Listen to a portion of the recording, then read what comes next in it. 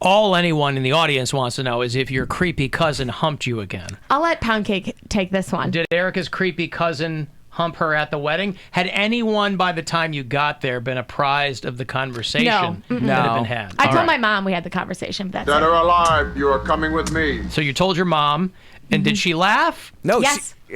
she knew what was going on because she's seen it before. But I guess I still am flummoxed by why this is so humorous to everyone rather than uber creepy. I don't know. Well, it is uber creepy, and everyone just tries to pretend it's not happening because they don't know how to like Shut approach it down. it. Yeah, they don't know how to approach it. Like, An hey, entire bro. group of family members don't know how to go to one guy and say, "Stop humping your cousin." Apparently, Wow, what a non-confrontational family. spoiler alert: Erica's not the only cousin that he does this to. Like he does this I to thought I all the was female special. cousins. All this time, I thought he had the hots for just me. So then it's not you. But it's still all his female cousins. But if he's doing it to all of them, that lessens the severity of it. I don't think so. It Because does. I don't think so or either. I think I it's, don't think he's so. just playing the numbers to see which one will be like, throw it back at him. Yeah, because she was confiding in her other female cousin, who was awesome, and she was like, "Oh yeah, he totally does the same thing to me." I was like, "Get away, you creep!" So yeah, it's like a thing. They all know it goes on, and no one does anything about it. But Still strange. the very first Still weird. time we got to the actual like wedding ceremony, Erica. Wait, are you angry that it's not just you? You sound disappointed all of a sudden. A girl likes to feel special.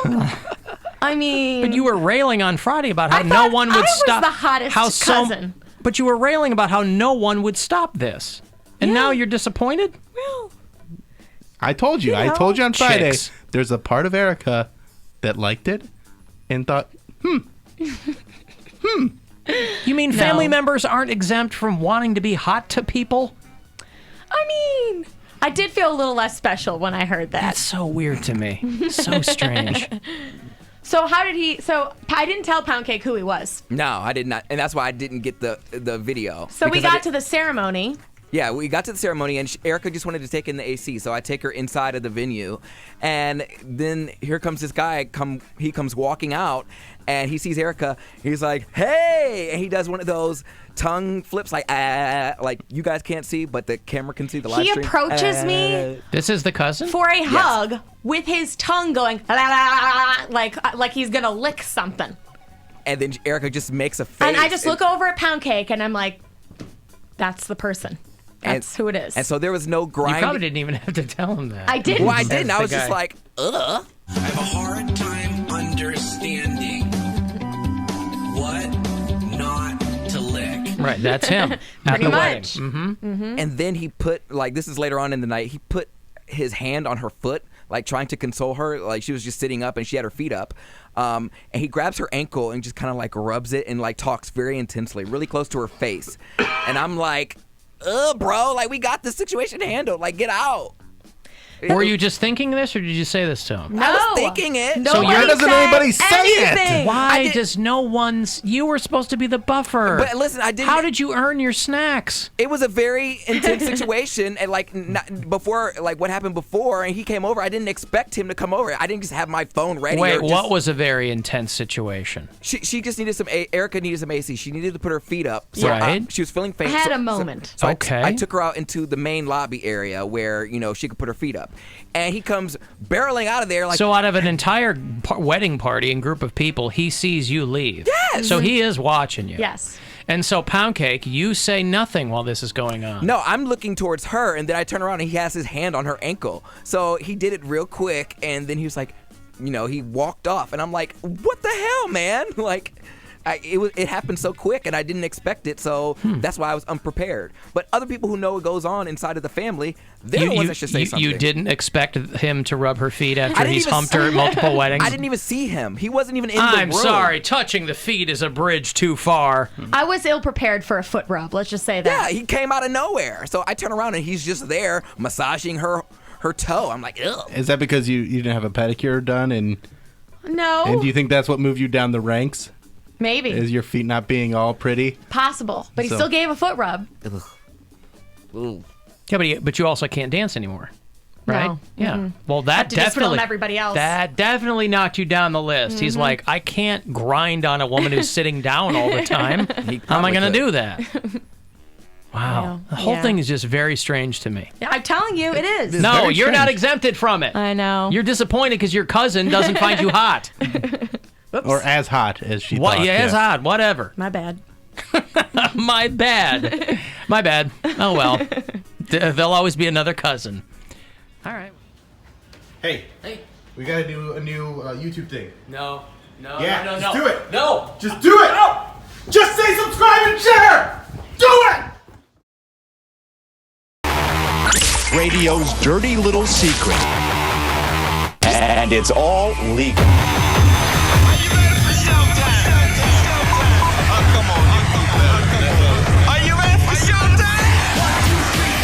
Breakdown, baby. Who the hell is this? Alan, you have been described by your enemies as evil, insane, manipulative. Who are you? To examine it would be to demystify it. Take it with a tasty groove, okay? Wow. Definitely makes me cringe. Very, very, very painful. 1, 2, 3, pick it. Pick it. Come on. God damn it. Could you one time pick it? What the You're disgusting. It's showtime! It's the Alan Cox Show on 100.7 You ignorant prick bastard. WMMS. Cleveland.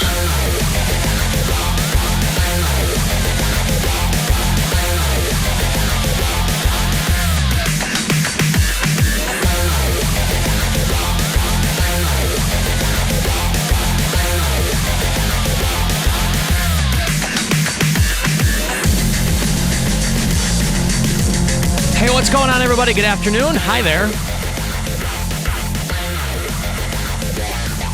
How you doing? Greetings and all that. A round of high fives, fist bumps, whatever you prefer. I prefer the latter. You know that if you meet me. I prefer the fist bump. No exchange of potential necrotizing fasciitis. I don't know what you got on you. I know where that hand's been. You don't know where mine's been. Trust me, you don't want to know. Hey, my name is Alan Cox. Thanks for showing up. Say hi to Bill Squire, who's right over there. I can see him from here. Hey, creepy hugs, everyone. Thanks for watching and listening to this episode of the Alan Cox Show. What creams may come. And oh, boy. Who could forget that one? yeah, and as always, Grandma says hi. Hi, Grandma. Up there in her penthouse. Like a royal. Looking down on us plebes. Of course, just down the hall from where Bill sleeps. Just down the hall from where there are random boob photos showing up on a cell phone on a nightstand. Erica Lauren is here, too. Pageant wave, everybody. It's Erica with a K, not the MILF porn star. That's right. That so many people have Googled and landed on, and they'll email me. Erica's older and blonder than I thought. That's not Feel her. free to think that's me. That's fine. I'm good with She's it.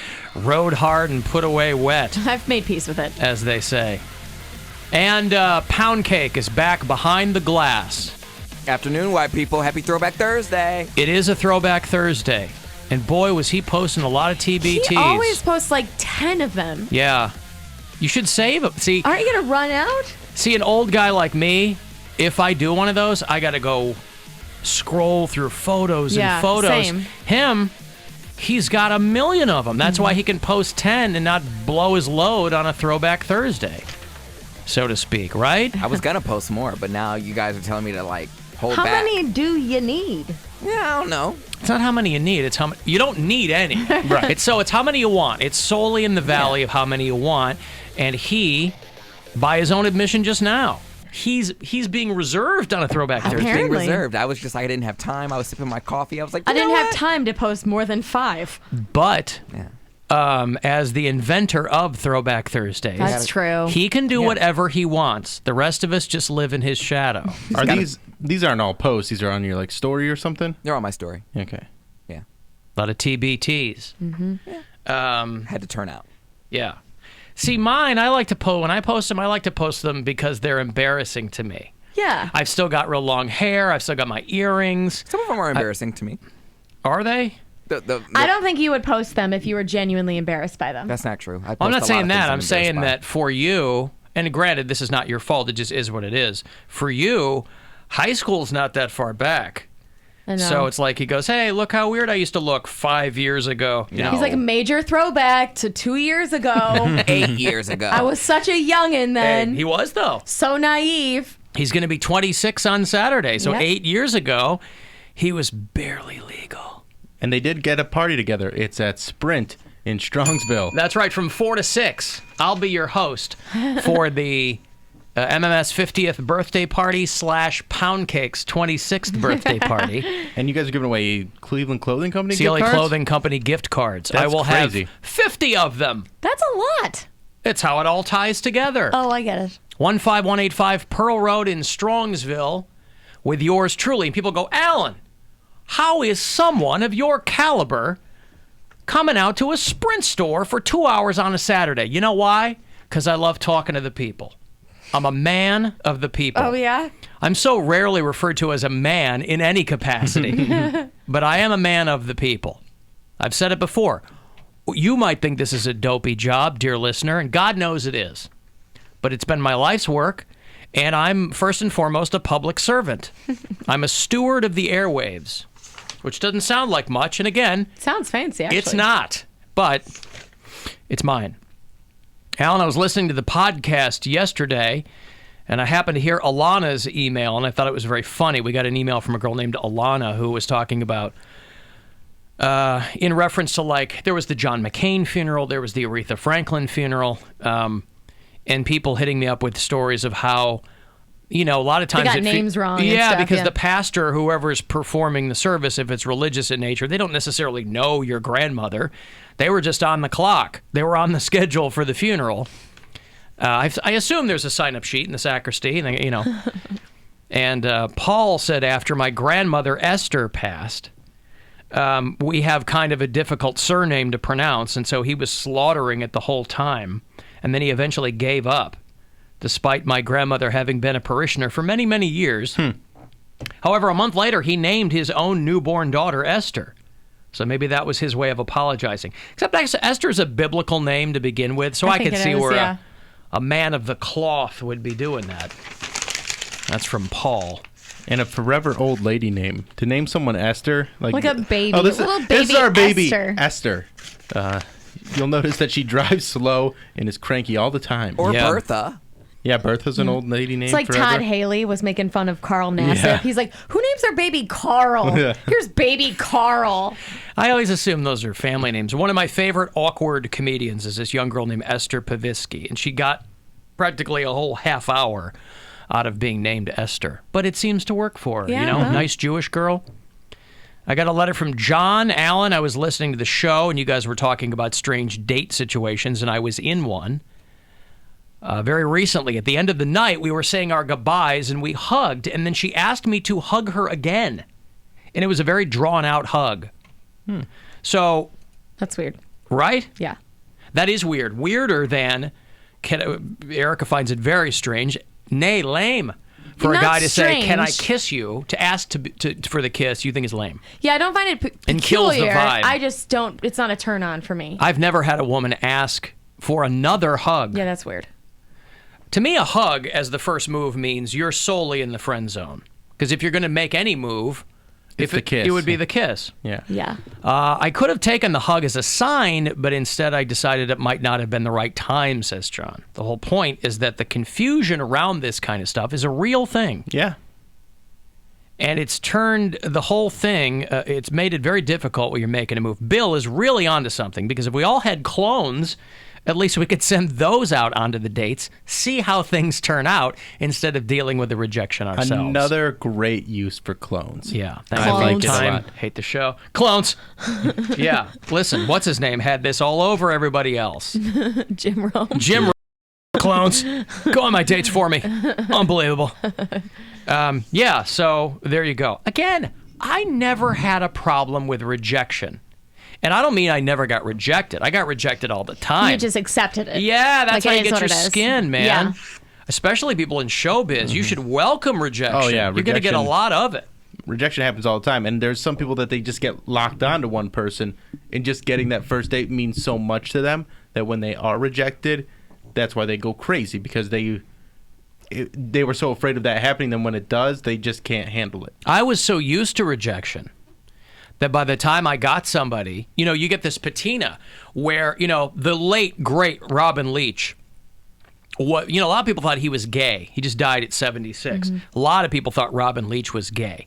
This guy was not only not gay, he was, until the very end, neck deep in high-quality poontang, right? Because Good for him. His mantra was, always go for the hottest girl in the room. Because that's the one the guys all avoid because they're afraid they're going to get shot down. So they go for the B's and the C's, obviously the D's. He's like, always go for the hottest girl in the room. Because if she says, yeah, let's get together, what are you screwing around for? Yeah. I like that. Now, that's a hard line to walk, especially if you look like Robin Leach. God bless him. Yeah. But he was a rich guy with a British accent. The rules are different for him. Like, he doesn't qualify with the rest of us. But he contends when he was alive, he said he never did anything differently even before he had money. He goes, it's not the money. It's the confidence. Confidence, yeah. Right. Girls love a confident guy. But money does mentally give you confidence. Definitely helps. Too. Yeah. Yep. Yeah, it's a lot different. And he was loaded. So yeah, it's a lot different when you walk to the hottest girl in the room. She's like, no thanks. You're like, okay, I'm just going to go back to my VIP booth with all the bitches like waiting to get my shot of champagne. But also, it's also shows you to be very confident if you don't have money and you still go to the hottest girl in the room. Yeah. Because she's like, this guy's got something going on. He's got balls. Something. Yeah. Maybe I want that guy in my corner. Maybe I want that guy behind me and we're both looking into a mirror. Wow. And I don't know any hot girls that are so unapproachably hot. Like, I don't You know. don't know enough girls you that, don't yeah, care. right. Yeah, You're- you. You're not looking at them that way. Whereas those of us, I mean, yeah, I'm married, obviously, so, but when you're single, yeah, you can easily knock out the hottest girl in the room, but it takes a lot more to walk up to her and go, "What's up? But I don't think that stops guys. Are we going to do this or what?" It does stop guys. It stops guys all the time. Of course. Well, then there's just Do you walk up to the hottest guy in the room? No, he thinks he is. Well, no, that's not true. You know that's up, not true. I don't walk up to He anyone. just walks up to a mirror. What you doing Yeah, here? he doesn't even walk up. He don't walk sits in up- the corner sipping seductively, hoping for the best. Yeah, I don't walk up to anyone, but that's just because I don't want to be thirsty. But Well, he sips What do you it. mean? You don't As wanna he's be- sipping a drink seductively. Yeah, I understand what he means, but still, it means you're thirsty if you approach a person. Gay I men think are it means different. you're confident. Gay men are different. It's different. It's different. It's different. In some ways, but if you go up to the hottest guy in the room, that to me is no different than if a straight guy were to go to the hottest. You're talking about a single person that you're walking towards, go, what's up? Get you a drink? And they would look at, like, the gay men I know in my surrounding area would look at you like, you're not in our friend group. Why are you talking to us? But they the thing they is, would though, turn and then they would like what walk you're away. doing isn't working. You're not in a relationship, so why don't you try just walking up to someone and saying, hey, can I buy you a drink? Because he wants to be pursued. Poundcake you want to be goes- the one that someone walks up to. And listen, everybody would like that. Of course. It's just It's not how the very world works. There's a 1% of people who can have that. I understand, but I'm talking about the girls that I hang out with. Like, she is constantly approached, like, all the time. And Then she's not the hottest girl in the room. She is majorly hot. She's not the hottest girl in the room, We though. walk down the street and people honk as they drive past. That's not Well, approaching honk- someone. Yeah, that takes no confidence. I hate car flirting because it's like, what do you think's gonna happen? That's not Like, the only thing we're that both happens. gonna pull over and bang on Car the side of the flirting. road. Car flirting. And she is the hottest girl in the room because bitches talk about her. Like, she didn't even say anything to anyone. She doesn't Which do friend anything. is this? No, you have not met her. I've got a break. We haven't met her, Bill, because she's not the hottest girl in any room. All right, listen, I've got Kill Switch engaged. Tickets for you later on. I'm going to hook you up for our MMS 50th birthday concert with Ozzy and Stone Sour later on, too. 35192. You want to text me or get to us at AlanCoxShow.com. The Alan Cox Show on 100.7 WMMS. And everywhere you go on our free iHeartRadio app. A news reporter in Boston, I think, got trolled by a pilot. There was a small plane crash, and she was just rattling back the information that the guy gave her. Hazelden told us that he believes the issue was with a defective flux capacitor, though the NTSB wouldn't comment on any potential cause today. Yeah, flux capacitor. He couldn't even get the joke right, or she read it wrong. I think He probably told her a flux capacitor instead of flux capacitor from Back to the Future. What an idiot. He's going for the joke. He just goof it up. I was at a rest stop. I was getting gas. Last time I was coming back from seeing my older kids, and there was a guy on the other side of the island in a DeLorean. Now, this thing, it looks really cool, but those cars are so old that and when he pulled Probably away, doesn't run well. When he pulled away, it sounded like he was dragging every piece of metal underneath that thing. But I guess for the people going ooh and ah, it's worth it. Yeah, it's a cool car to have. Yeah. I would like to own one. If I could drive a DeLorean, that'd be great. It's a cool car. I had a revelation, a vision, a picture in my head, a picture of this. Yeah.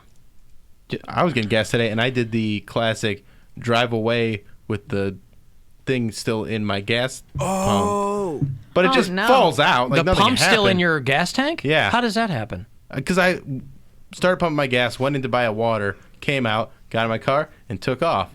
And then I was like, oh, yeah. And then I heard this clunk, and I'm like, oh, yeah, I didn't get the gas can. Wow. The gas pump out. So I'm a little out of it today.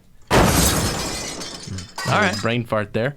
And then there's something about this that just annoys the hell out of me.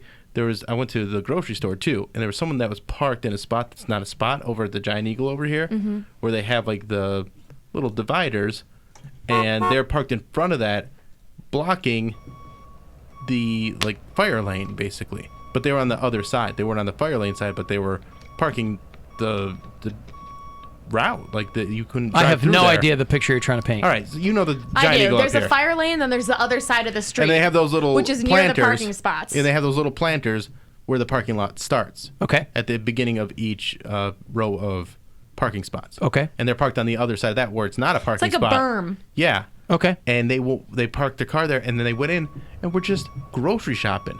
And So they just parked there? They just parked there, and I was half tempted to wait for that person to come out and be like, "What the hell are you doing? This isn't a parking spot. You can't do this."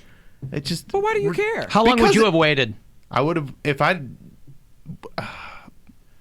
don't know, 10 minutes, 20 maybe. Because you didn't know who they were. You didn't see them get out of the car. I didn't see them get out of the car. You I would just saw only that car have the to. whole You'd have to time. watch them come back to the car. Yeah. Yeah, how did you know that they were shopping? Or that it wasn't. They were. They're not a parking spot, and that's all that matters. Would you have told a big giant dude?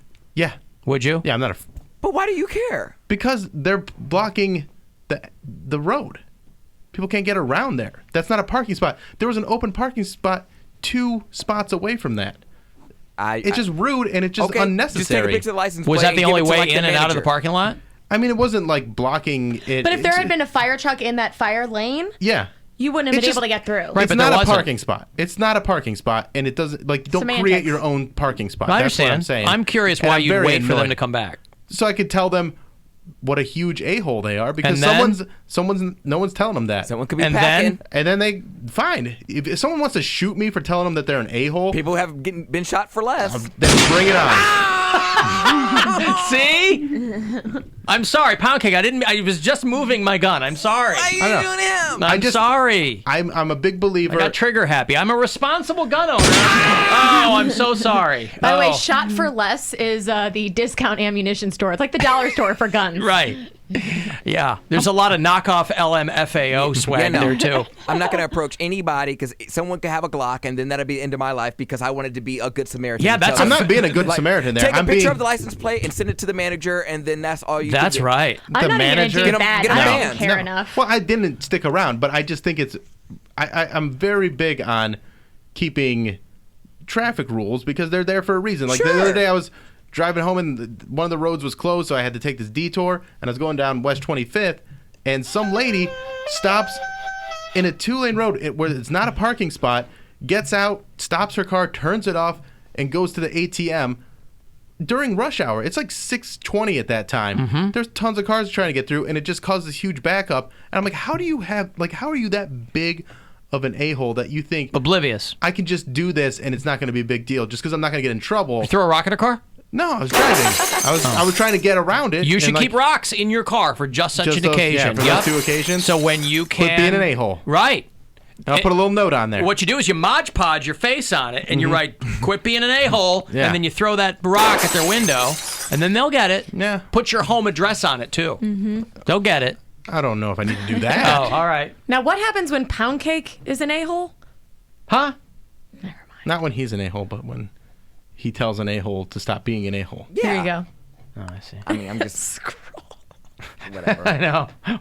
I've already shot him twice. I'm not shooting him again. I just wanted one more for Besides, I'm cleaning my AK, Eric. I don't think that's an AK, but whatever that is.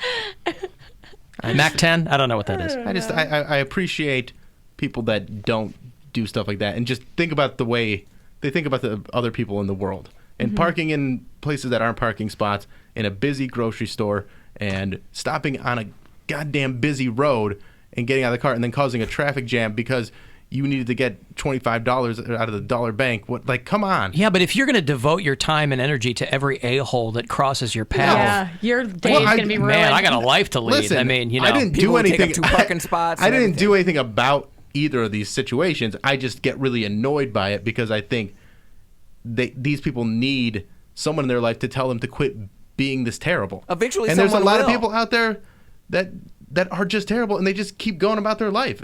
Like people that talk on, like, have loud phone conversations in public places. Awful people. And I'm the curmudgeon, just so I'm clear. Yeah. Just so I don't I'm know. clear. You guys Okay. are- you- Time to get stuff away. Time to get stuff away. A couple of tickets for Kill Switch Engage, who are on the road with Born of Osiris and Crowbar, 2 other amazing bands. So it's going to be a good night. Wednesday, November the 28th, it will go down at the Cleveland Agora. A little Thanksgiving week treat. I guess it'd be the week after Thanksgiving. Thanksgiving's early this year. Who cares? AgoraCleveland.com for all the details. 2 for Kill Switch Engage. For caller number 12, 216-578-1007 or 800-348-1007. Press the yellow button to begin enjoying your Alan. What is an Alan? The Alan Cox Show. On 100.7 WMMS.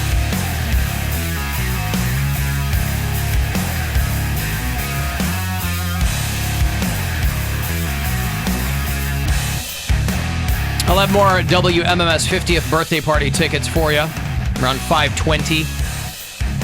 Today and tomorrow, Ozzy and Stone Sour coming through to celebrate with us. Sunday the 16th, placing it squarely out of Blossom 1 week from this Sunday. Now, next week on the show, I'm going to have more tickets for you, but we're going to do them earlier in the show. So 3:20 all next week. We're going to count down row by row. So we'll start Monday with 5th row, ending Friday of next week with front row tickets for you. We celebrate 50 years on the air in Cleveland. Ozzy is celebrating 50 years on the road. It's his No More Tours tour with Stone Sour. And Blossom is also celebrating 50 years. Crazy. So our birthday show, the final show of the Blossom 2018 season. So we'll close the whole thing down a week from Sunday. It's a 50-year hat trick. 50-year hat trick with the buzzard. Yes. So, and the WMMS 50th birthday page that we have and have been updating all year long has got some great stuff on it too. So go to WMMS.com for that and find the Rockin' Buzzard Brew wherever platform beer is sold. I'm hearing from a lot of people who are having to travel around a bit more to find them because people are snapping them up. But anyway, 5:20 this afternoon, those tickets for you. The European leg of that tour, by the way, is Ozzy and Judas Priest. Damn, that's good. Priest opening for Ozzy. I was dicking around on Ozzy's Instagram this morning. And, you know, I don't know who runs that for him. I don't think it's him. I'm sure it's him. He seems like a pretty tech-savvy guy. He's got a great memory, too. But, you know, posts a lot of old photos, not even on Throwback Thursdays or just Throwback Thursdays. And one of them was Ozzy and Metallica at the Rosemont Horizon. Damn, that's a good show. I was at that show. You were? Yes, 1986. I was 15 years old. I was -1. That's right. But it was the first time I had ever seen Metallica. And so I was just getting into Metallica, because for me it was all about Van Halen growing up until Metallica came on. And then I was, and as recently as a few years ago, People were like, Metallica never opened for Ozzy. I said, suck it. I was there. Of course they did. It was the Ultimate Sin tour for Ozzy. It was still the Jake E. Lee era of Ozzy guitarists. And Metallica opened the Rosemont Horizon, which is now what? I don't know what it's called now. The Allstate Arena. Is it called that now? Yeah. Oh, I still call it the Rosemont. For 20 plus years, it's been Allstate Arena. Yeah, I've heard Allstate Arena too, but I didn't realize they were the same thing. The old Rosemont Horizon, yeah. So, the Ozzy Instagram feed is very interesting if you're an Ozzy fan. I forgot that he had short hair. He had a buzz cut in the early 80s. You could pull it up if you want now. Ooh, I could, couldn't I? Yeah. Let's see. We got new tech, so why not use it? We're fancy. Digging around with the video portion of our show. Yeah. Because we want to give the full experience. So now we can pull things up. So if you just go to Instagram and pull up Ozzy's thing, you can scroll through it and we can show everybody. There we go. Your hair is like perfectly coiffed today, Bill. Yeah, I'm trying to train it to go back because I'm growing it out a little bit. Oh, okay. Yeah. All right, there you go. Look at that. Now it's on there. Right. Yep. There's Ozzy's feed. Let me find the one that I'm telling you about here. Yeah, there you go. That's the microphone will help too. Trying to integrate all this video nonsense into a radio show, Bill. It takes some. It takes some getting used to. Yeah, there's a learning curve. Out. You know. Ozzy and Metallica, the Ultimate Sin tour. That's right.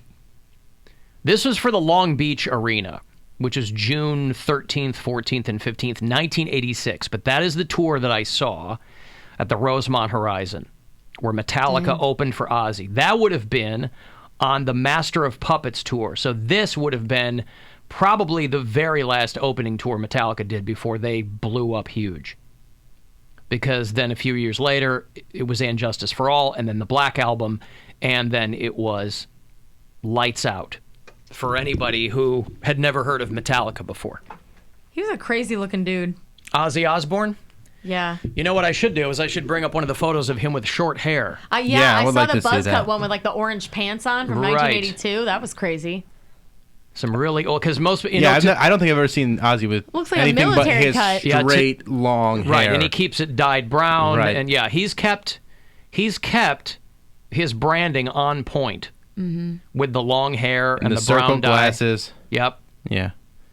Is he ever But worn a Ozzy- different kind of glasses? Ozzy in the 80s, though, was no different than anybody else in the 80s. Just trying which to was do something. A lot of glittery, shirts, and there's times, man. Ozzy as the Easter Bunny.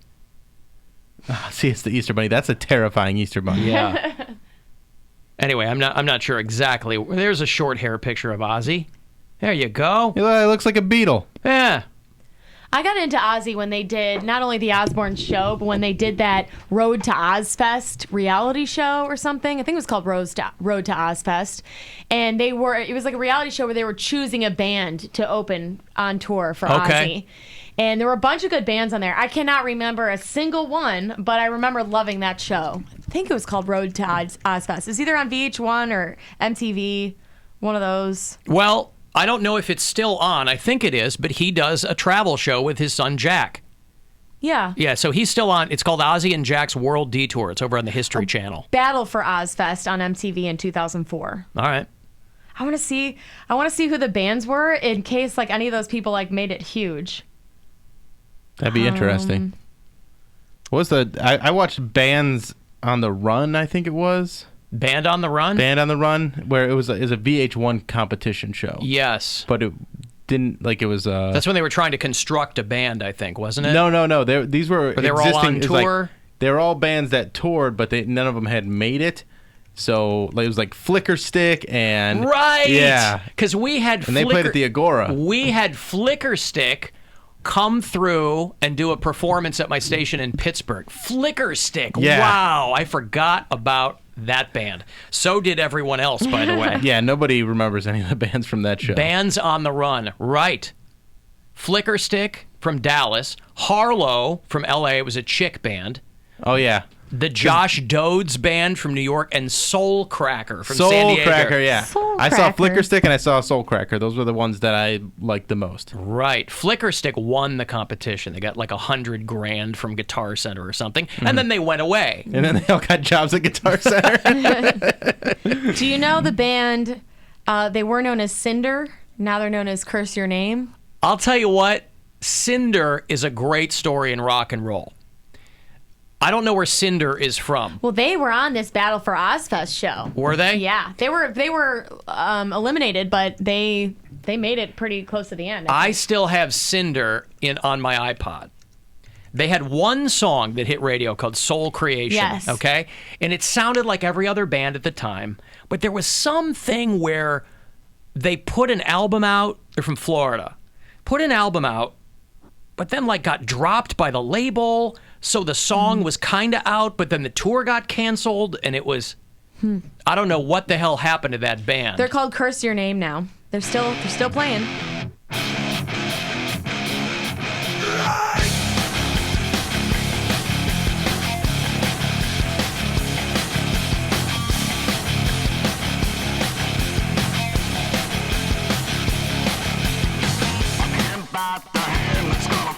It was a lot of Stone Temple Pilots Meat type. and potatoes. It was. Yeah. 99. Yeah. So right on the cusp of rap rock and post-grunge. And The other close contestants were Mantis and A Dozen Furies. I don't know if either of those ring a bell. But No clue. they're both Yeah, still no idea. performing out. That's The good. winner was A Dozen Furies, and they went on tour. And I guess it was the Battle for Ozfest tour. So he did an entire tour where each night, like a band would be eliminated, I think. I Trying see. to remember. I was a young kid when I watched it, but I loved that show. Mostly because I was just looking at the band dudes being like, Sure. Their hair's in their face. I like them. Yeah. Eyeliner's sweet. yeah. But for a song at the time on the radio, Soul Creation was a great song. Yeah. It was a great song. Yeah. It like checked all the boxes. I remember when that was big. And then nothing happened with those guys. So I don't know what was up with them, or, who knows. Fort Myers, Florida is where they were from. Anywho. Well, they're Curse Your Name now if If anyone's a longtime Cinder fan and is looking to see what they're up to. I'm surprised they didn't call their band Columbia Records Sucks. Because I think that's who signed them and then dropped them. Well, it's kind of weird because they spelled Cinder C-Y-N and Curse Your Name C-Y-N. I don't know. Well, this band is C-I-N-D-E-R. So maybe there's another band called C-Y-N. Maybe there was a different But Cinder.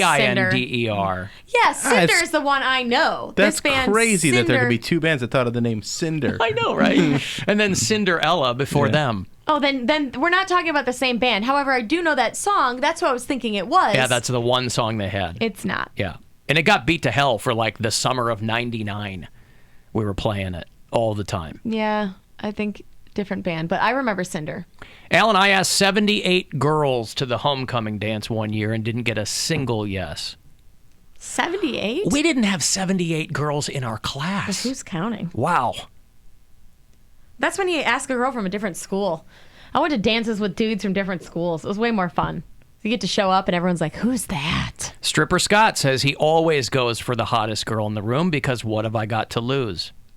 That's what I'm saying. Guys You have no do chill. have nothing to lose. If you're a guy, the worst that's going to happen is she's going to say no. Is that soul crushing? I don't know. That's what I'm saying. I don't believe that the hottest girl in the room doesn't get approached all the time because guys have no chill. What do they have to lose? Because guys are whiny, and guys, for the most part, are always the ones pissing and moaning when a girl... That's after they get denied, These though. guys who are like, their girlfriend dumps them and they go kill her, yeah. shoot up her coworkers, Guys don't handle breakups well. No. Yes, but that's at least they were with the person. I'm talking about at When least I let was them single, get denied. when I was single, guys did not approach me at all. I'm not saying I was the hottest girl in the room. I'm just saying, I did not get approached. I would get, I would see some guy out at a bar. I would think he was cute. And either I had to walk up to him or he'd slide into my DMs on MySpace or something. Maybe you had a resting bitch face. I don't. I'm a very approachable looking person. I'm smiley. I look friendly. From what I've gathered, just from my experience with the gay guys when I get hit on, usually the way I do it is I sit down and I drink my drink that you guys always make fun of, sure. But any other time, like if you're in my general vicinity, like I'll acknowledge. General vicinity. Yeah, there it is. Yeah, You're welcome. If you're sitting next to me, I'll be like, hey, what's up? And you start small talk that way. But I don't want to be so, I guess, aggressive to walk up to a person, insert myself into their circle. But it's not necessarily aggressive. But it is, though, because you literally didn't come over there for any other reason. Poundcake does not want to insert himself into anyone's circle. It's all how you approach. It's not the weekend yet. if you know how to talk to a woman and you can go over and make a conversation, not just say, "Hey, you're pretty," that you're gonna get nowhere with that. You need to go over there and strike up an actual conversation. But where do you start? I don't know. I just know that okay, what might help. That's what I'm saying. I wait till I don't know. Chances are they're probably gonna come up to the bar and get a drink, and I'm gonna be sitting there, and I'll be like, "Oh, hey, what's up, man? Like your shirt, like your shoes, whatever." Start with a compliment, then start with the small talk, and then it turns into something. I like your shirt. It's a T-shirt. It's a basic T-shirt anyone can get. I mean, you got to start somewhere. Yeah, you have to start somewhere, and I'm not going to go. But there. that might immediately peg you in their eyes as superficial. I mean, no. Really, shirt and shoes? I mean, just because I like them doesn't mean I'm obsessed over them. Well, no one used the word obsessed. But why did you jump right to obsessed? Yeah. I mean, because superficial means that you care about nothing but the material things, and that would be an obsession with material things. No, superficial does not mean that you're obsessed with Anyway, Alan, it's confidence and personality. I accidentally swiped right on this dirty hipster-looking guy the other day on Tinder, like an Erica type dude, right? I probably would love him. As we were talking, I started to like him a lot. It turns out he's got a 9-incher and was the best sex I've ever had. There you go. 22 centimeters she got. That usually happens. I think that's the right conversion. 0.3 meters. Give me all of your 22 centimeters. 0.003 kilometers. Oh, man. That big D energy. That's a real thing. There it is. It is a real thing. Honestly, my entire life, I've dated I've dated overweight guys. I've dated guys that weren't super attractive. But they all had big D energy? Oh, yeah. They had that personality. My mom still talks about one dude I dated. The fat guy didn't have buried penis? No. Dr. Berglund mentions it all the time. These guys lose weight. All of a sudden, it looks like they're better hung. Because it's not hiding like a frightened turtle. I think they were a little too young to have that condition. But I dated this pudgy and they dude. probably My were mom, morbidly obese. You have to be pretty big for it to go. Yeah, I wasn't dating morbidly obese people. I mean, I'm talking like a guy that had a gut and maybe a little extra arm fat, whatever. Nothing crazy. How much arm fat is extra arm fat, by the way? I don't know. What's a suitable amount of arm Anything fat? that jiggles, maybe? I don't know. Really? I don't know. Arm fat is hard to get. Well, okay, I would just describe... Guys, it's mostly muscle because that's what's there, right? Even if they don't work out. Yeah. Arm fat on a guy... Like hanging down, That's hard to get. Like a librarian thing? Like the lunch lady arm? Yeah, like turkey arm or whatever. For a guy, that's hard to get. The you guy have to I'm be thinking of, he was pudgy. That's how I describe him. Seriously sedentary to get arm fat as a guy. Well, he had some. But my mom loved him. Seriously sedentary went on that Cinder tour, by the way. They were really good. It's always... He had that confidence. He had that swagger, He had his gold Cavalier with the neon lights under his dash. But swagger's one of those things, though, that can be misread very easily. Absolutely. Like, who's this jagoff think he is? Oh, yeah, I dumped him because he was a jerk, but... It's always the people you least expect that pull out the whopper. Like... Anytime I think, I'm like, oh, this guy, I cannot wait for it. Like, I don't think about that. I'm but not I like, do. Hey, let me see if this guy's going to pull out a Whopper. Because. Why did they call him Burger King, I wonder? The only time it would be like an issue or it'd be a level of like curiosity or concern is if it was like misshapen or like really We small. established this yesterday. Erica likes them misshapen. No, I like that's normal. That's the one she likes to look at. She likes to look at the misshapen, I don't want to see just weird ones. any old D. I understand. Like, show me something I haven't seen. Speaking of jagoffs, Sunday, the Pittsburgh Steelers are in town. And Pittsburgh Steelers fans are all happy about Le'Veon Bell skipping camp and not showing up. They're downright upset over the whole thing. I understand, okay? He got to eat too. He got a family. I get it. But at the end of the day, really, you can't take it with you, lady on. I mean, come on. I'm wearing a jersey. Lady on. Lady Take it on. with you. Ready to do it in Cleveland, lady on. If you don't show up, who cares? We'll do it without. It's the Steelers. Like, we create the talent. We made you who you are. We made you what you're worth. End of story. End the story, lady on, all right? I'm going to be up there throwing Capricorn and egg permanis at your head if you're there. You better not lose to the Browns, lady on. I'm curious about this game. There's a lot of hype, and So much hype. people are excited for the Browns. They're excited for the Steelers. Hotel rooms are going for like $600. We are so Yeah. excited. We got hotel rooms in downtown Cleveland and downtown Pittsburgh. Oh, wow. We're going to be drinking an Oliver Twist, and they're going to be showing it on the big screen over at Heinz Hall. I'm going to bring a six-pack iron and watch from my hotel room. I'm going to be cheering you on, Le'Veon. We made you who you are. Where'd you get that six-pack of iron from? Don't forget it. What? Where'd you get that beer from? Beer World. Not a grocery store? I got from Giant Eagle. I went into Eagle. They don't even have Eagle Video anymore. When did that stop? I went in, I go, you guys have No Way Out on VHS? They go, this is a liquor aisle. You don't have no Eagle Video anymore? What the hell? What they do over at Giant Eagle? I had to go to a state store. Get myself a bottle of vodka just to take the edge off. I don't know who this guy is, but I want to meet him. It's a person of... It's every Pittsburgh guy. Yeah. It's a person of indeterminate gender. That could easily be one of the women, too. Yeah. I went in to get some red striped gooskies up on Polish Hill, and they go, you see Le'Veon Bell not in camp? I said, what? I could listen to that lady say Le'Veon again and again. Yeah. What does that mean? You better put the That's his affordable name. floors on your jukebox. I thought she was saying later on. No, you there's can't a take that football with you player later that on. didn't show up for camp. His last name's Le'Veon. I went in, they look at the jukebox, they don't have no you say music. Lester first. What? His first name's Le'Veon. Le'Veon. Oh, his first name is? Yeah. Oh, okay. They don't have no music from the Clarks. What am I supposed to do? I Le'Veon. understand, okay? He got to eat too. He got a family. I get it. But at the end of the day, really, you can't take it with you, lady on. You can't take it with you, Le'Veon. I met him one time. I was taking anniversary photos at the Golden Triangle, and he walked up. I go, you should be practicing. He looked at me and he ran off into the Liberty Tubes. I never saw him again. If you don't show up, who cares? We'll do it without. It's the Steelers. Like, we create the talent. I can't believe she said Steelers and Yeah, not not Stillers. Stillers, yeah. Yeah. It's the Stillers. Anywho, Little disappointed Sunday's by going to be that. exciting. Yeah. Yeah. Should be interesting. Got my 2 fantasy football teams. I'm ready to go. Oh. Hopefully I'll be as good at fantasy football as I have been at fantasy movie league. When is the game? Sunday. Sunday. Ooh, perhaps I'll... Season opener. Home opener. We'll have to be listening to it in the car on the way back from Chicago. I certainly hope Big Ben can stop accosting women in the bathroom. I saw him in the back of Jack's. I was trying to have a waz, and there he was. Some little girl in the corner. All right. I love it. Let me break here. I want to text 35192, AlanCoxShow.com for everything else.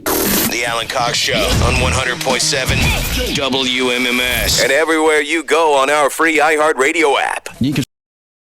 Nobody understands like personal tragedy more than me right now, but I can't do it off of sympathy. It has to It's gotta be be fair random, and yeah. square and random. Corp Life hit me up. He's back in town. He wanted to see if he could go, too.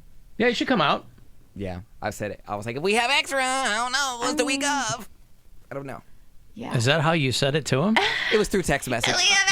Was he like, you know what? I'm going to pass. I don't think I'm going to go. Yeah. I don't know that I want to be in a confined space with that for a few hours. What sends you into that voice? Like what gets you there? Because I guaranteed that's how Aaron reads your text. I'm Probably. sure he does. In that Do you voice. read my texts in voices Oh, like that? God. I Oh, read of your course. text in the most annoying voice I mean, ever. we don't read a text from you as, hello, everyone, it's Cody. I'm going to start Yeah. texting you guys that from now on. Just What's like the that. last thing Cody said?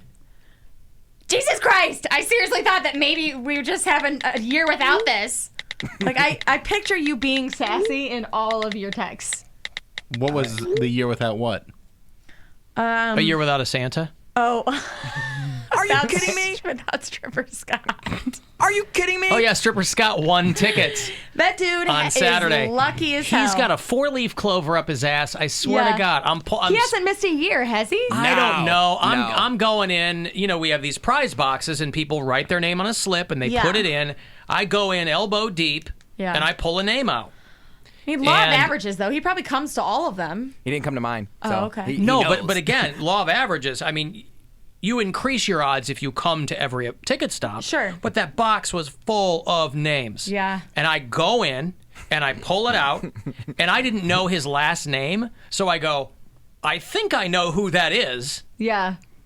And I go over to the bar, and he's talking somebody's ear off.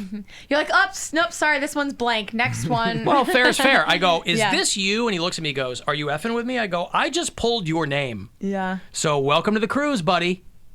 Happy to have you. What tropical shirt and hat will he be featuring this year? Well, then, so all these people who were there around the corner who were waiting to see if they won, I'm walking around, chat people up, and they go, is that Stripper Scott? I go, yeah. And they're like, so is he going to bring a girl? I go, I don't know. Ask him. He has in years past, If I he's believe. smart. Oh, no, he's brought one of it. Like, he's got, like, I think nerd friends that, like, look like him, but they're black and Hispanic and Asian. You know what I mean? But, right?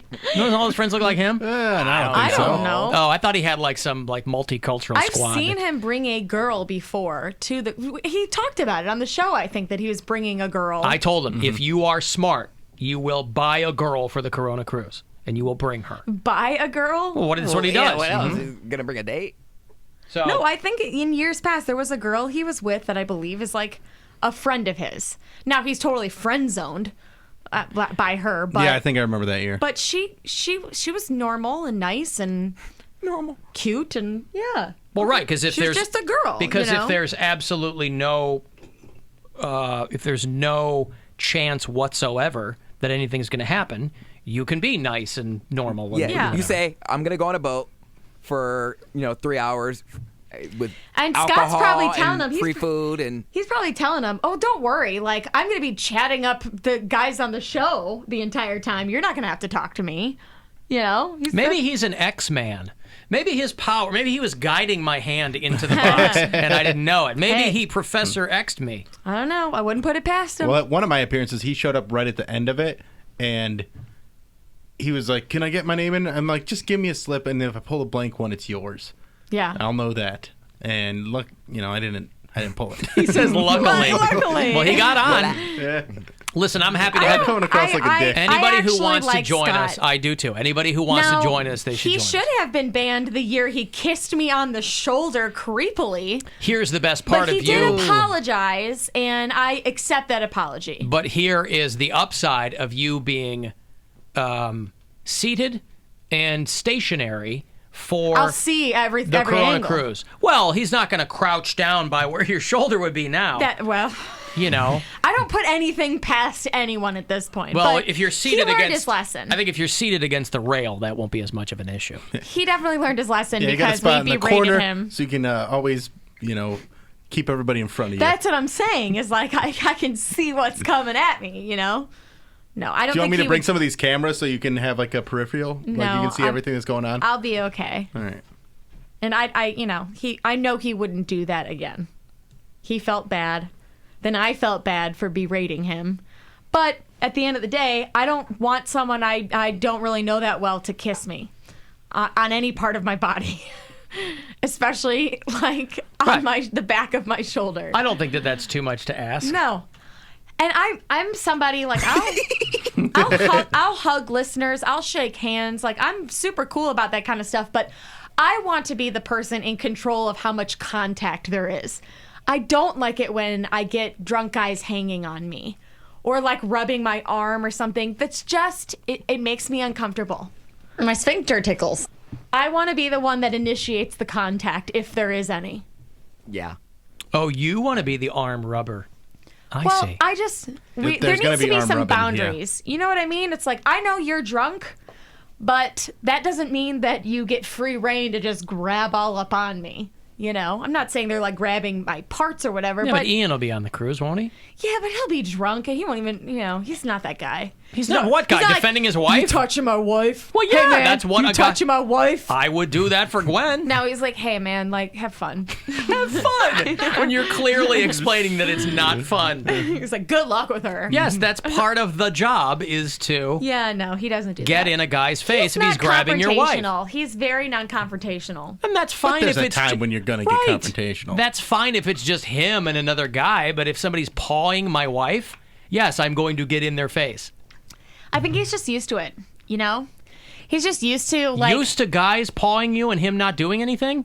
Well, just used to guys, like, being touchy-feely around me. Why is he okay with that? Because he knows they're just random drunk But guys. you don't like it. I don't like it. See, I don't care what the guys It like. makes me uncomfortable. I don't want my wife to be uncomfortable.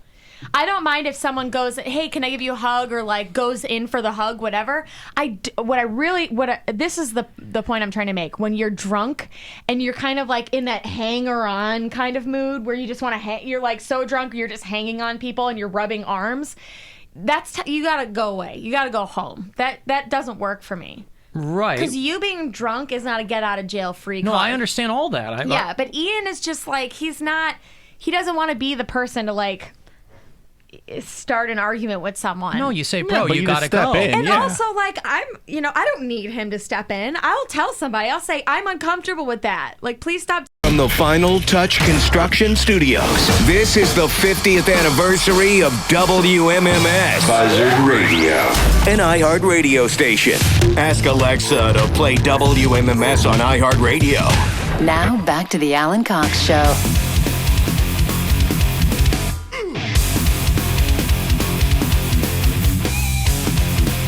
A Tribe game tonight. 7:07 first pitch in Toronto against the Blue Jays. That is the first of 4. Where do they play? The Rogers Center? I don't know if it's called that anymore. Oh. Air Canada's one, and then the Rogers, I don't know. They got a dome, right? For the ball team? Yeah. We've got some breaking news here. Show! Exclusive news update! A lion of Hollywood has left us. Burt Reynolds has died at the age of 82 years old. Burt Reynolds died? Well, if you've seen him over the past year or so, he already looked He's been dead. looking rough? Yep. Dang. Did he have something like cancer or something? They call 82. him. They call him. He's 82. He lasted a year longer than McCain. They call him Boogie Nights actor, which I thought was interesting. Burt Reynolds gone at 82 years old. Of course, he started way back in television. Did Gunsmoke. Deliverance is where he started to break out, and then all through the 70s and a lot of the 80s, he was the guy. Smokey and the Bandit. That's right. What is it? Cannonball Run? Was he in that? Cannonball Run, yes. 1 and 2, The Longest Yard, the He's original the stash, one of those. You know? Yep. He had, I think there was a big spread in Playgirl back in the day, a famous shot of him Oh, yeah. in the bearskin rug. Best Little Whorehouse in Texas? Yep. That's a he good has not film? been looking good. No. He was currently filming a movie with Margot Robbie, Brad Pitt, and Leonardo DiCaprio, that movie that's set in the 70s. He had heart surgery some years ago. He was married a few times, but he said that Sally Field was the one who got away from him. Dang. So, rest in power, Burt Reynolds. Yeah. Said, I'm bummed that I never got together with Sally Field. But he had one kid. So, there you go.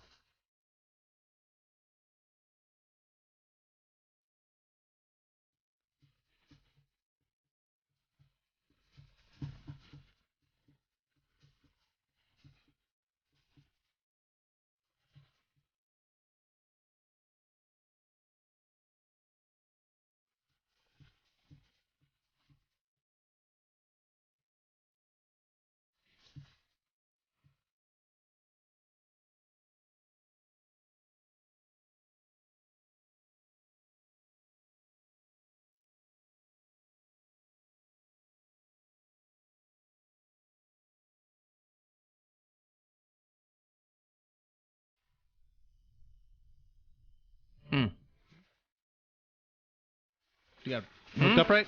Huh? You got it hooked up right? It should be. I don't know, but I can't play that through here. You can't? No. Why not? Oh, yeah, I can. Okay, Yeah, hold on. you just- Yeah, wrong one. It's an iPod. Hold on. Yep. Which one? Is your volume up on your computer? Whoop, hold on. Yeah. Hold on. Which one of these? Ladies and There it gentlemen, is, yeah. we are experiencing technical difficulties. All right, go back. Start the video over. All right, Turd And go full screen. Go full screen? Yeah. All right. I had to pick up my podium from the garage. All right. If you're watching on the live stream, it's when Norm Macdonald used to play Burt Reynolds as 70s Burt Reynolds on Celebrity Jeopardy on Mr. SNL. Reynolds has apparently changed his name to Turd Ferguson. Yeah. That's right. All right, Turd Ferguson. Sorry I'm late. I had to pick up my podium from the garage.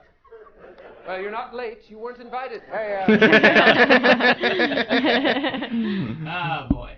Norm always said, I think it'd be a lot funnier if I played him as 70s Burt Reynolds, even though it's, 2018 or That's whatever. how I always think of him. Like, I always think of him as young, so I kind of forgot that he was 82. And it was quite striking, too, because he was out of the public eye for a while. So when you Yeah. did see him again, you were like, Gone. holy cow. I mean, everybody freaked out when he popped up in striptease. Yes. Because he was like the old senator or congressman or something. And he was real funny in that movie. Like, really funny in that movie. And great in Boogie Nights. Yeah. He had a TV show called Evening Shade that ran for a long time in the early 90s on CBS. I don't remember that show. Ladies loved Burt Reynolds. It was him and Mary Lou Henner. Yeah. Alan, it's a death hoax. He's not really dead. Ooh, I hope that's the case. I don't think so. I think he's actually dead. But I saw it on the People magazine website. And if you can't trust People magazine, It's everywhere now. I don't know what to tell you. 4 dead in Ohio. OH. Dio. Yeah. 4 people killed downtown Cincinnati in a bank robbery, I think, or Horrible. something. Yeah. The gunman among the dead. The thing that struck me about this story, too, and again, I don't run with headphones when I'm running. I don't do anything in public with earbuds in or headphones. Yeah. This is starting to go down at this bank. There's a girl walking into the bank wearing headphones. Everyone's screaming at her to pay attention to what's going on. Headphones on, gets shot. Damn. Walks right in and gets shot. Oh, God. Yeah, I stopped Was doing that. was he robbing the bank? Or was it just someone that wanted to shoot of a public place? It took place at the loading dock and the lobby of Fifth Third Tower in Cincinnati. And one guy said that he and somebody else trying to get the attention of a woman walking into the bank wearing headphones. She walked in the door and he shot her. They heard as many as 15 shots. Definitely a lot of blood involved, said the guy. Hey, thanks. You know that fluid that's inside people tends to leak when there's bullet holes. Yeah. That's horrible. So it's the 15th mass shooting near Cincinnati in the past 5 years. Way to go, Ohio. So, yeah, there you go. Pretty wild. I used to only wear earbuds when I was out in Chicago, and now I realize how stupid that was. It's real dangerous. I think if I was on the L, I would, but that's because you're kind of sitting there and you can see around you, you know? But I mean, I'd be walking to class or walking from class at night with my earbuds in. I'd be walking to the L I'd be in the South Loop, like, right downtown there, like Wabash, and just with my headphones in because I didn't want to be bothered. Because I know, but people you're are a always woman. like, "Hey." But you're a woman. I know. Like I said, when I was pretty dumb, it's amazing that I came out of Chicago unscathed because I walked everywhere by myself. Your past tense is so cute. No, but to that point, like earbuds are not noise canceling. So if something were popping off, you could probably hear. But people are walking around with Beats by Dre over their noise canceling headphones. I'm like, no way. I mean, I will say, even the earbuds, you can get them pretty loud now. Oh, and, yeah. I don't hear jammed much. in your ear now. They get like the contoured fit. Yeah. Yeah, You don't hear much. When I was in college, before I had like my 4 to 7 shift, I had the 7 to 11 shift at the radio station, and I would get out of the radio station, walk to my house, which was like just This is like PM? PM. Okay. Yeah, 7 to 11 PM, and so obviously it was dark. Yeah, and your house was the hood of Akron. Well, all the surrounding areas of the college houses were like hood. It's a college. It was sketchy. valley. Like when we went out in Akron that one night, when we were walking to and from the bars, I was like, I'm glad we're in a large group of people, but this is definitely sketchy. Every 100 feet, there was an emergency light. Like for blue light. Yeah, blue light special. And I heard about countless people getting robbed at gunpoint, and I just thought it was a part of being on campus. And it was right around my area in the same But college you can also block. take precautions to make sure that you're not like you're. I was clueless. I know, but I mean, I knew it was you know going what on, I mean. but like I was like, never me. I don't. People go, I'm clueless. I didn't know that if I inhibited my hearing, I wouldn't hear things around me. I'm thinking, you think you're invincible.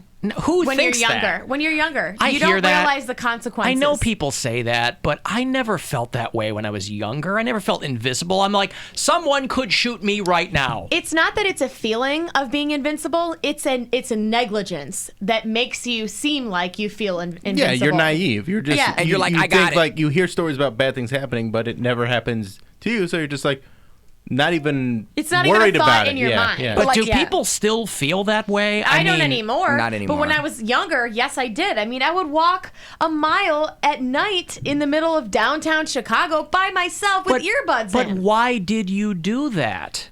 Because I wanted to. I don't know. I wanted But to walk I never and get the did that exercise. growing up.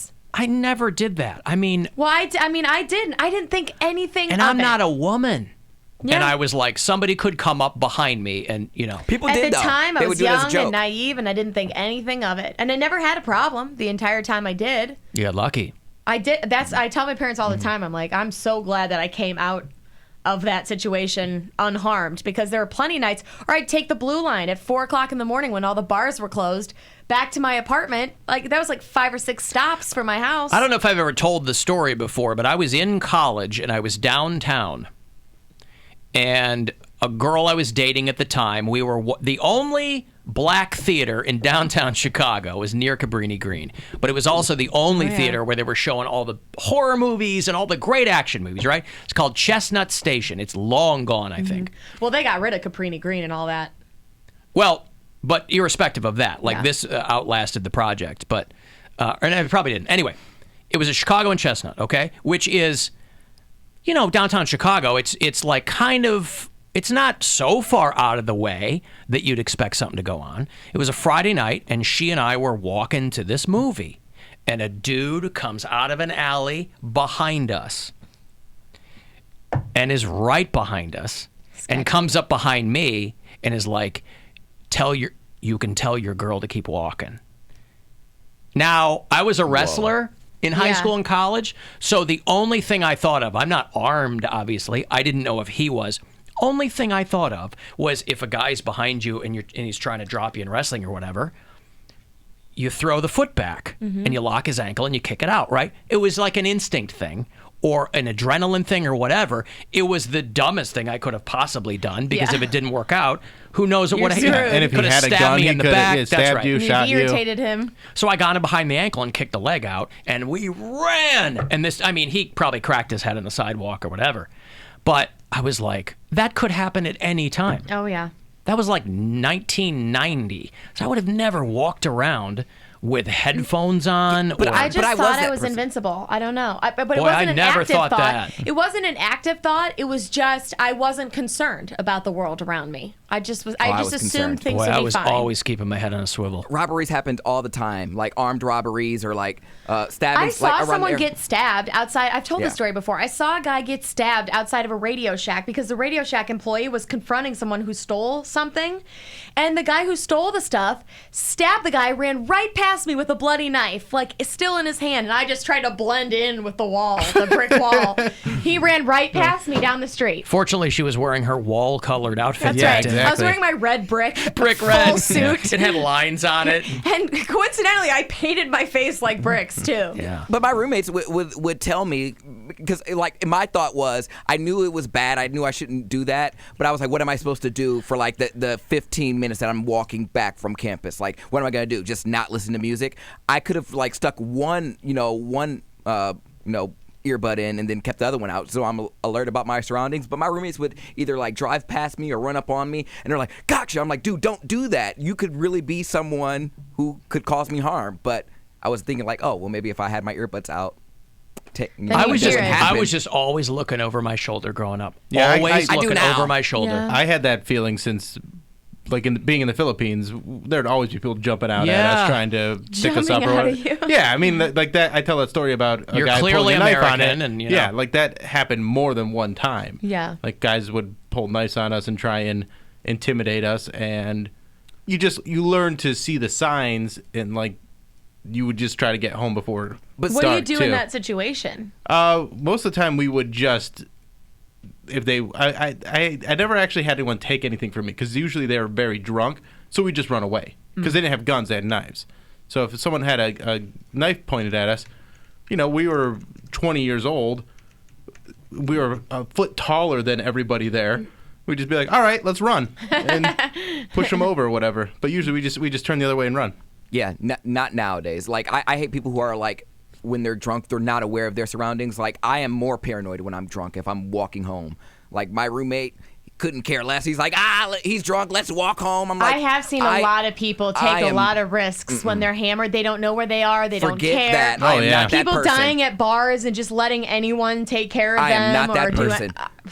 Like, well, in a situation like that, even if you are kind of looking around, your response time is lessened and all that crap. But like I'm super paranoid, and I'll be with my roommate, and he's like, "Why do you keep looking around?" I'm like, "Cause we're walking home. There's no street lights. We're in the middle of the hood." He's like, "Dude, nothing's gonna happen within the half a mile from our house to the club." I said, "A lot can happen." And why do people, Alan? I'm 26 and I still feel invincible.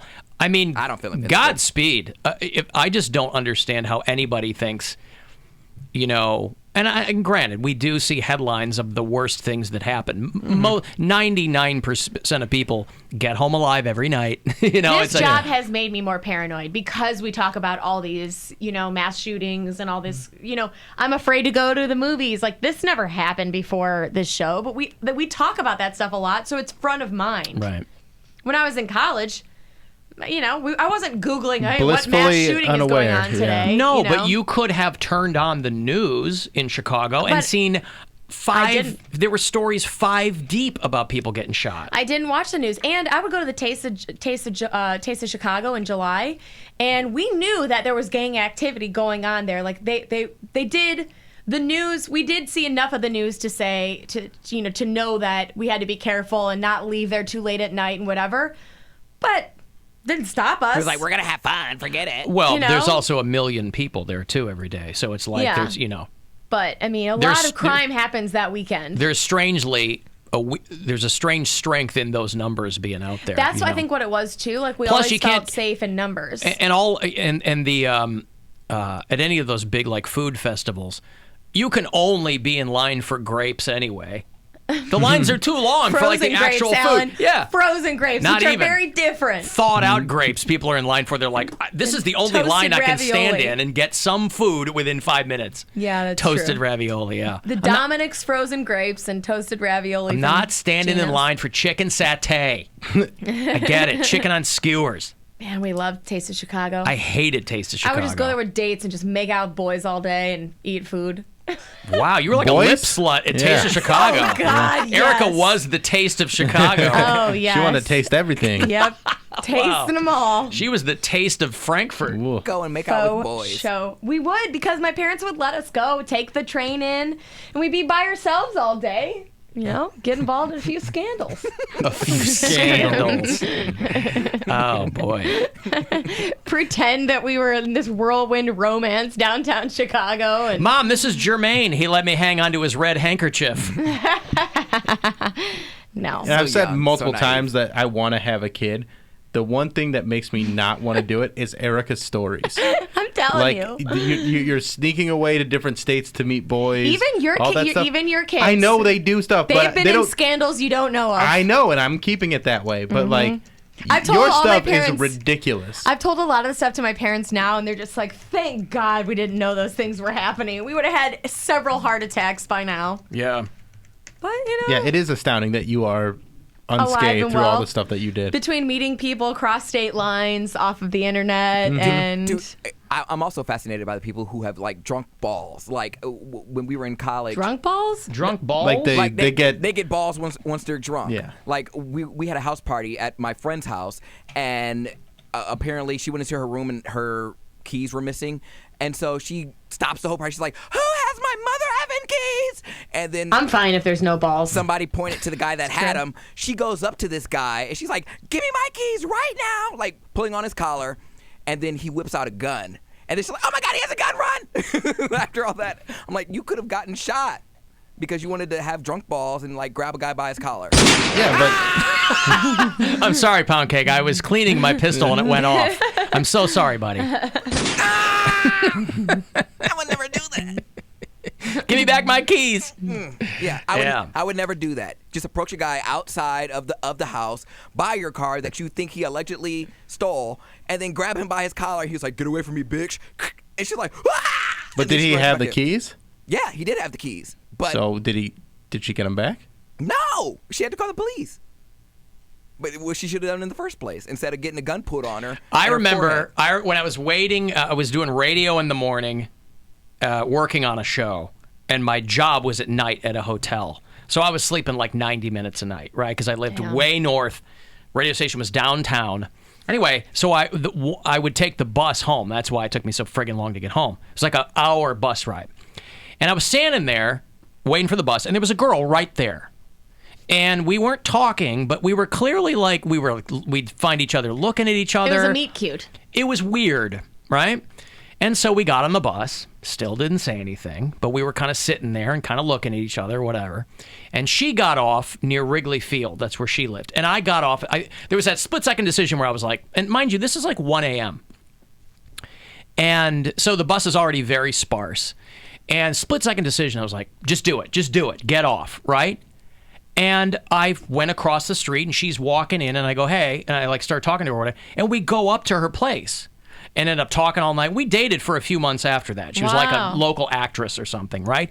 But in retrospect, I'm like, she could have pepper sprayed me. Right. And you could have been anyone. If a dude got off a bus and followed you to your front, I mean, I was trying to very clearly not be like rapey about it, you know, but she didn't know. Yeah, you could have been anyone. She never even, when we started like dating, obviously, she never even said anything like, boy, when you got off that bus, you know. I thought I was in trouble. She's like, thanks for getting off that bus. That's how That's the story I want. non-threatening I am. No, Yeah, that's how naive people are and how they think they're invincible. No, she wasn't naive. It's just I'm so non-threatening. But this was many years ago. I was like a $110 soaking wet. She's like, I'm stronger than him. What is yeah. She could have easily taken me. Yeah. And that's the thing that plays into it too, because she probably thought you were attractive if you guys dated for a few months, so that plays into it. She's like, oh, he's cute, so let's see where this goes. If you're like a big schlubby dude, she's like, ew, get away from me. Yeah, attractive people, you don't have that, like, you lose that fear of them potentially being a psychopath, you know? The hotness outweighs the danger. We did know that we would never get married, though, because it turned out her last name was Dix. D-I-X. Oh, the Cox and Dix wedding. I was like, you are Hyphen. shrimping me.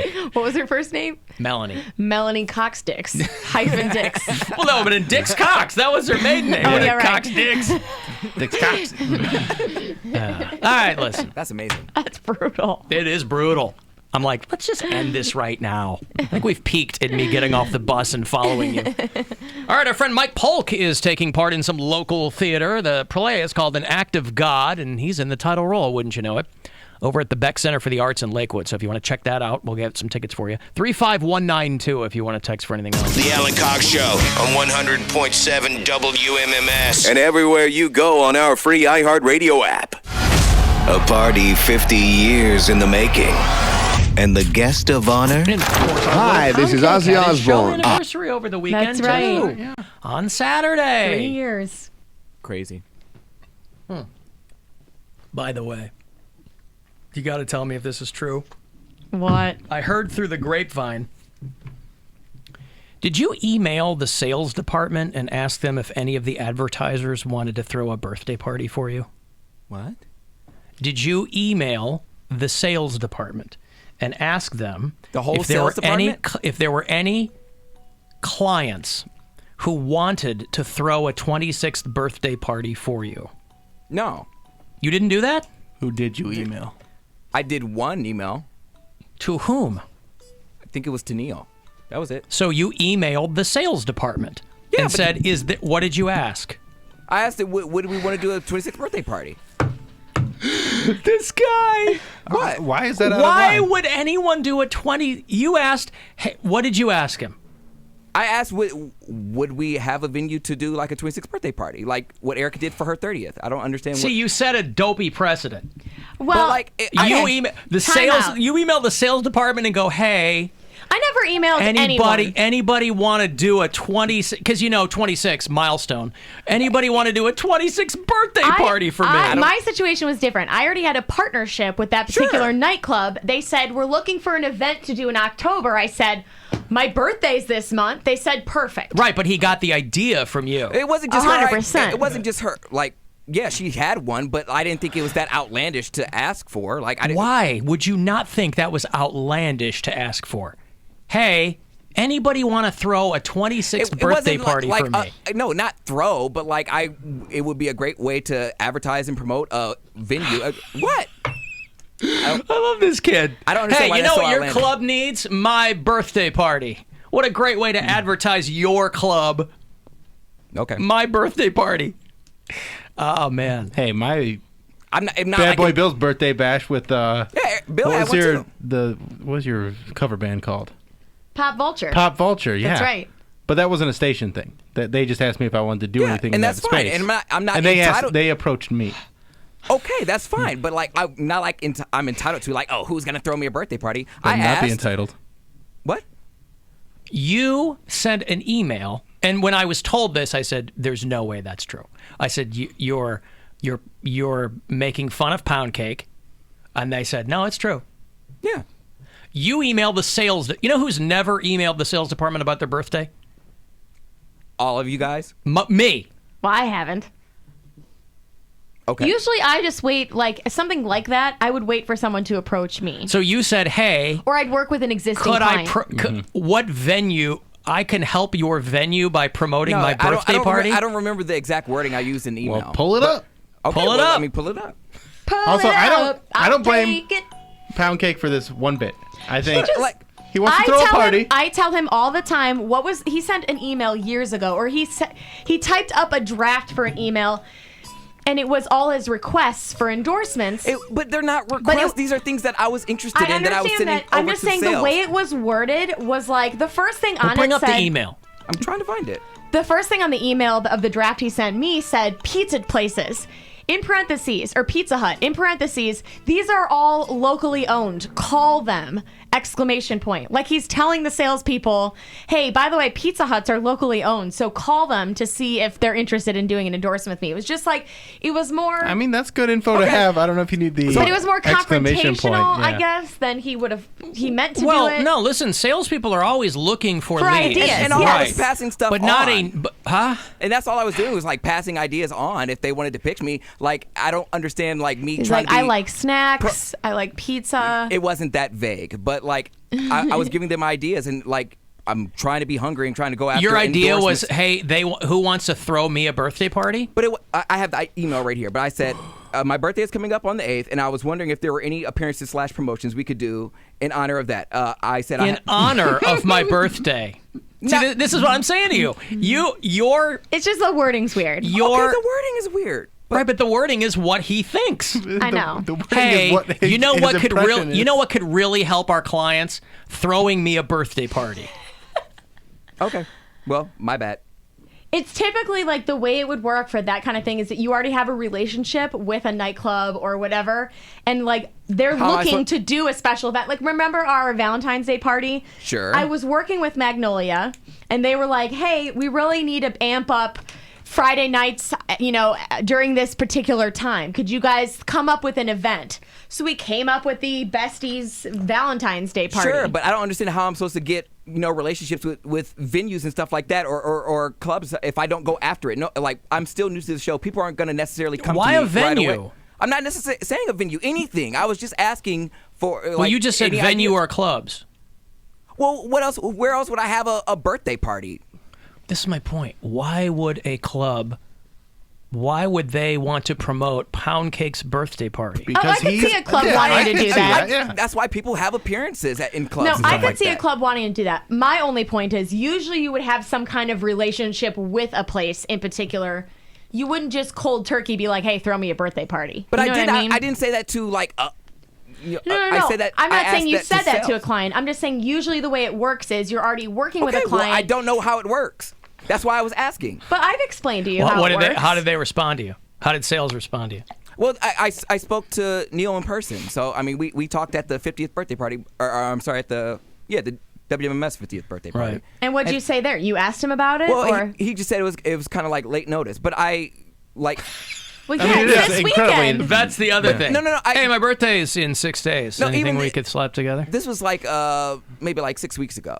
But like I didn't hear. Wait, you said you just said you talked to Neil at the 50th. So you sent the email 6 weeks ago. I didn't hear I didn't get a response, and then he spoke to me at the birthday party. So I figured, if he wanted, or if someone wanted to endorse me, they could have. So I just left it alone. I'm not gonna. I endorse Poundcake for 26 years old. Yeah, no. That's you would be endorsing them. Yeah, they're not endorsing you. I'm talking about like the. This sales is rep. Poundcake's birthday, and I approve this message. Yeah, it's just.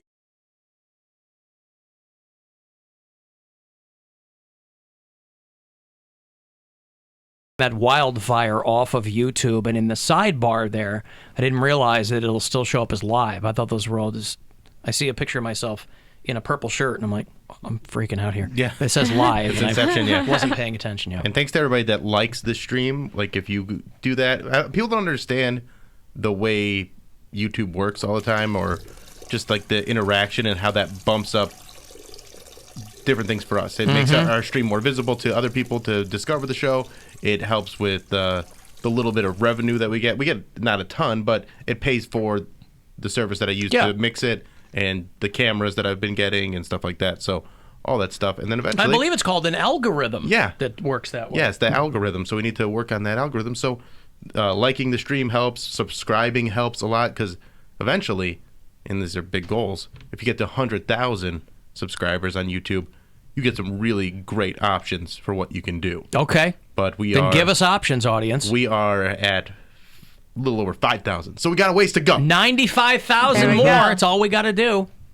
That's right. So if you and 100 of your closest friends can all subscribe to the Alan Cox Show on YouTube, we'll be there in no time. If you go to AlanCoxShow.com, use the key.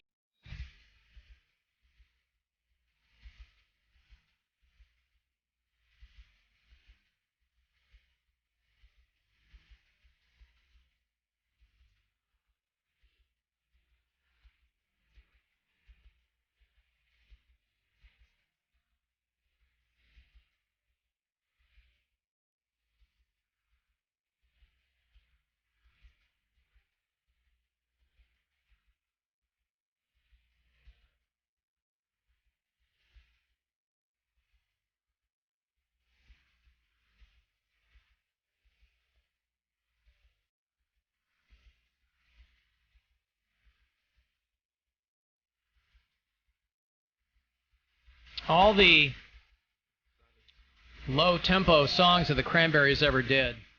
I always thought this was their saddest song. Love this song, but I always found it to be so terribly sad. The Salvation song. All the kids that were getting high, and she didn't want them to do it. I was reading a thing the other day that said that fentanyl may completely replace heroin at some point, because you can get the stuff on the internet. But Dolores O'Riordan of the Cranberries, of course, died not long ago.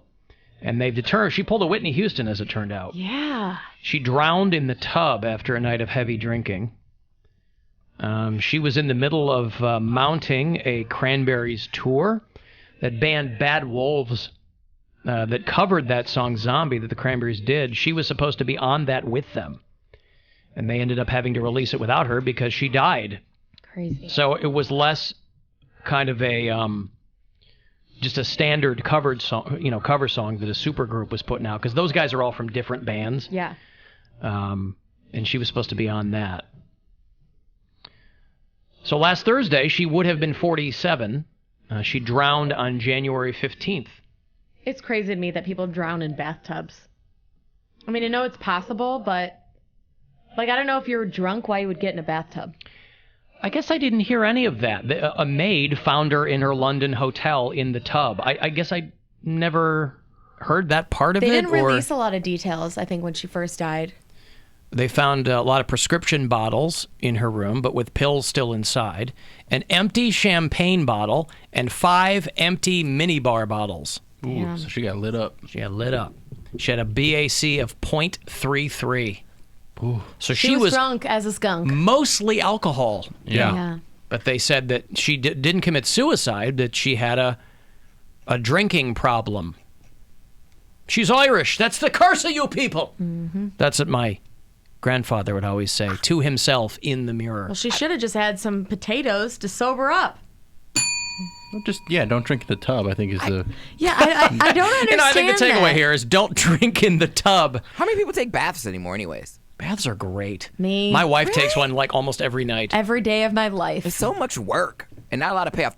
I hate it when the water doesn't It's a lot of work just pushing the button. No, and but I'm laying saying- there. I don't find anything particularly therapeutic about lying in a tepid pool of my own filth. You shower off first. Never. Nah, we've discussed this. That's what he's talking about with a lot of work. but Shower bath combo. That's how I live my life. And then when you sit in the bathtub, like That's a lot of work. you have like 10 minutes before the water gets cold.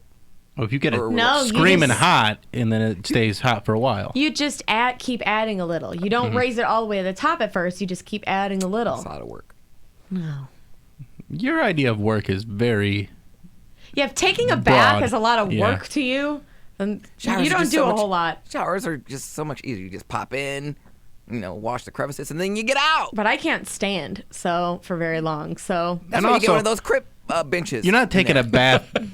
I do have I have a headrest. The crip benches. But And you're a not playing this sprayer. year's Super Bowl halftime show. You don't take a bath because you're like trying to get clean. A lot of people, I mean, there are people that do It's that, for but it's for relaxation. relaxing. And you get the candles, and you have a glass of wine. I have you my have a essential jacuzzi. oils, Yeah, a yeah. bath bomb. That's a different ballgame if you have a jacuzzi tub. That's very different. But if you have a regular old bathtub, there's no jets or anything. That's Well, I lame. have the hand sprayer, and I'll turn the hand sprayer on, so it's like a jacuzzi jet. You know what? The house that we lived in Ohio City for a lot of years had a tub, just a regular tub, shower, whatever, but it had jets in it. When they redid the house, they Nice. put jets in the tub. We never used them. You should have used Really? it. Never. That'd be the first thing I did. Nope. Because Grandma's got a tub because she used to have really bad knees. She got them both replaced, but she just takes baths, and then she's got like the jacuzzi Is there room jets. for two? Probably not. Probably not. He's being all coy as if he hasn't measured it. I haven't used the tub for such a person. I haven't And used it the has tub at the all. jets? It has jets in it, yeah. Oh, I would use But the she J1. never uses them. Like she just cleaned them out the other day. She's like, I never use these, but I wanted to make sure they were clean in case I want to. So she like put bleach through them to make sure they were nice and clean. She's very. She's getting it ready for you and a prospective date, Bill. Yes, she is. Nah. Billy wing and the woman. Jets. Yeah, if you have jets, it's a game changer. She's going out of town in a couple weeks, so we'll see what happens. There you go. Get yourself some candles. And then you're going to find out if there's room for two in that tub. That's right. a Billy bath bomb. Yeah, but no matter what, even at my skinniest, getting into a tub is never something that a guy can do in a sexy way. There's no cool way to do it. There's no cool way to It's get like into a taking tub. off a condom. And then There's no cool way to do it. And there's also the moment when the water level rises and you go, oh.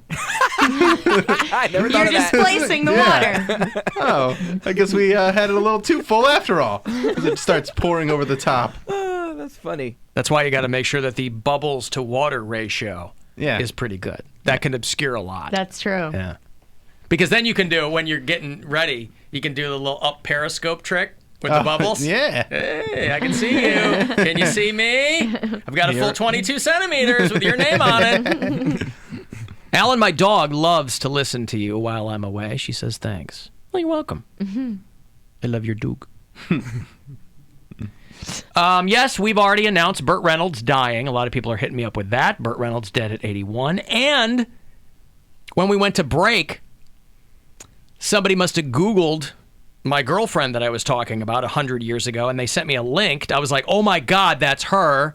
She's an artist in Chicago, artist and actress. I thought you were and- going to say she died. No, they texted. They texted me like her about page from her website, and I was like, "Wow, that is her." Can you forward it to us? It's crazy. Yeah, now I need to see that. It's crazy though to see, because I go, That could have been you. "No, they're all my age. Like, Oh, we're yeah. all older. Like, Yeah. I got a thing." Yeah, people age. You remember her as the age she was. Mm-hmm. And so now when you see her, you realize how old you all are. Especially since I mean, let's be frank. I look exactly the same as I did when I was 21, Yeah. Bill. So there's a Facebook thing that I got an invitation for today. Somebody is putting together an 8th grade reunion. Why? Because I think these people all kind of still live around each other, and I don't know. But so I get this Facebook thing, and they're like, class of 85. 85. I was in 8th grade. Class of 85, we're going to have a reunion. And I was like, can't go, because I can't. Even if I want to, I couldn't. And why would you? I would probably go to a junior high reunion. I don't remember. I don't go to my high school reunions. I don't remember 3/4 of the people I was in 8th grade with. So I'm like, if I haven't... Now, granted, the person who invited me, who's putting this together... I've known her since kindergarten, but we can talk on Facebook. Right. Mm-hmm. So I click on who's going, and I'm like, nope. Did you remember them? Or you just don't like them? Like 2 of them would just mother F me incessantly when I got back to Chicago to do radio. So I'm like, why do I want to hang out with these dicks and their fat wives? Damn. So, but I'm like, 8th grade reunion? Because a couple of them are dead. Yeah, that's so I'm like, depressing. I would have liked to have hung out with him. I would have liked to have talked about, because it's a pretty cool story about how he died, but he can't talk to me about it. So how did I don't he believe die? in ghosts. Huh? How'd he die? I think he died in a shootout. Like, he was into some bad stuff. wow. So he died in like a blaze of glory. Damn. At least a hail of bullets. That's pretty cool. But yeah, I was like, really? An 8th grade reunion? Jesus. Like my 30th. What do you do at the 8th grade reunion? I don't know. Talk about how great 8th grade Exactly. was. Boys on one side, girls on the other side. Play a game of kickball? Yeah, if you dance, you have to stand like real far apart from each other. Yeah, I'm like... Hands on the hips. My brother, I think his 10-year reunion just passed or is coming up, one of the two. But he was talking about going, and I'm like, I don't think unless I make it, unless I'm like on my shrimp, I'm not going back to my 10-year. Why would I want to go back? Like, I'm not even any more established I was really when I was graduating high school, really. I went to my 10 and that was it. My 30 is going to be next year. I went to my 10 and it was fun because I had a cool job. Mm-hmm. And I got to reconnect with a couple of people, not even reconnect, a couple of people that I kind of knew in high school but didn't really know. And we like started talking and having fun, and I've stayed in touch with them since, But I don't go to these reunions. Yeah, my 20's coming up, not next year, but the year after. And, Don't you just want to rub it in their face? Like, look how great my life is. Well, no, but Why? you're a local guy, too. Like, for me... I don't want to rub anything in anyone's face. I don't either. I just want to live my life. I want to pull up in my Rolls Royce just stunting. And like, who's that? Yeah, I love that you think you're going to have a Rolls Royce. Okay, but let's say I'll he rent did. one. Let's say he did. Everyone would think you were a dick. So it's not like everybody's going to go, ooh, it's not going to be like the ZZ Top Sharp Dressed Man video, where they're all like, yeah. I rather than think I'm a dick, like a rich dick, rather than, he just doesn't want anybody to think he's poor. It's not even about being poor. But it's people about. could verify if you were just renting a Rolls Royce. I'm friends with most of them on Facebook. That's why I'm saying it has to be. Well, they all think actually you won legit. $10,000 in the eBay auction because you never told them otherwise. Oh yeah, that's true. All right, well then, yeah, I'm pulling up in my Rolls Royce with $10,000 in my pocket. Sure. Wait, wouldn't you have to spend the $10,000 on the Rolls Royce? How did you pay for the Rolls Royce? To rent, I don't think it would be $10,000. People rent to rent. Okay. luxury How much cars do you all think the time. it would be? You have Not to $10,000. No, you have to put a major deposit. Major deposit. You have to put a huge deposit down on those luxury cars. I don't think it's $10,000, but you probably have to put like $5,000 down. Yeah. In case you crash a $150,000 car. Actually, I think it's like $350. But yeah. For a Rolls? I think so. Oh, is it really? It's really expensive. Like a Phantom? What's It's that up one? there. Is it? Yeah, it's so. like almost $500,000, All right. $250,000. I'm looking up how much to rent. How much to If rent? you can even rent one of those in Cleveland. You can't. People use them for like Rolls prom and Royce. Rolls stuff. Royce Phantom, which is the one that springs to my mind, which I think Yes. is top of the line. That's the one I want. $417,000. Yeah, And it is $500,000. $2,000 to rent it. See, that's not much. You got $2,000 to rent it? No, that's like 2 years of my pay, but I can still do it if I want to stunt. 2 Start years saving. of your pay. Yeah. Poundcake on that $1,000 a year. You know what I mean? plan. Like dropping $2,000 for your high school reunion. Right. Stupid. Your return on investment is going to be awful. Just a stun on those hoes. Like, remember me? You used to put me in the locker? Well, guess Did what? you ever get put in a locker? By the way, when everybody leaves, they're going to key that car because you're not going to tell them it's a rental, because then they look like a serious poser. So they're going to key your rental car. Valet. Always. The valet's going to. The valet. Guess what? The valet went to high school with you. He's got a side hustle. Well, yeah. Whatever. I'm not going back till I feel like I've made it and I can stun on these hoes. I don't want to go back. Alan, you guys were talking about if Poundcake were going to buy the fantasy now that it's back on the market. Well, and turn it into a gay script club is suggesting some names. Okay. I mean, they're obvious. Butt Pirate Paradise. Mm-hmm. Yeah, not Queer catchy. Peer? That's better. Queer Peer is pretty good. Can you use queer? Yeah. It's your own group. Sailing the high D's? Now we're talking. Anyway, I don't know.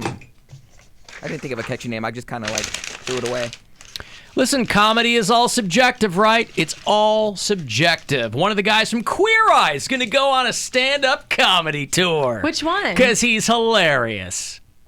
Jonathan Van Ness. Oh, I love him. The He's long the hair hairstylist. beard guy. Yeah. I don't watch this show, and I only know him because I follow Justin Theroux on Instagram, and He I guess loves they're them. pals. Yeah. And so I'm looking at this guy, and I don't watch Queer Eye, but I assume that some of these guys are more butch than others. And so just by judging, I was judging There's only one that's butch. clearly, because One. I was basically judging by what the guy looked like. This guy is not butch at all. I didn't know that. He's like, oh! He's very prancing around. Yes, he is full on. So apparently, Hotels.com wanted to partner with him, and he said, let's go on a stand-up comedy tour. So, good news for you comedians who are out there trying to make it happen, getting time on stage, honing your craft. It is a great show, though. They are awesome characters on that show. He's doing a 10-night cross-country comedy tour kicking off in Brooklyn. Well, I'm at the Funny Stop tonight, and if you call right now, 330-923-4700, Pete will let you in free. There you go. On Thursday, 2 for $1 on Friday, and full price on Saturday, just the way you like it. And by the way, that's real comedy, a Bill Yeah. Squire show. Not that he goes, the shows will mostly consist of him telling funny anecdotes. Which means boring. Yeah. Right. I'm naturally kind of hammy, he said with a laugh. But no one's It'll gonna be like that god-awful Wendy Williams show, where she's just like, remember this song? Remember this song? Oh my goodness, this song was good. I like this song. You were there for like a half hour. Yeah, and it was a half hour too long because she was. Oh, right. not You went to the entertaining. live show with Remember him. this song? Of course. that They was don't have an act. All she was doing was. That's not the whole time. And then after half an hour of doing that, I guess she told 2 stories that weren't that exciting. You weren't even there. Poundcake, we all know what that show was, and you do too. Don't let your allegiance to Swamp Thing blind you to what can't that's be really all unbiased. about. Yes, he can. That's the problem. I with believe in him. Wendy Williams fans, they're like the Alex Jones supporters of daytime It's not television. true. There's a lot of things that Wendy Williams has done that I have not approved She's making of. the frogs gay. Like what? Like she outed I think it was Method Man or Redman's wife having cancer on her radio show, which was super like Yeah, because she's a trash person it's with a trash dick fans. move. She did that and she admitted to it and she apologized for it, but she did it with the full intention of outing someone and their medical condition. I've got to give away this Vegas trip. It got away from me here, and I'm late here. Our iHeartRadio Music Festival a couple of weeks away. You got a shot at going here. Good luck. Your shot at a trip to our iHeartRadio Music Festival now. Text the keyword jackpot to 200-200. You'll get a text confirming entry plus iHeartRadio info. Standard data and message rates apply. That's jackpot to 200-200. Good luck from WMMS. Another chance for you to win at around 5:30.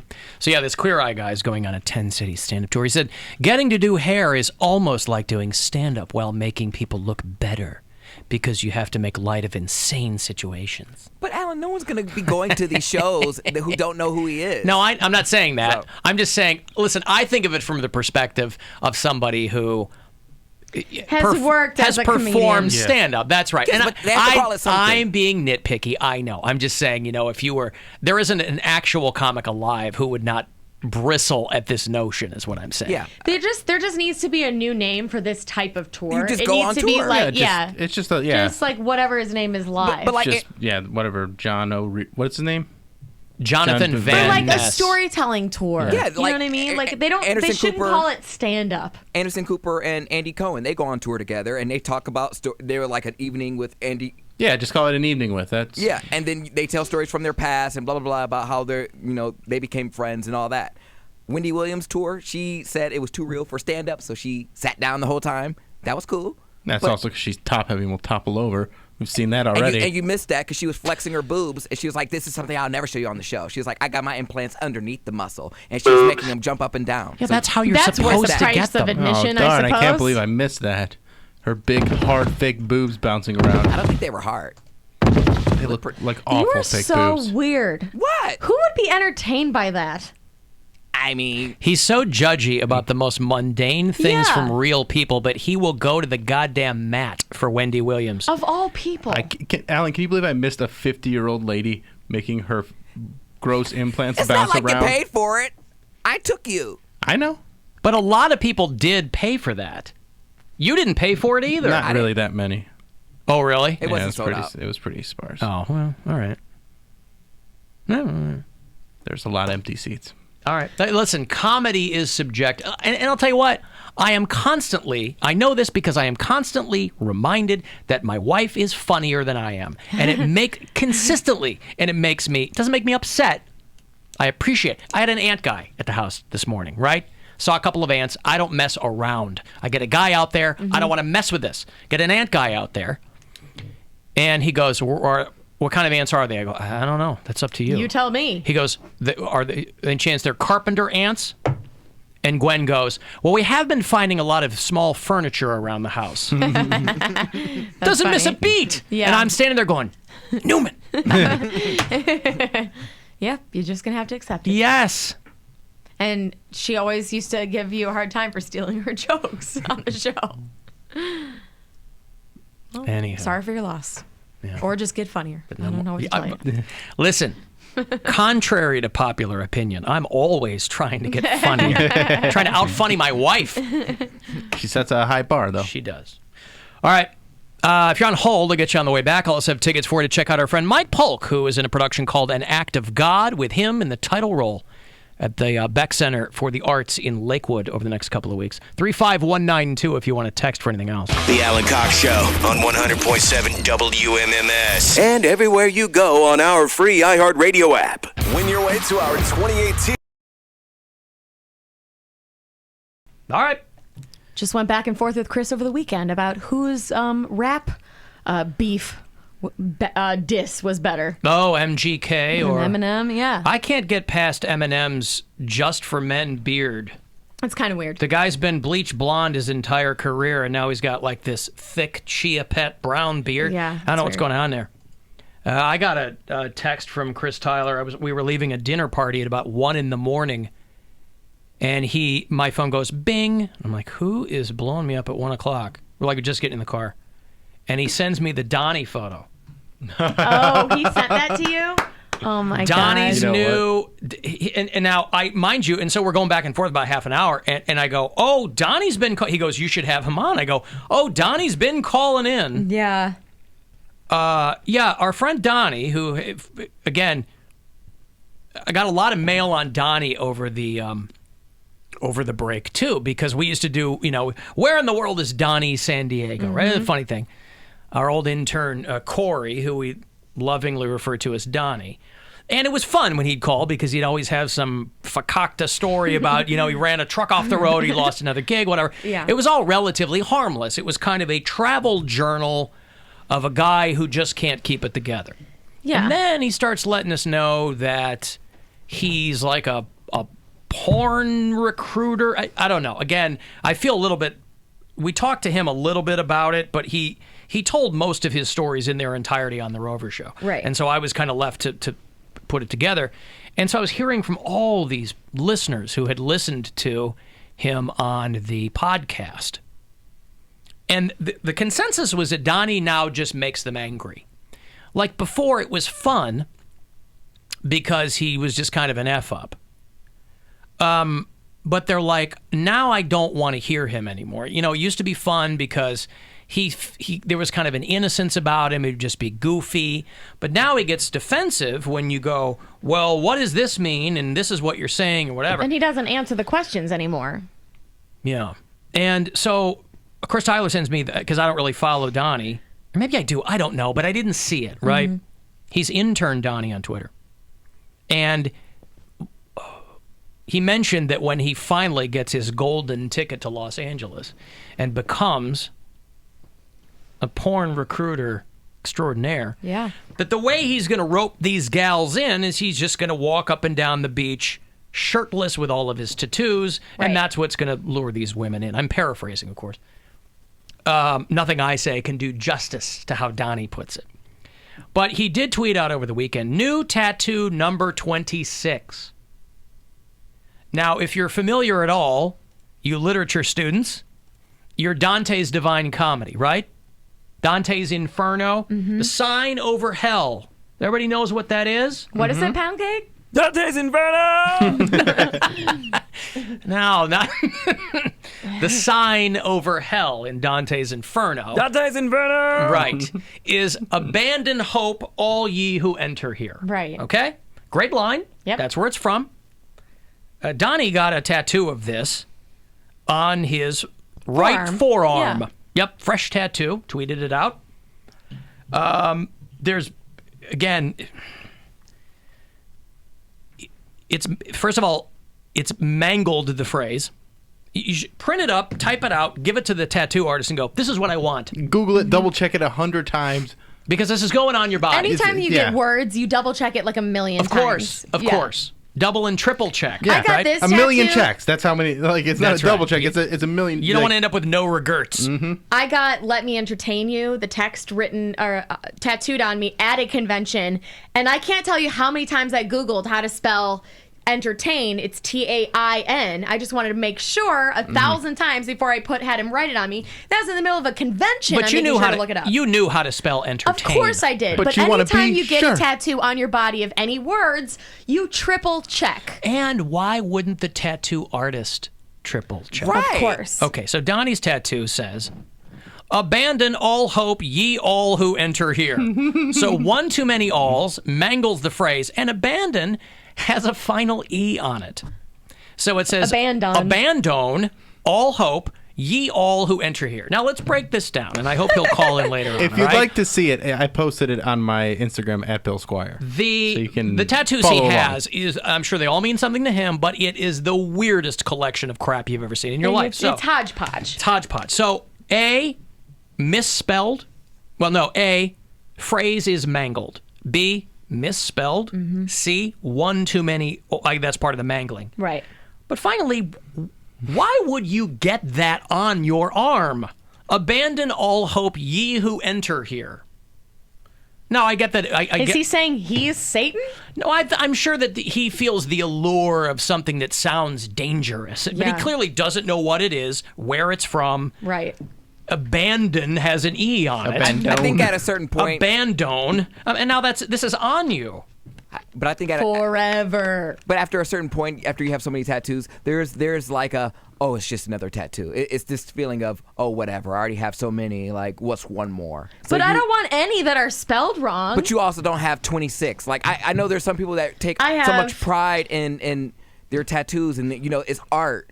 But I know some people that have some dumb ass tattoos. 6. But not 26. But his all look like they're script. I don't know that he has any pictures. His are all script. They all look like jailhouse tats. I don't know. I mean, you do you. None it's of your them body. are like big pieces. They're all like little collections. Right. So next time he calls, I'd love to know. I don't need a blow-by-blow description, but I would love to know. You're not going to get one anyway. At least the ones that are visible in the photo, what those particular ones mean. And who's the tattooer? Is it a friend? Probably Did he pay for that? Has to be a friend. It's cheaper. I want my money back. For what? Like, for the well, it looks like, and he says no. It's the ultimate responsibility of the tattoo artist to make sure it's spelled right. Listen, yes, Poundcake, I'm sure tattoo artists get a non-stop parade of morons who want some dopey thing on their body. They would, I think, anyone worth their salt and their reputation would go, hey, bro, that's not spelled correctly. No, I'm talking about a friend. I understand an actual tattoo artist, but like that's just like if you get your hair cut by like a friend of yours and not an actual barber, you can't sue the guy that cut your hair if he messed it up. Like, I mean, you didn't go to an actual barber. There's a tattoo. And also, hair grows back. There's a tattoo he has on his chest. I think it says "fear" in the least fearful script there is. It's very flowery. And what's the Comic Sans? It's like an X thing and then a backwards N. Yeah, it looks like it's Greek. I don't know. Again, I would love to know what these mean to him. He's got something ratty across his stomach. I don't know what the... But a feather. But the abandon all hope ye who enter here is a mess. Yeah, that's bad. And I think that there are teardrops tattooed under it. Looks like See, I didn't know what the actual quote was, so I didn't know that the quote was mangled too. Yes, it's not I just saw the E at the end of abandon. You've already got all in it. Abandon hope, all ye who enter here. Pretty simple. Not abandon all hope, ye all who enter here. I'm surprised he didn't put Y''ALL. Y'all who enter. So anyway, next time we talk to him, but I was getting this photo at 1 a.m. from Chris Tyler. Does he know it's spelled wrong? Oh, his description of it, he misspelled it. He spelled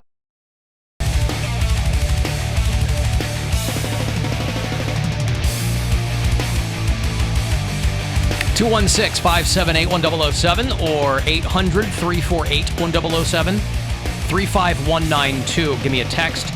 A live stream, everything else. Want to watch? You can go to AlanCoxShow.com. We always archive those on our YouTube channel. And there's a lot of exclusive video at AlanCoxShow.com as well. You can listen from anywhere on the iHeartRadio app. If you do it from out of state, let me know where you are. We'll put you on the map.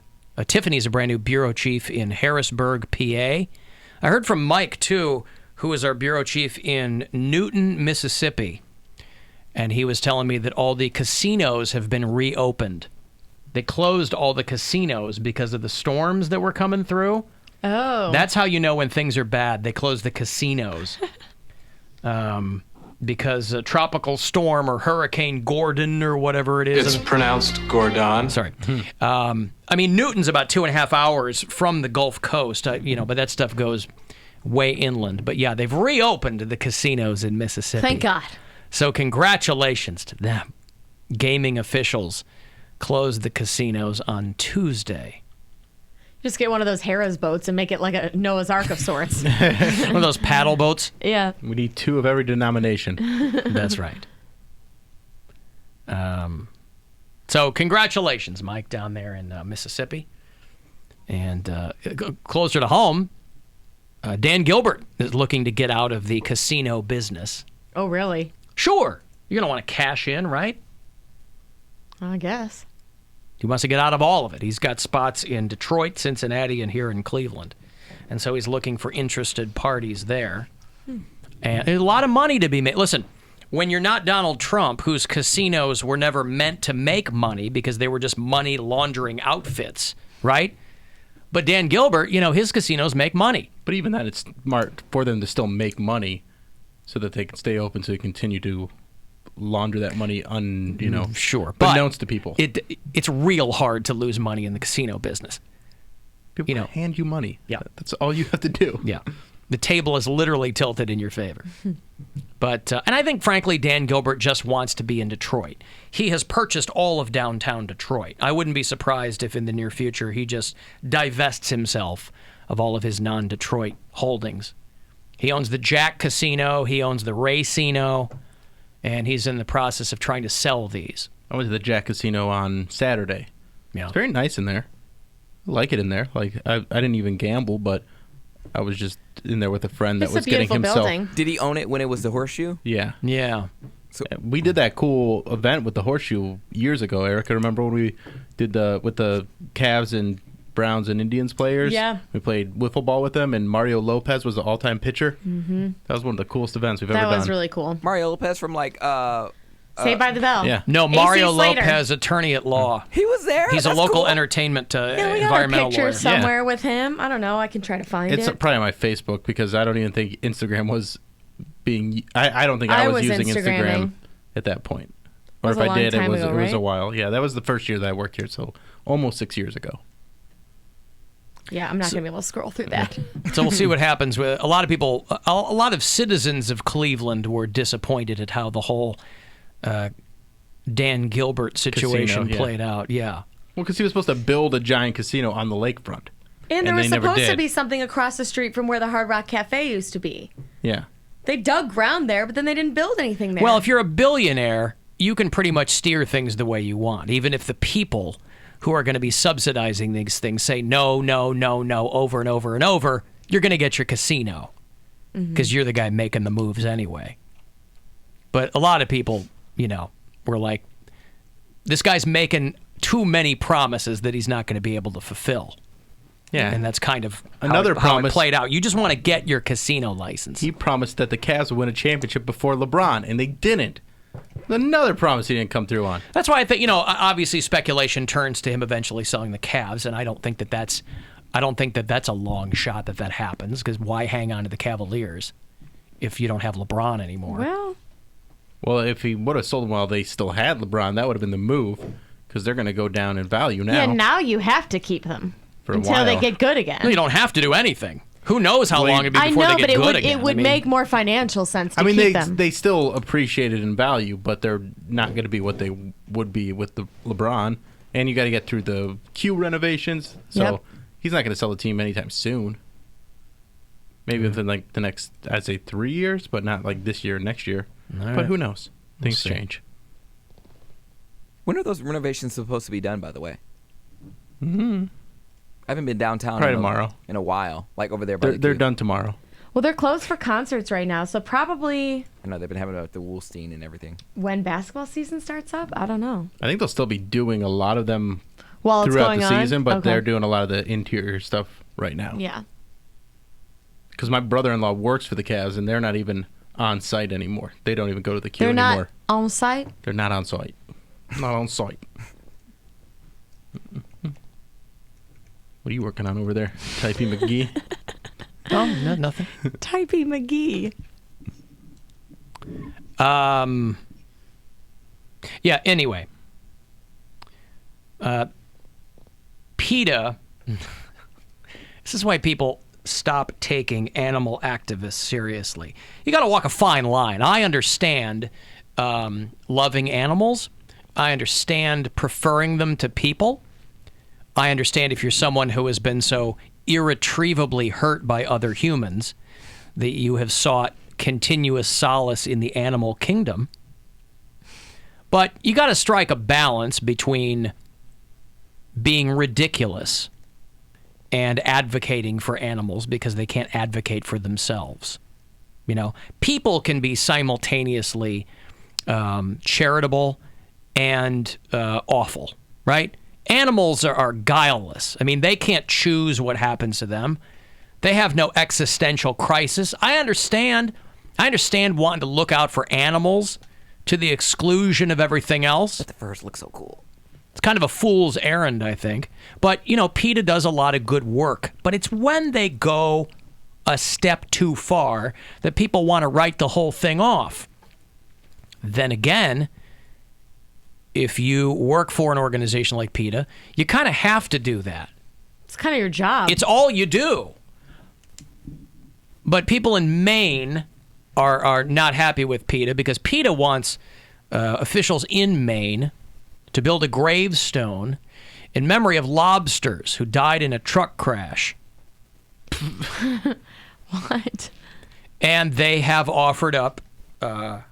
Who was driving? Was a lobster driving? Huh? No, a lobster was not driving. Oh. So they want a gravestone, like one of those, do they want it in a cemetery? Roadside or? Pet cemetery, roadside? Like that's a really morbid request. Where they'll have, we've all seen the flowers and the teddy bears or something. Yeah, roadside. They want to mark the site of a truck crash that resulted in thousands of lobsters spilling out onto a highway. PETA wants to memorialize the countless crustaceans who were killed in the crash 2 weeks ago. 7,000 pounds of live lobsters were destroyed. But so much dinner.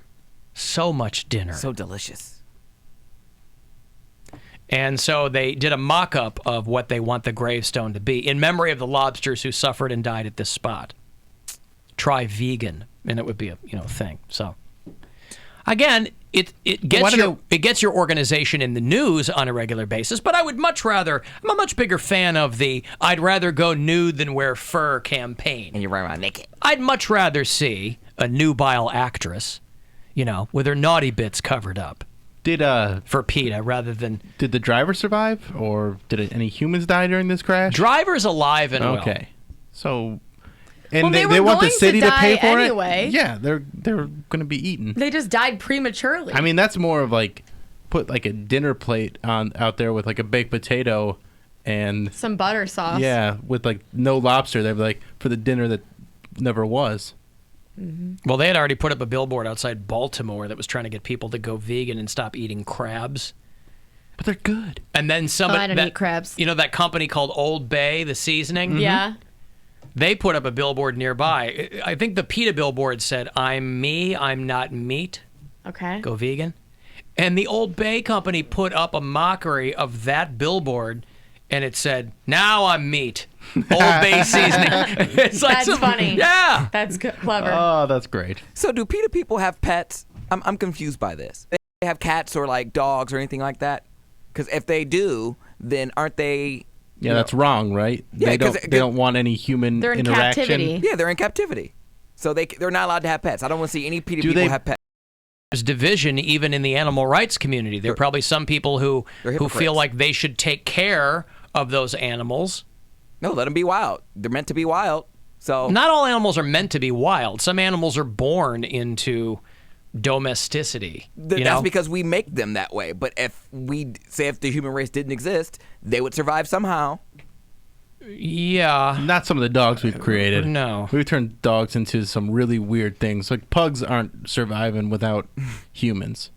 Like they're just not. Pugs. There's no wild pugs out there. No, there's no wild pug. You ever seen a homeless pug? I'm just taking my trash out. Whenever you see like a stray dog, it's not a pug. The land of the wild pugs. This cute little homeless dog tried to come up to me and take my whatever. Yeah, there are no wild cute dogs running around out there. There's ugly dogs that nobody wanted. There's cute dogs that are wild out there. Oh, are there? Until somebody finds them. It just means nobody's found them yet. There's this old woman in, I don't know where it was, New York or something, just got mauled to death by the pit bull she just adopted. Damn. Hoisted by your own petard, as it were. To death? Yeah, to death. Damn. She's an ex-human. Yeah. Wow. Yeah. Mauled to death. Killed by the very animal she sought to give refuge. Talking with Grandma about that this morning. She read that story and she just said, you never know with those pit bulls. Even they're just a scary, scary dog, especially when there are dogs that can be rehabilitated. There's dogs that are very, very well behaved. But when it's that situation where you're rescuing a pit bull, it's dicey. It's scary. I don't want to get mauled to death by a pit bull. With a locked jaw. I have no opinion on it. You're smart. You don't want to get the hate mail. I have zero opinion on it. Those One way or the other. I'm sure it was her fault for adopting that dog and trying to love it. Here's the thing. Did it have an actual pit bull tail or did it have the little nub that they cut off? Maybe that was the deciding factor. Why would that? Crop the tail? Maybe they're pissed off because they had a little nub for a tail. Maybe they wanted a wildlife actual dog tail. There's one pit bull. bull. Wildlife dog tail? That I would adopt. What? There's one pit bull that I would adopt. What's that? The pit bull. Mr. Worldwide. Oh, Fireball guy? Mm-hmm. You'd adopt pit bull? He seems to be doing okay. I mean, I would take care of him. He's not an orphan. Is he looking for a legal guardian? Is that what you're saying? I assume he is. Fireball. This does not sound like the music of a man who's looking to be kept. You just need someone to show him the ropes. I mean, this guy's already in a cage of rhythm, Bill. I'll take care of his money. Yeah. Alan PETA supports kill shelters. Okay. I don't know anything about that, but I'll take your word for They're it. better dead than in captivity. Probably. Could you not Just do in that? that voice. Just for my ears. Sorry. Thank you. Just for my ears. Yeah, just for my ears. They've served me so well, these 26 years in broadcasting. I'd hate for them to be blown out Would that be By Poundcake? By Poundcake. Would that be absolutely ridiculous? Of all the things that you can blow, please leave my ears off the list. Okay, sorry. No, it would not be absolutely ridiculous. So random. Wild pugs are opening for Ozzy at Blossom. There you go. I don't care. Dogs can be in the wild. They'll get into some Yeah, they're called not wolves. trash But not all Or dogs. coyotes. Yeah. They're still animals. Those are wild dogs. They'll adjust. Just like we're not meant to be outdoors. Otherwise, we never would have invented houses. But How people would live you outside. adjust to being out in the wild tomorrow? How would homeless Poundcake adjust? He'd die in 3 days. I'd take Of course he some would. tree leaves and make a salad. This guy would be turning tricks within the hour. You would take tree leaves and make a salad? Yeah, that's how I would. That's how you'd survive. How would you? You don't eat salad now. I would eat it then. Yeah, but that's How would not you know food. which? He'd How end would, up eating a poisonous leaf. yeah, How would you know which leaves to eat and which ones were inedible? I wouldn't. I'm in the wild. You take your chances. Right, you die. Yeah, you would die. That's right. Like I said, turning tricks within the hour. Can we make him eat a leaf just to see No, I've eaten how a he leaf goes before. through? You've eaten a leaf? I've eaten a leaf before. It's What not- leaf did you It's eat? not pleasant. Just a leaf off of a tree. I don't know. Why did you eat a leaf? I have a feeling he's talking about a Swedish guy named Leaf. No, I was just dumb. You barely survived glamping. I don't think you'd survive in the wild. No, it was really cold glamping, and I didn't like that. It's Well, the real wild cold outside happens to too. Yeah, the wild happens to be a little chilly as well. Those crazy white people are out there walking on a pond of thin ice. I'm like, y'all good? Like, I'll sit on the end of the pond. I'm not gonna walk out there and fall in. Right, but No, you you'll have to just chew on survive a leaf. outside. Yeah, and I'll do that by not going on a thin ice pond. Okay, we're going to figure out how to Do like We're going to create Poundcake in the wild. Yeah. And we're going to figure out how to do this. Yeah. Just have me sit there and cry, sure. And if that's what Whatever. you want to do, we're gonna somehow figure out a situation where He has to spend any significant time in the wild. we'll all be in the wild for 24 hours, Yeah. and we'll see who fares It'll be the camping best. trip I'm actually invited to. It'll be naked and no, you won't be invited. Oh, damn. It'll be Bill and Poundcake. Naked and Afraid. Alan Cox Show edition. Are you going to make him naked? what are you gonna Huh? do? Are you Like going to make him naked? I really want to know the details of eating a leaf because you don't just eat a leaf. No, Like, no one does that. Well, I was a kid, and I did eat a leaf. Kids do a lot of stupid stuff, and we were outside playing. But you didn't do that because you had to. No, I didn't do it. What will you do What when you circumstance have? Well, if you're outside, Poundcake in the wild, you got to eat a leaf. How you gonna know? Because I sure as hell wouldn't know. Somebody was like, "Hey, don't eat that. That's poison." I go, I would imagine if it came off of a tree, like it would be okay. It was a tree That's your leaf. criterion. If it came off a tree, big it must tree. be okay. Right, but what about poison oak?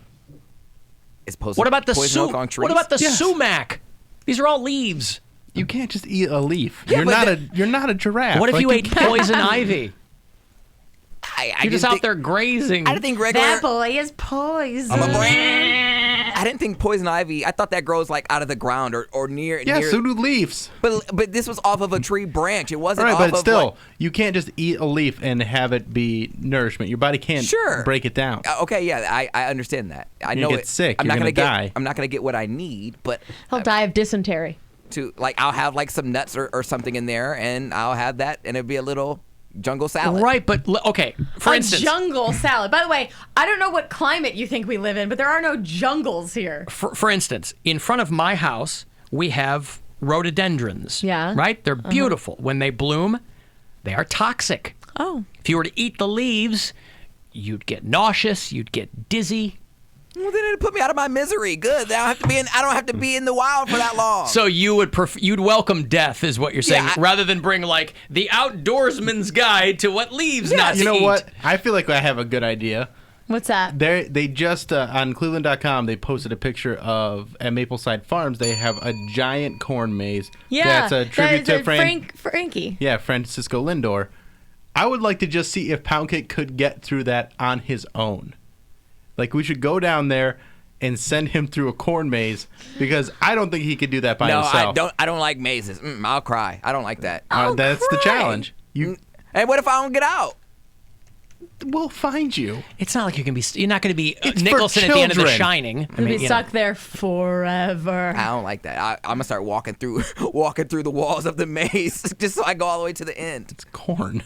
I mean, think of we're in Ohio, right? The Buckeye State. Yeah. The Buckeye plant is poisonous. Yeah. Oh, it is? You can't eat Buckeye? You can eat the peanut butter thing. A Buckeye, no. You get it attacks your nervous system. Ooh, yeah, I didn't know that would have died. This is what I'm saying. I think we should. Why can't I feel my extremities? I'm dying. But that's good. I'm too much of a coward to like actually inflict harm on myself, so I'm not gonna. I have a hard time understanding what not to lick. Yeah, I'm not gonna inflict pain on myself to try and like off myself. But if I, unbeknownst to me, if I ate something and it made me sick, and then it was quick and painless, then fine. But it's not gonna be quick and painless. It attacks your nervous system. It's gonna be miserable. You'd be throwing up. You'd probably have a seizure. Yeah. Ooh. It would not be fun. You'll die of dehydration. It'll just be caused by sickness and vomiting and things like that.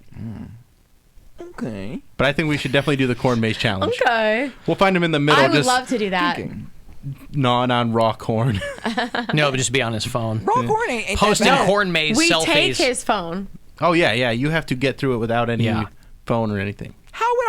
How would I use my phone to my advantage? No, not to your advantage. You'd be out there posting "we out here" selfies or whatever. Yeah, exactly. Some lame nonsense like that. 10 of your TBTs. You can't win, child, and you can't get out of the game. That face when you lost in a corn maze. Posing in like a scarecrow. Oh, God. I totally would do Here's that. hashtag pound maze. Yeah. I totally would do that. You're All like, right. bruh, the radio show has me out here doing some. But I look cute, though, don't I? He's got kitty cat mask on, The Indians call it You maze. guys think so low of me. No, we don't. Well, in this case, I mean, kinda. In this situation, in yeah. certain situations, that's right. But this is coming from the same person that said if you were out in the wild, you just eat a leaf, any old leaf, and then you're wondering why we're questioning your outdoor abilities. It would be a variety of leaves, so you don't want to just have one. Oh, one good. type You of get leaf in a poisoned salad. by Perfect. so many More things. chance to die. Russian roulette out there with the flora and fauna. You also called the outdoors a jungle, so I have To him, questions. it is. Things are wild. I consider it wild, jungle, wilderness, forest, jungle, whatever. Okay. To him, it is. I don't mess with that. He'd be bit by one mosquito and freak out. Well, we'll see. Hey, the mosquitoes can carry a lot of things. All right. We're going to break quickly, and we'll return. I'll have tickets for to see our friend Mike Polk, who is in a production called An Act of God, written by 13-time Emmy Award winner David Javerbaum, who was with The Daily Show with Jon Stewart. It's called An Act of God. Mike Polk in the title role at the Mackey Theater at the Beck Center for the Arts in Lakewood. This thing opens the 14th through October the 7th. So if you want to check that out, tickets in a bit around 4:20. 5:30 this afternoon, next chance for you to text and win your trip to our iHeartRadio Music Festival. The Alan Cox Show on 100.7 WMMS. And everywhere you go on our free iHeartRadio. You're like a lawyer.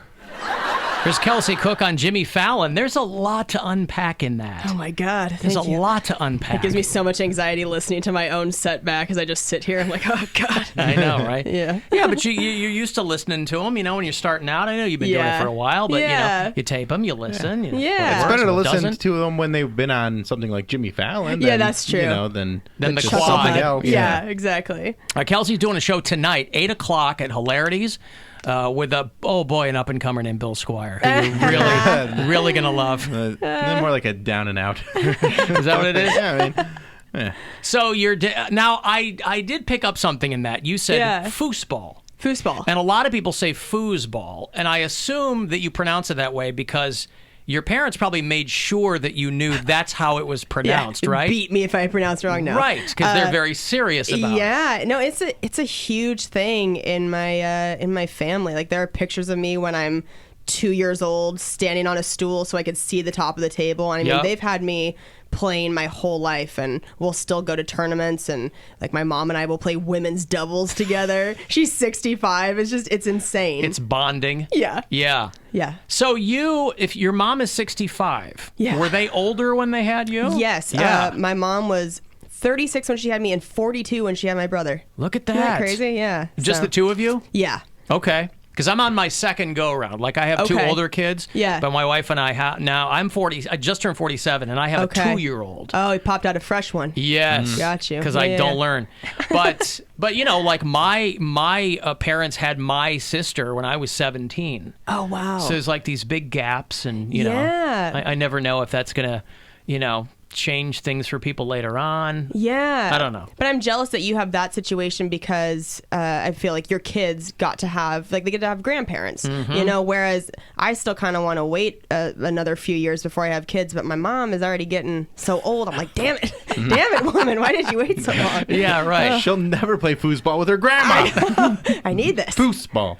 Yeah. So when you're a kid, I'd assume that the first foosball move is just spinning the rod, right? Like, you don't have the moxie you don't have your moves down. You're just spinning that rod. Well, spinning is actually like a huge penalty in the game. They have foosball refs at like the big matches. It gets sad is your life? serious. It's real tragic. You're not even a foosball player. You're a foosball ref. Yeah, I know, right? Real human refs, or they're just more figures on the table? Just bots. Yeah, No. little tiny figures in there. No, they're real people. They're real sad people with headbands and stopwatches because there's different time limits. You can't hold it on a certain rod for more than like 15 seconds.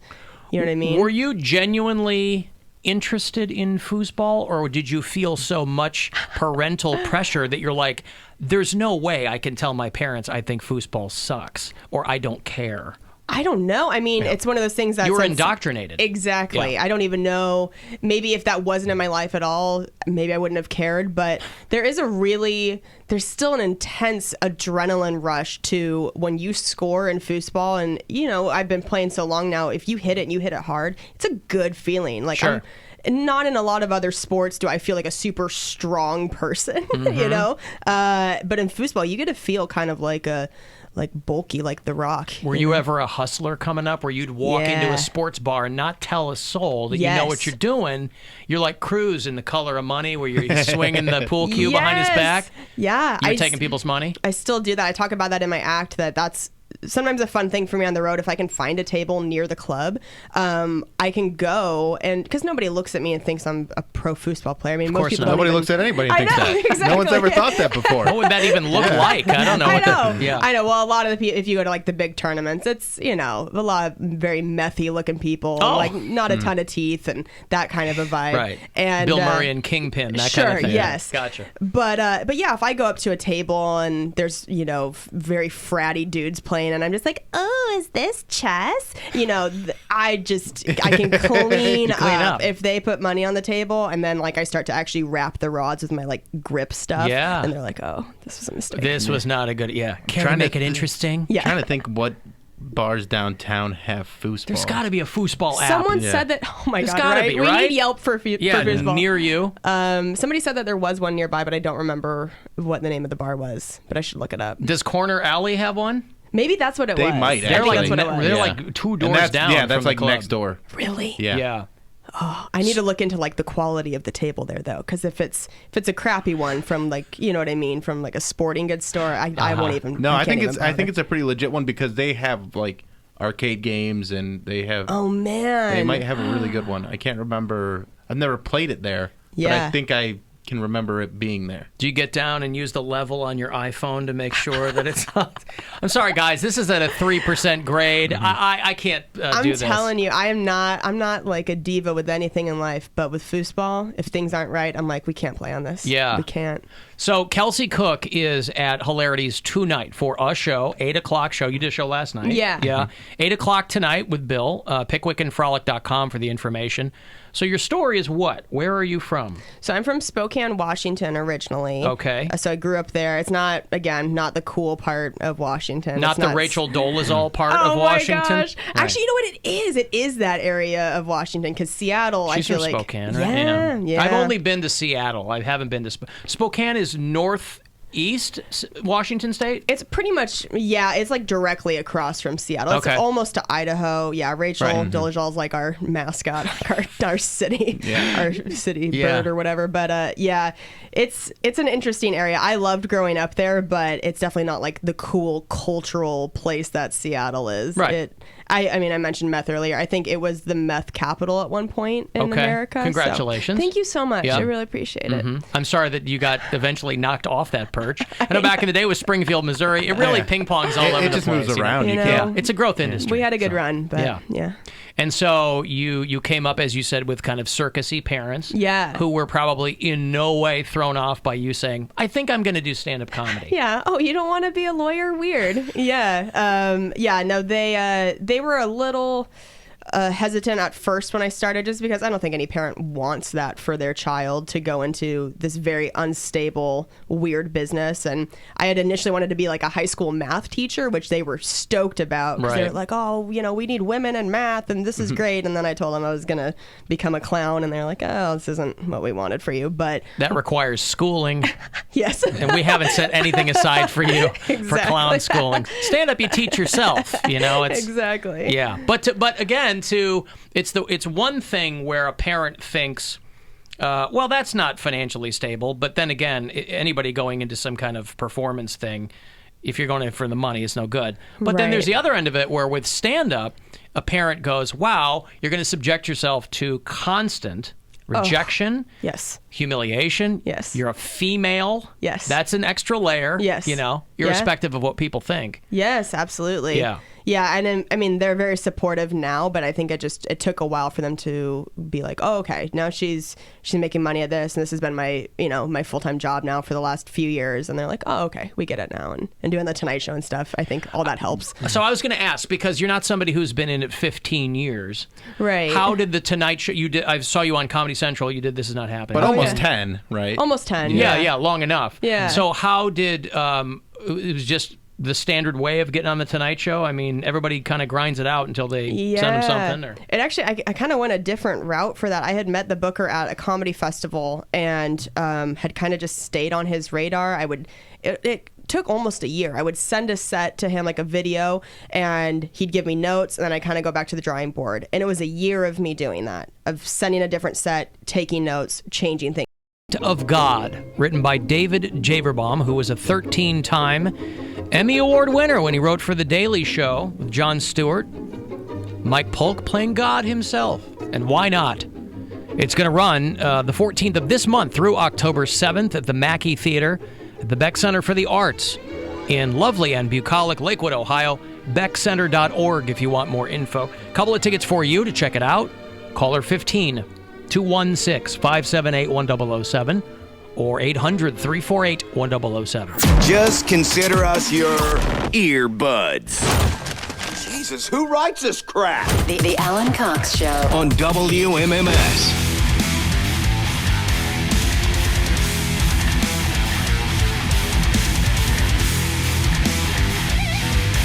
About 1 hour from now, another pair of tickets for the WMMS 50th birthday concert. We're celebrating 50 years. Ozzy's celebrating 50 years on the road, the No More Tours show. And Blossom Music Center is celebrating half a century as well. It's Kismet. And so today and tomorrow at 5:20, I will have the last pair of tickets for you this week to join us to see Ozzy and Stone Sour for the WMMS 50th birthday concert. Coming up a week from Sunday, the 16th. We will all be there. We'd love for you to join us. Beginning Monday, I'm going to have fifth row tickets for you in the pavilion, and we will count down day by day to front row on Friday. So that will be at 3:20 earlier in the show, all next week. The last 5 chances for you to win those tickets, starting with fifth row on Monday afternoon. You can go to WMMS.com. I think we've got some ticket packages to win there in the contest tab. Hey, Ryan. Alan. What up? Hey, nothing. Before the break, you guys were talking about how Poundcake is dead meat out in the wild. Yeah. Have you guys ever seen that movie, Into the Wild? Oh, yeah. Yeah. I read the book. I didn't see the movie. Read the book, but not the movie. Okay. But I don't like that Emil Hirsch, so... Yeah, no, I could see that. But yeah, in the movie, like I said, spoiler alert, he ends up misidentifying whatever the wrong berries. Yeah, so I'm fairly certain Poundcake would be dead. Sorry. Yeah, that kid, that dopey hipster who went to Alaska or whatever, and they found like They found his decomposed body in a sleeping bag, and he made a lot of wrong turns. Yeah, from what I recall. Well, he just wasn't prepared enough. Well, there's a thing not extreme campers, but like it used to be called orienteering. I don't know what it's called now. It's probably got some updated name, but it used to be called orienteering, where you would just have a backpack and you'd have a map and you'd have a compass. And it was like a thing that guys would do on the weekends. You'd get dropped into an area and you'd find your way out. So people who were really good at that knew what they were doing. But there's something you can get called... God, what's it called? It's called like rabbit starvation. It's something along these lines where It's where you're protein deficient and your body That's starts right. eating your muscles. That's right. It's when people think that they can live on like game meat only rather than that and leaves. It's like, and you'll wither away. Yep. Like that kid did. I mean, he scrawled some message on a bus, I think. It was like, if you're reading this, please come find me and save me because I'm almost dead. But let's hope that it doesn't come to that. Poundcake, the three of us will be closely monitoring him, Ryan. We're going to strap a GoPro on this kid's head, and we're going to stream the whole thing. That'd be great. If he does decide to go out into the wild, just get some, take some classes. I'm sure that he could take some classes. We're going to start with the corn maze and see how he does with that. There you go. In a controlled environment. I think with snacks, Thank you, Ryan. To last me like a week, I'll be fine. If I got a food supply. What if I we don't wanna made have to you hunt. spend one night by yourself in the metro parks, camping, completely by yourself? One night in the metro parks with Poundcake. No phone, no TV. But what would I do? Survive. But I'm not in the jungle. I'm not going to go around and start killing squirrels or something to eat. That's because you're not hungry enough. Mm-hmm. But I don't think I'm allowed Wait till to. you get hungry enough. And it's got to be cold, too. Well, Let's do it around over winter break. We'll have him And there are sleep outside for a no week. there are no tricks to turn in the wilderness. I got to make a fire. Yes. That's the least of your problems. That's easy to do. I can't get on Grindr. We'll and just give you bring somebody out matches. No. We're not going to have you go in there complete caveman style. We'll give you some matches. I don't like Just this. don't start a forest fire. Look for a shirtless bear wearing a hat. He'll help you out. I can't guarantee. He'll have a shovel ready to tamp out any random cinders. Can I get a phone home? Can I call somebody to like be my accomplice or something? If you can find yourself to a roadside and there's a nearby place with a payphone. But what kind of signal are you going to get out in the middle of nowhere? They don't have payphones in the metro parks. What would I be wearing? My skivs or something? No, Well, no, we're not going to drop you in there with. Yeah, right. You can wear clothing. Okay. We'll give you a tent, a blanket. But I get real cold. Like, Hey, some of those sleeping bags are very warm. Yeah. Like the down bags. Yeah, they have Sub-Zero bags that will keep you warm. Yeah. I like to spread out when I sleep. You can do that. You no will- one's you'll keeping be you in from the doing that. wilderness. Right. You'll just have frostbite in your extremities. Poundcake will come back with one fewer toe. There's bugs out there. See, this is why I don't want to get married outside, because there's bugs. I don't want to spend the night there. If people were intended to be outdoors, then they never would have invented houses. I'm just saying, like, if that was to happen, I don't want to kill an animal because that would be sad, and I don't think I have the heart to like rip out all the nasty parts that you're supposed to eat. Right, So I but would it just eat, like, depends on nuts how desperate and hungry you are. It's either that squirrel or me. Like, all right, That's buddy. right. I mean, you're safe. I would imagine the average person, you're a lot safer killing and cooking an animal than trying to suss out which berries you can eat But I don't and like- which ones will kill you. Hear an animal scream, like I can't do it. Maybe fish. I could probably do some fish. What animals were gonna? You don't. I feel like You a don't squirrel. strangle like, it. What do you do to kill it? If you can't kill a squirrel in one hit, then you are just But like I wouldn't want. ridiculous. Didn't you They see are Roger? fast, though. Did you see Roger and Me, the lady with the rabbits, just pulling the skin down off those things? The rabbit lady. Like just gonna punch a squirrel and then it just like falls out of the tree. Like, I don't want to do that. That's sad. I want to see you try and punch a squirrel out of a tree, please. Well, how else are you supposed to get it? So you set a trap, and then once you get the trap, so now you gotta kill the squirrel. So now how do you kill it? You smack it with something like with a stick, or what do you do? You find a rock. You set a little trap. Again, like I said, it just depends on how hungry you are. Okay, well I've never been in that state. I hope I'm never in that We've state. been watching, there's some documentary or some show on, I think, Discovery or something, where it's like trappers, like in Alaska or something, or like somewhere very cold. Oh, Alaskan trappers. No. No, it's not the show. It's called something, and they're just looking for fur. It's fur trading. It's called Trapper Keepers. No. Is it Great Wild North? No. I'm asking Ian what Klondike it's called. Trappers? What's that? That's where those people chase the ice cream bars. What's that Have you seen that? trading show? Great Wild North on Netflix? Is it Yukon Man? I don't know. Is it Marty the Trapper? No. Is it Trap House Rave? No. Is it Mountain Men? Is it No. Alaska Monsters? No. Is it Ice Road Truckers? No. I'm asking. I asked Ian. But anyway, I don't like that they kill animals, but it's a fascinating show. And they set these traps out that are basically like a noose. So like the animal, Yeah, it's a like snare. it's like a snare, Mhm. and it's the most like humane way to kill them because it kills them almost instantly. Yeah. I've actually got a thing on how to make a snare on my phone. Hmm. You have a snare app? Huh? You have a snare app? I do. Yeah. Yep. Something for everyone. Yeah. Wait, hold on. It's an app for everything. Yeah.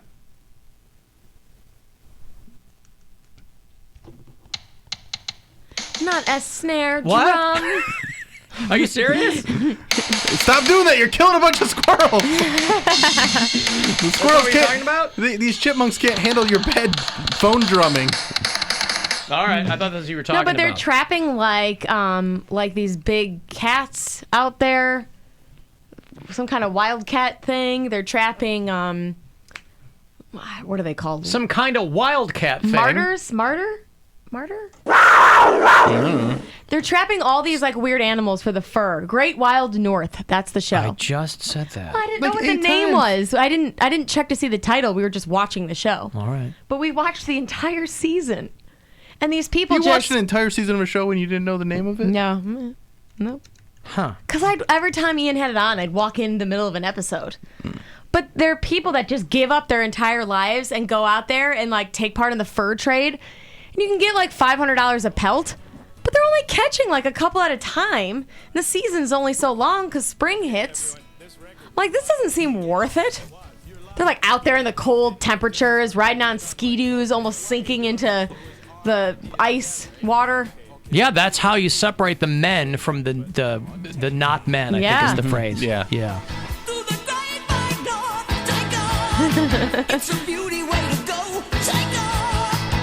It's a theme song. Mm-hmm. Hey, Woody. Alan, Hello, Woody.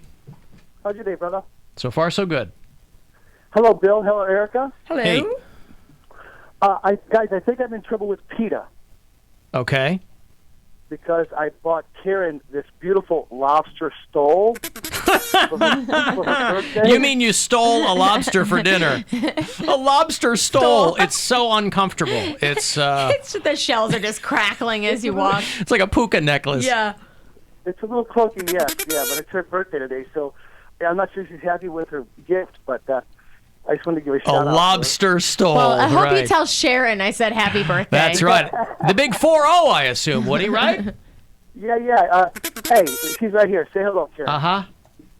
Hi, guys. Hello, Sharon. How are you? Hi, Karen. Uh-huh. Good. Miss you all. Happy 40th. Thank you. All right. There's...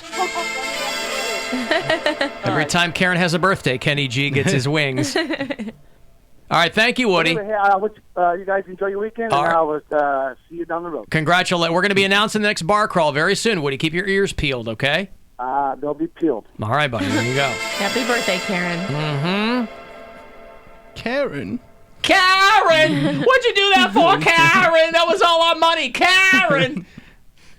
I love that movie. Hey, Ben. How As you doing, long as Alan? I could remember, I wanted to be a gangster. Hello, There Ben. you go. How you doing, Alan? What's up? Not much. I think the show should be called Pound Zero. And he gets to choose 5 things to bring with him. What do you think he'll bring? Aftershave, a comb, Aftershave. He'll No, bring snacks. Yeah, all 5 things will be snacks. Exactly. Yeah, some fritters and some bugles. Gotta have bugles. Bugles. No, he'll bring Yeah, hood he can popcorn. put bugles on his fingers, and That's use how it to he'll try and- entertain himself. Yeah, well, He'll he'll do- use that to try and hunt animals. Yeah, bugles on his fingers, and then he'll do lines from Hocus Pocus to entertain himself. Well, if you bring hood popcorn, you can use it as a pillow to sleep on. Pound Zero. Mm. All right. Sounds like more I think like we a can phone come up with prank something show. better. All right. Hey, Eddie.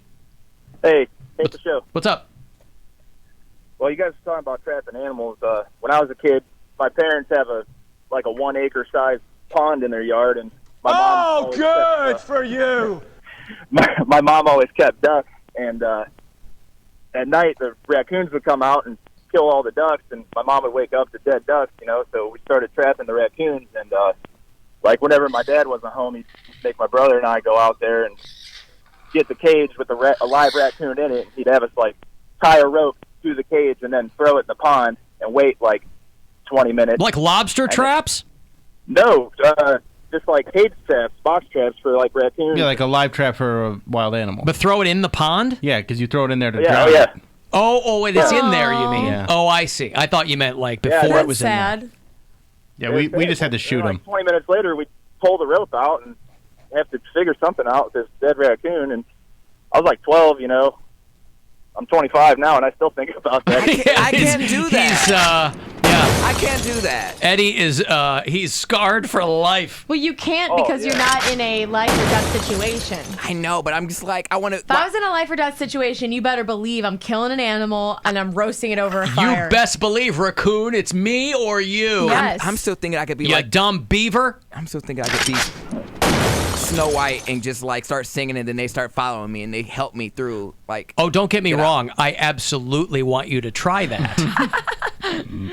Make no mistake. Oh, he'll be definitely singing Ariana Grande in the wild. I start singing, and the animals will be like, "Oh, this is awful." Well, then they'll attack She's him terrible. and eat him, and he'll die. Yeah. Is it too early in the year to fly south for the winter? We hear some awful singing in the woods. All right. Listen, thank you for your service, Eddie, and I'm sorry for the nightmares. Oh, hey, it's all right. All right. There's Eddie, who murdered a lot of raccoons in his day. Murderer! And is still trying to get over. That was one of my chores growing up. That is so sad. Murdering raccoons? We'd have to. That was. Well, my dad would usually kill them before he went to work, and then I'd have to bury Bill, it. you get $12 a week allowance if you kill all the raccoons. I mean, they were a big problem. They would attack. They would get into our garbage and spread it all over the place. They would get into our garage. Why couldn't you lock down your I mean, they do that to our house, but I'm not killing them. We had a lot, and we were way more in the country than you were. So it was a problem. So my dad would trap them and kill them, and I would bury them. That was my job never before do that. I had to go to school. Don't say you could never do that. Well, if I was starving outside, I could easily kill any animal near me. My one friend, I think Even one of your cats? If it got to that point. My one friend who has a pond, he has what is it, muskrats? Is that what they call them? That is a thing. I mean, yeah. He said, Muskrat Susie, Muskrat Sam do the jitterbug down in Muskrat Land. He had and they shimmy, and Sammy's so skinny. Go, it's Muskrat Love. He's like, okay, I'll let you finish. No, I didn't. Yeah, know thanks for letting me finish. I just didn't know what the reference was from. I understand. I know. But that was from me. That wasn't for you. Okay. Yeah, he just had a muskrat problem, and he had a little cage that he used to sink to the bottom of the pond, and there would be a little muskrat in there. Yeah, I don't like that. Again, to the best of my knowledge, these are not endangered species. We're overrun with beavers and muskrats and whatever. Life matters. Oh, stop. Oh, I can't do that. No one really believes that. Stop. Unless the animal's ugly, I have a problem Every killing life matters. Coming from the guy that loves Chipotle and Chick-fil-A and just eating meat you in clearly don't general. even value your own life. You just ate a chicken taco an hour ago. Yeah, but I didn't see it. I didn't see it before it died. But don't go on this every life matters rant. Yeah, I just don't want to be a part of the killing. I'll eat the end result, but I don't want to be a part of the killing. In the evening, it's pretty pleasing. Muskrat Susie, Muskrat Sam, do the jitterbug out in Muskrat Land, and he shimmy. Sam is so skinny. It sounds like the song of my nightmares. What the hell is this? This is Captain and Tennille. They tango, singing and jinging a jangle.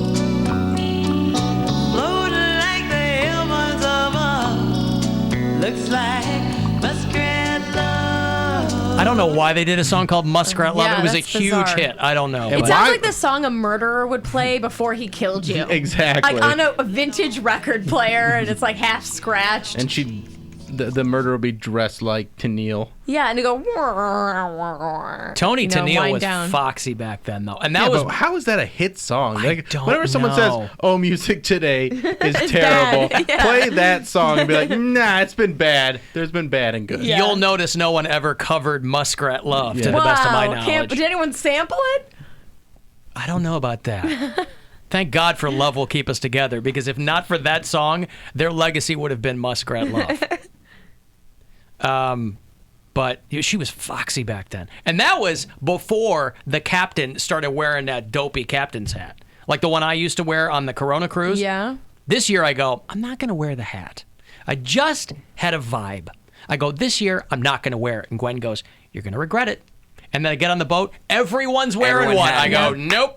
For once, my Spidey sense was dead on. Spidey Everyone sense. in Yachtly crew had one on. Yeah, I'm like, hard to believe that we're aboard a cruise and other people are wearing a captain's hat. no, but Well, no they one weren't the had. captain. No one had up till now. I had just worn it. People had them. I wore one year. Whatever. I'm just saying. This was the year I'm like, I'm not going to wear it, and everybody had one on. Well, next year you'll have to find something new. No, Just wear I'm the Gilligan shirt. What am I wearing No, a costume for? pirate hat. Wear like a pirate captain hat. There you like, go. Wear like an admiral's hat. Captain Hook. I don't want to be a pirate. I'm Joe, showing up next year with the hook in hand. Joe in Philly. Yo, what up, guys? What up? Hey, so my buddy is actually a third-generation furrier. Real? I guess you gotta be. No one's a first generation furrier No, anymore. that's like passed down. Yeah. And they're based out of New Jersey, and mostly what they trap on their property are muskrat. And those things are disgusting looking. They're just giant freaking rats. Well, it's like mink. Mink are angry, vicious animals Yeah. too. You know. But, I mean, the cool thing is he gets to travel all over the world. Like, he goes to these places in remote China, Mongolia, and Russia to pick up large batches of muskrats. No, not muskrats. Like wolves. Other fur and like other fur, and then he brings them back to the U.S. and goes to the trade shows in Ohio and Michigan, and they make a pretty healthy living. It's, I mean, well, sure. They tend to keep very quiet because they don't want to deal with PETA or any other BS, but it's like. But he didn't trap them. He just sells the fur, right? No, they trap muskrat on their property in New Jersey, but they go to all these other. Who wears muskrat fur? Other connections. More people than you think. Well, lots of fur coats are made of like multiple Lesser like, kind of animals. cheaper animals. Yeah, chinchilla, or Yeah. Check out my muskrat fur. It's all the rage. Well, that's what I think. That's why you just call it a fur coat, not a muskrat coat. That's what a martyr is. It's kind of like a big. I think it's a martyr. I don't think you. I don't think they market them Martin. as muskrat coats. So is your friend a member of the National Trappers Association, Joe? I don't even know. I mean, all right. He's kind of a dude I don't really mess with. He's like 6'4", 250. I don't really ask too many questions. He's like, And I will skin you too, Joe. Exactly. Yes. He's Yeah. been skinning and grading fur since he was like 8, and I'm like, that's very disturbing. It's nothing to him. It's like second It's family nature. biz. Sure. You know, it's like people who are born into like the funeral home business. You know, you've seen dead bodies your whole life. Sure, they embalm as a hobby. Yeah. All right, thank you, Joe. Be safe, guys. All right, man. There's Joe in Philly. Martins. That's what the animals they trap mostly, and they look like little. Like little foxes. I don't know. Little fox rodent combos. Okay. But those are like easier to come by out in wherever they're. Marten. Ten. Yeah. Yeah, martins. Okay. Martyrs. We gotta kill some martyrs. Well, they do make them martyrs for the cause. Not a martyr until you kill him. So. That's right. For the cause of furring. Okay. Quick break here. I'm going to have those WMMS 50th birthday tickets for you closer to 5:20 to join us a week from Sunday out at Blossom, the last show of the year out there for Ozzy Osbourne and Stone Sour. And 5:30, your next shot to text and win your trip to Vegas for our iHeartRadio Music Festival. The Alan Cox Show on 100.7 WMMS. And everywhere you go on our free iHeartRadio app.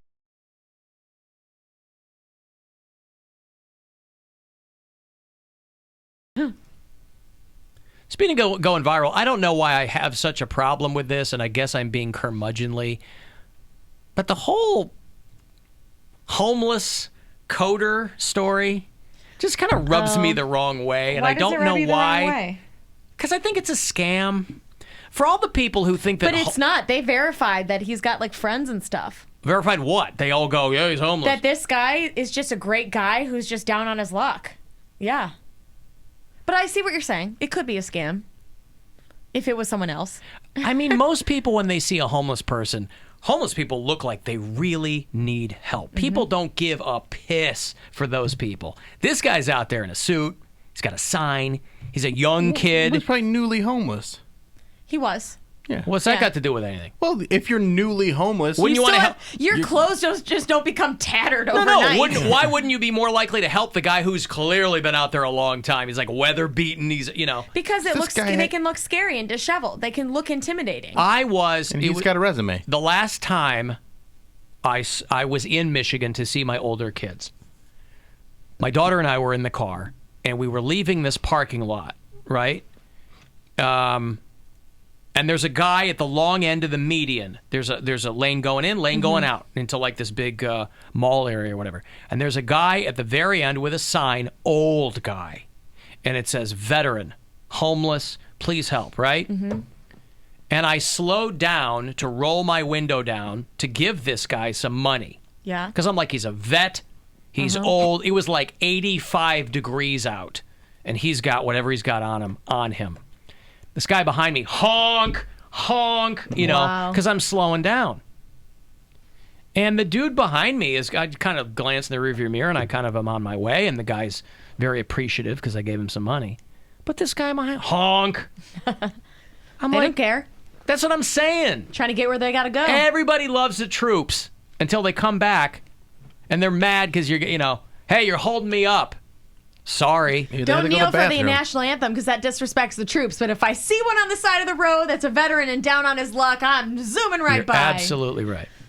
I'm like, this guy's an octogenarian, Yeah. His face looks like a wallet. Now, any old person out there, like an elderly person, I would definitely feel bad and donate money. But sometimes the guys look so disheveled, they kind of look scary. I mean, I don't know. I'm not going to roll down my window for just any random man, That's a good way to get shanked. I Yeah. just don't trust people. I don't trust that. It's nothing against the homeless. I don't you trust slip a people. bill, you crack your window and slip a bill through But it. he could pull a gun on my window. do I that. don't know. Well, then I never have cash, so I just ask them if they have Venmo. They got Venmo. I'll throw them $3. I bet this Silicon Valley guy did. Yeah, I'd give him $3 because you got Venmo. So this kid's out there in outside Silicon Valley, and he's got a sign: "Homeless, hungry for success. Take a resume." David Cesares. I'll play the story. They covered him on the local news. His sign said it all. Homeless, hungry for success. David Cazares held it and a stack of resumes on a Mountain View street corner. I was like, at that lowest point, and when I did that sign, I was like, this has to work. He needed a job. An engineer and web developer, Cazares had moved to Silicon Valley from Texas to follow his dreams. Instead, he had blown through his savings and found himself sleeping in stairwells. I told myself, all I need is just one. Sleeping in stairwells. Playing at the Agora this weekend. Where's a stairwell where they're going to let you sleep? An apartment building of your friend or something. Why wouldn't your friend let you sleep in his apartment? There's stairwells everywhere. But have you ever seen somebody sleeping in a stairwell? Yes. Yeah. Where? I don't know. It happens. Especially out there. This is also out west, Yeah. Alan. There's homeless people sleeping everywhere. All right. Well, You hate this story so much. No, I really don't. And again, like I said, I'm being honest. I don't understand why it rose me the wrong way, but there was a whole Twitter feed of like people that knew him that were responding. Like, I went to school with him. He was destined for success. Developers.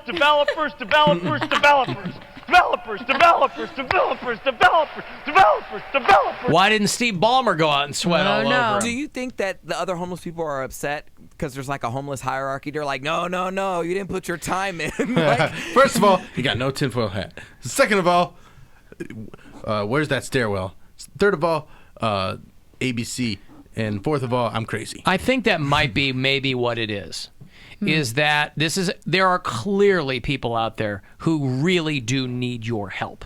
But he did. But he was willing to work for Right, it. but he's a guy with specific tech skills who can't get a Yes. job. Yes. He's an engineer and a web developer. This guy's never heard of Indeed. He's standing out. You know what I mean? Alan, I'm sure he's tried that because I don't think you stand on a street corner with a sign until you're desperate, right? Because that's And it seems to be embarrassing for working. people. Did he get a job? I'm sure he got multiple He got a bunch of offers. interviews. There you yes. go. Yes. So it worked. But there's homeless people who are out there because they don't have specific skills. Right. Right? Yeah. So why are you But mad he at this wasn't guy that's asking for trying to money. get off the streets? Because he has so many other...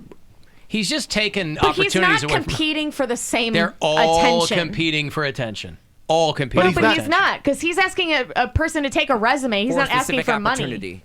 Right. One person out there to see, hey, this guy is worth giving a shot. It was then that Jasmine Schofield, who works in tech, happened to drive by. She saw David on the street corner and happened to... I like how they say she works in tech, which Mm-hmm. I'm sure is what she told the guy. But on the interview, it says payroll manager.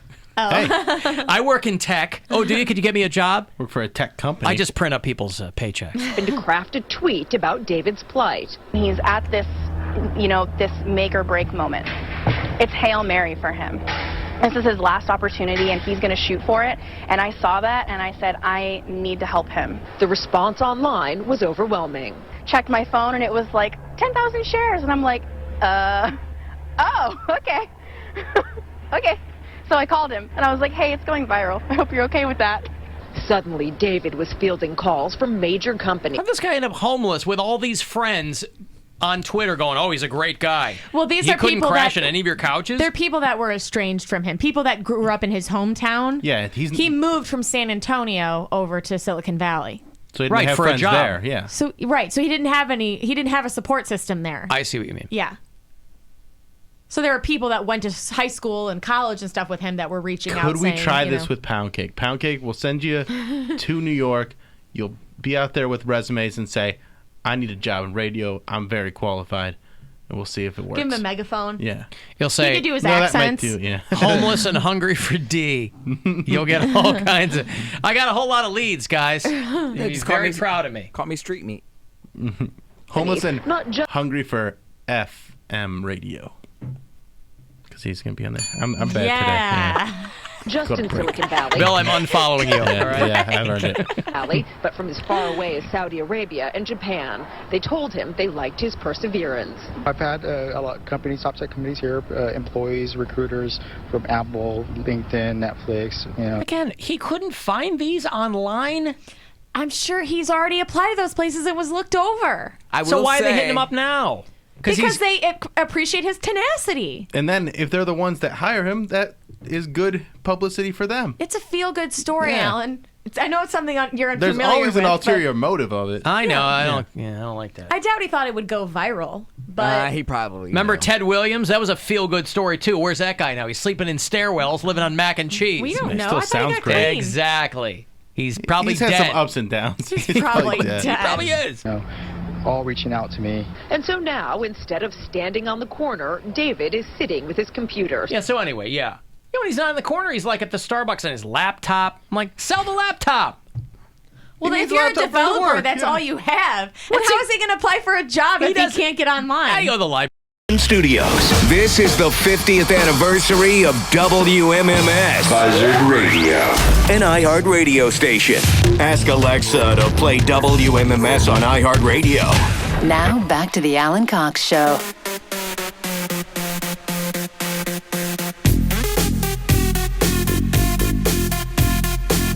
I know that you came to party, baby, baby, baby, baby. Look like we're gonna leave this party with somebody else's lady.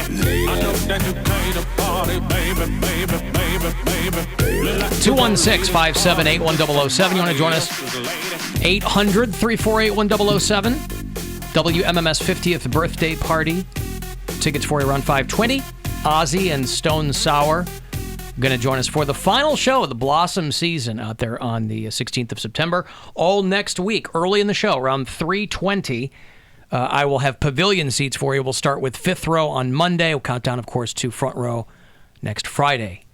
Last minute, 11th hour. Hey, Tony. Yes, Alan. What's going on? How are we doing today? Good. Hey, listen, man, I know you're quite the musical, I don't know, savant, I guess we can say, because you listen to a lot of the rock and you know all that, but there is a remake of Muskrat Love. It was done by America. America. The British band called America, America right? First? Yes, that's the one, yep. So I just wanted to let you know, man, hate the show. Thank you. Every day somehow. Thank you, Tony. I appreciate it. Thank you, buddy. Muskrat Love by America. That's one of those things that you don't know why you know it until you do. And then Tony's like, I know this one. Right. I know that there is a remake of Muskrat Love. That's right. I'll tell you what, America, they did Horse with No Name. Do you know this song? Yes. It's an old song, right? It sounds familiar. I love this song. It always puts me in a good mood. The harmonies are nice. This is like this band was real kind of milquetoast, but they were a big deal at the time. What 3 year? British guys. 70. Around the 70s. Yeah, probably. I don't know what year Horse with No Name was. Oh, yeah, I know this song. Right? Yeah. And they did Ventura Highway. They had a string of hits. 1971. So, little Alan Cox, little infant 13-pound newborn Alan Cox listening to this song. But when I'm driving, I'll put this on. Love this song. You'll choose this song. I love Horse with No Name. This is a weird Yes. song. It's just a guy in the desert. But the harmonies are nice. Great song.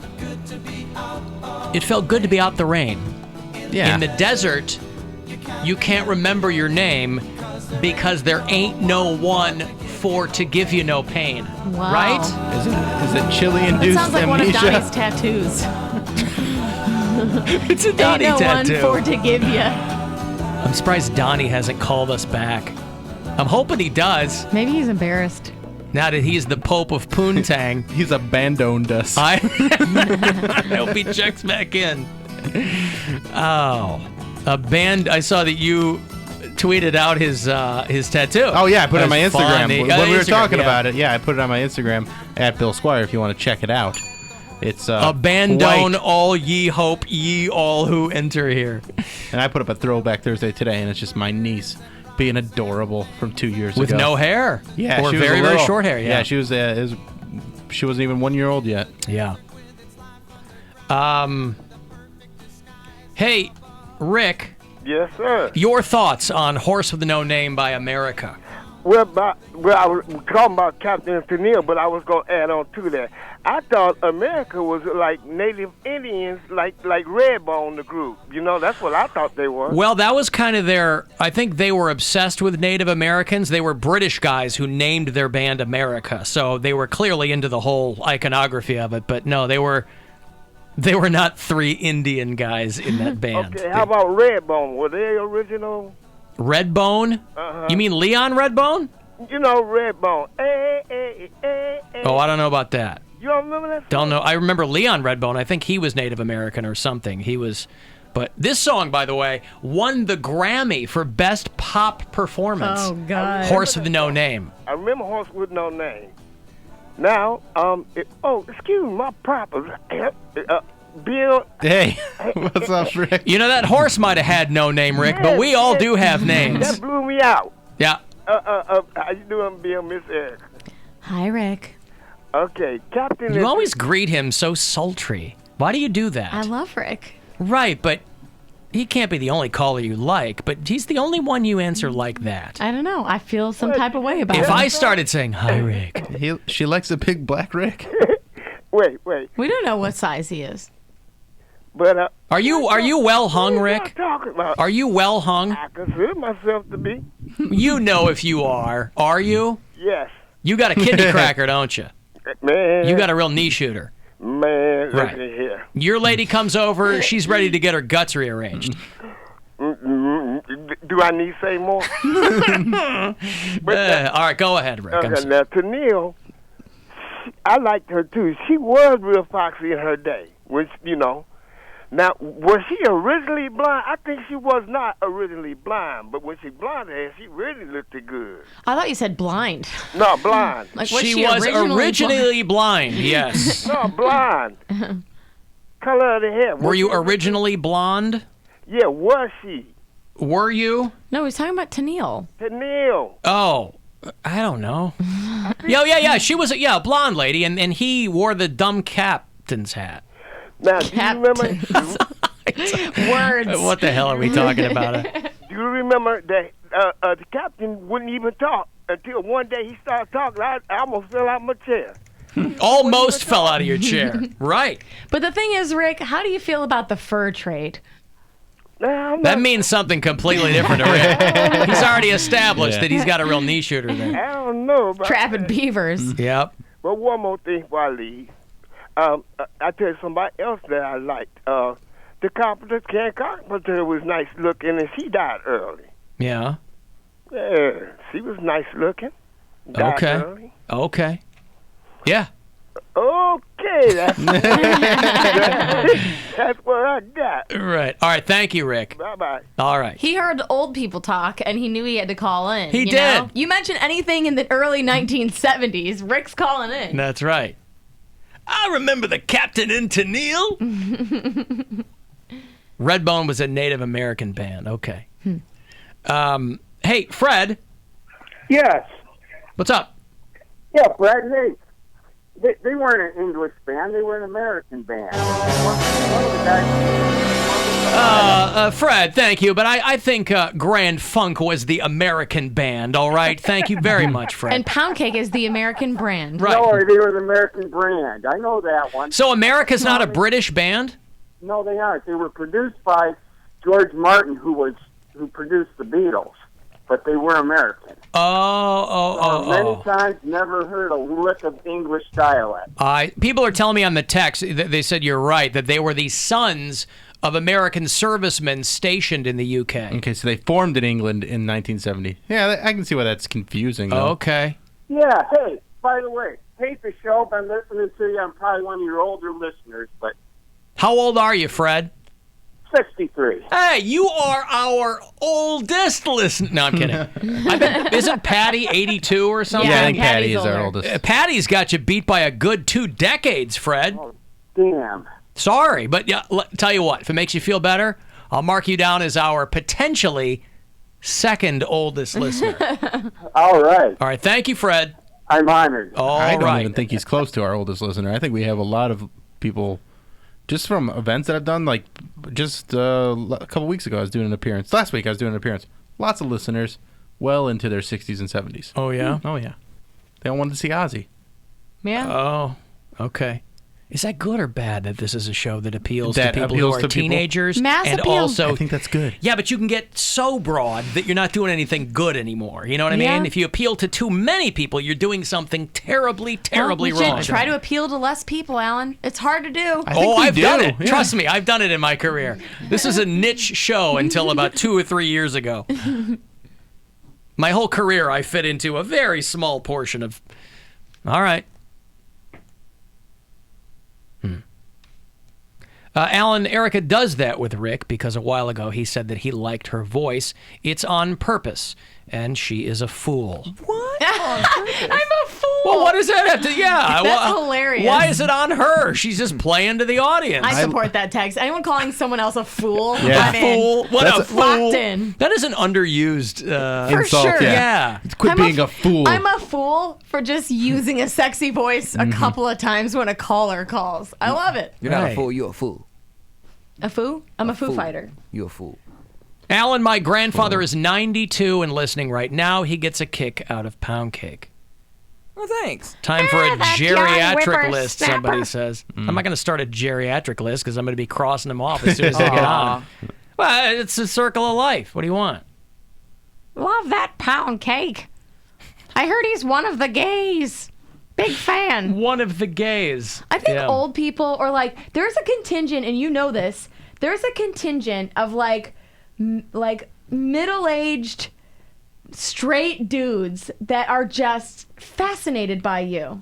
I don't know why. They love you Because it gives them a glimpse into another dimension. Yeah, it's like he's so unlike them that it's like very interesting to them. It's very alien. Yeah. Yeah, dudes like me. Most people... But you have a certain demographic of men, like motorcycle dudes. Right, and they're not even like butchy questioning guys. or anything like No, that. they're not just questioning. They just go, "This dude's funny. Like Yeah. they are impressed by you. But what's to be impressed And they about? always have like a cigarette We don't cackle. They're know. like, Yeah. love that pound cake. And You next know? thing I knew, there was law everywhere. Be careful on the April Fool's jokes.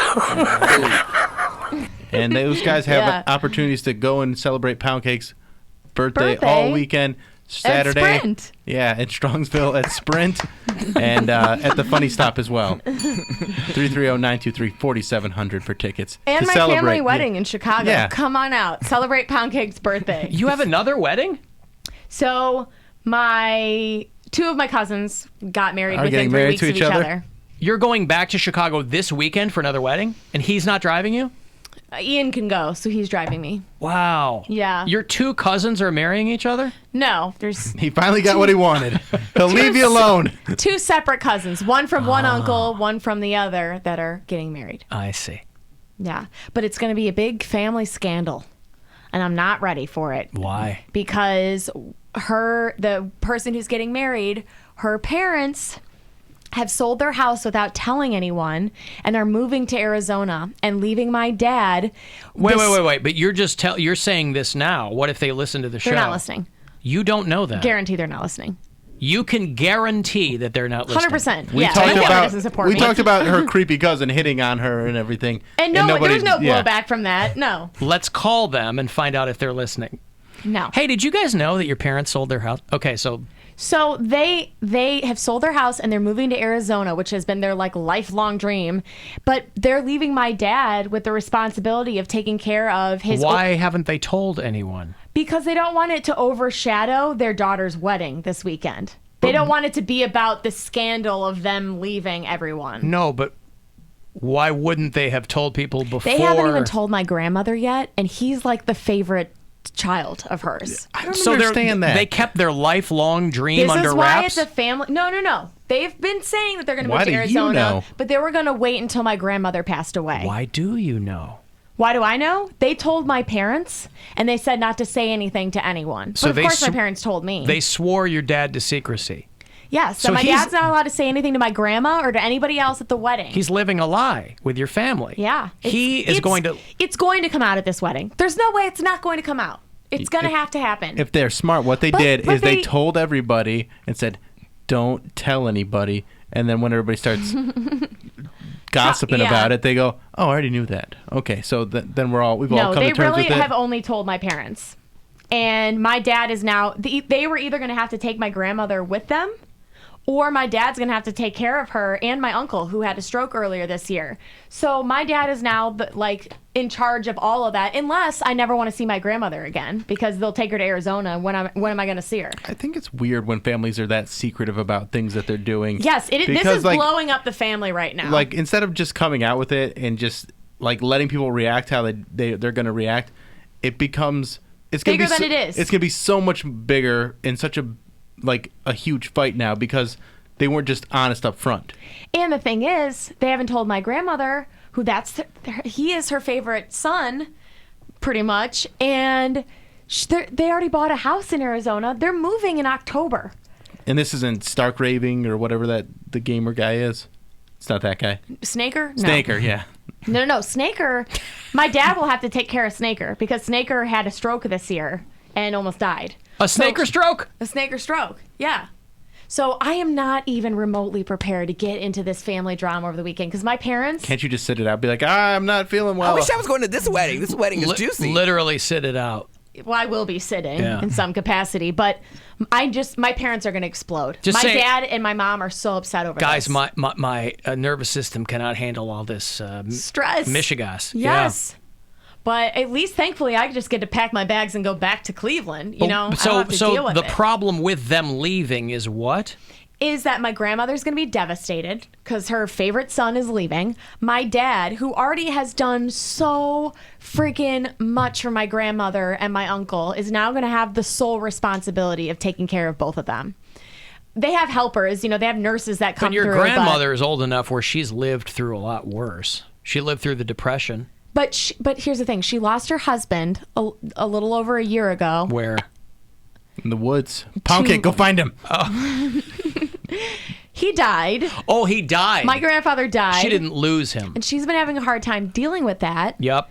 And now her Someone else is favorite leaving. son, her baby, the baby of the family, is moving away. Maybe she shouldn't have played favorites. I think they This is should have on your just grandmother as I waited. see it. They should have just waited till she passed to move. Why should they? But they don't know how long she's going to hang around. Right. They got to live their life. Yes. You can't be living your life for other people. They've hung But out what do you in- think my dad's doing? My What? dad has to go over to her house every night and change her diaper and Ugh. get her into bed. Time to cut her off. Change your own diaper. That's right. All these octogenarians asking for handouts, asking everybody to change their diapers. Us millennials don't ask for that. Because she can't afford to go into a nursing home. So All my these dad has to take freeloading care of old her. people. Yeah. Gimme. Handouts all the time. Yeah, I don't know. Personally, Your relatives have lived through enough Chicago winters. They want to go to Phoenix. I get that, but if they think we're all going to be flying out to visit them, that ain't going to happen. They're basically alienating themselves from the family. Yeah, that's what they want. Arizona's That's why they're not moving one state We have over. a good family, though. We don't have, like, a bunch of crazies. We have one. We have Snaker, but, like, everybody else, and the cousin, but everyone else is pretty... Well, then clearly they're cool with that. And that's my godfather, too. My godparents. Okay. So it's going to be a scandal. Yeah, but now you got family in Arizona, which is dope. But I can't even travel, so when am I going to get there? Someday. By rail? By rail. I take one of those, like, trains with the sleeping pods. Sure. The Orient Express.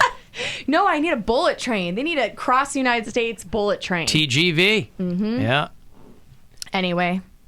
Alan is a middle-aged straight guy. I can say Poundcake is one of my top 5 favorite people on your show. You made the cut, buddy. You made the cut. Oh my God. You made the cut. Who's the fifth? Well, that's the joke. Yeah. There's only 4 of us. Oh, okay. Yeah. Make her the last one. That's Mike's joke. Well, I didn't know if he was miscounting. Well, listen, I hope that whole situation blows up. It's going to. What if it blows up to the point where... During the ceremony? No. What if it blows up to the point where whenever they're going to leave, as it turns out, they will be leaving after your grandmother passed away? Ooh, they kill your grandma. Broken heart. Broken heart. Well, I She hope strokes not. right there. I hope not. Oh my gosh, you're terrible. One last voiding of the bowels, and it's off to Shady Pines. Don't even say that. I gotta knock on. There's the Formica. It's not gonna do anything. Knock on your purse. It's not wood. It looks like Straw.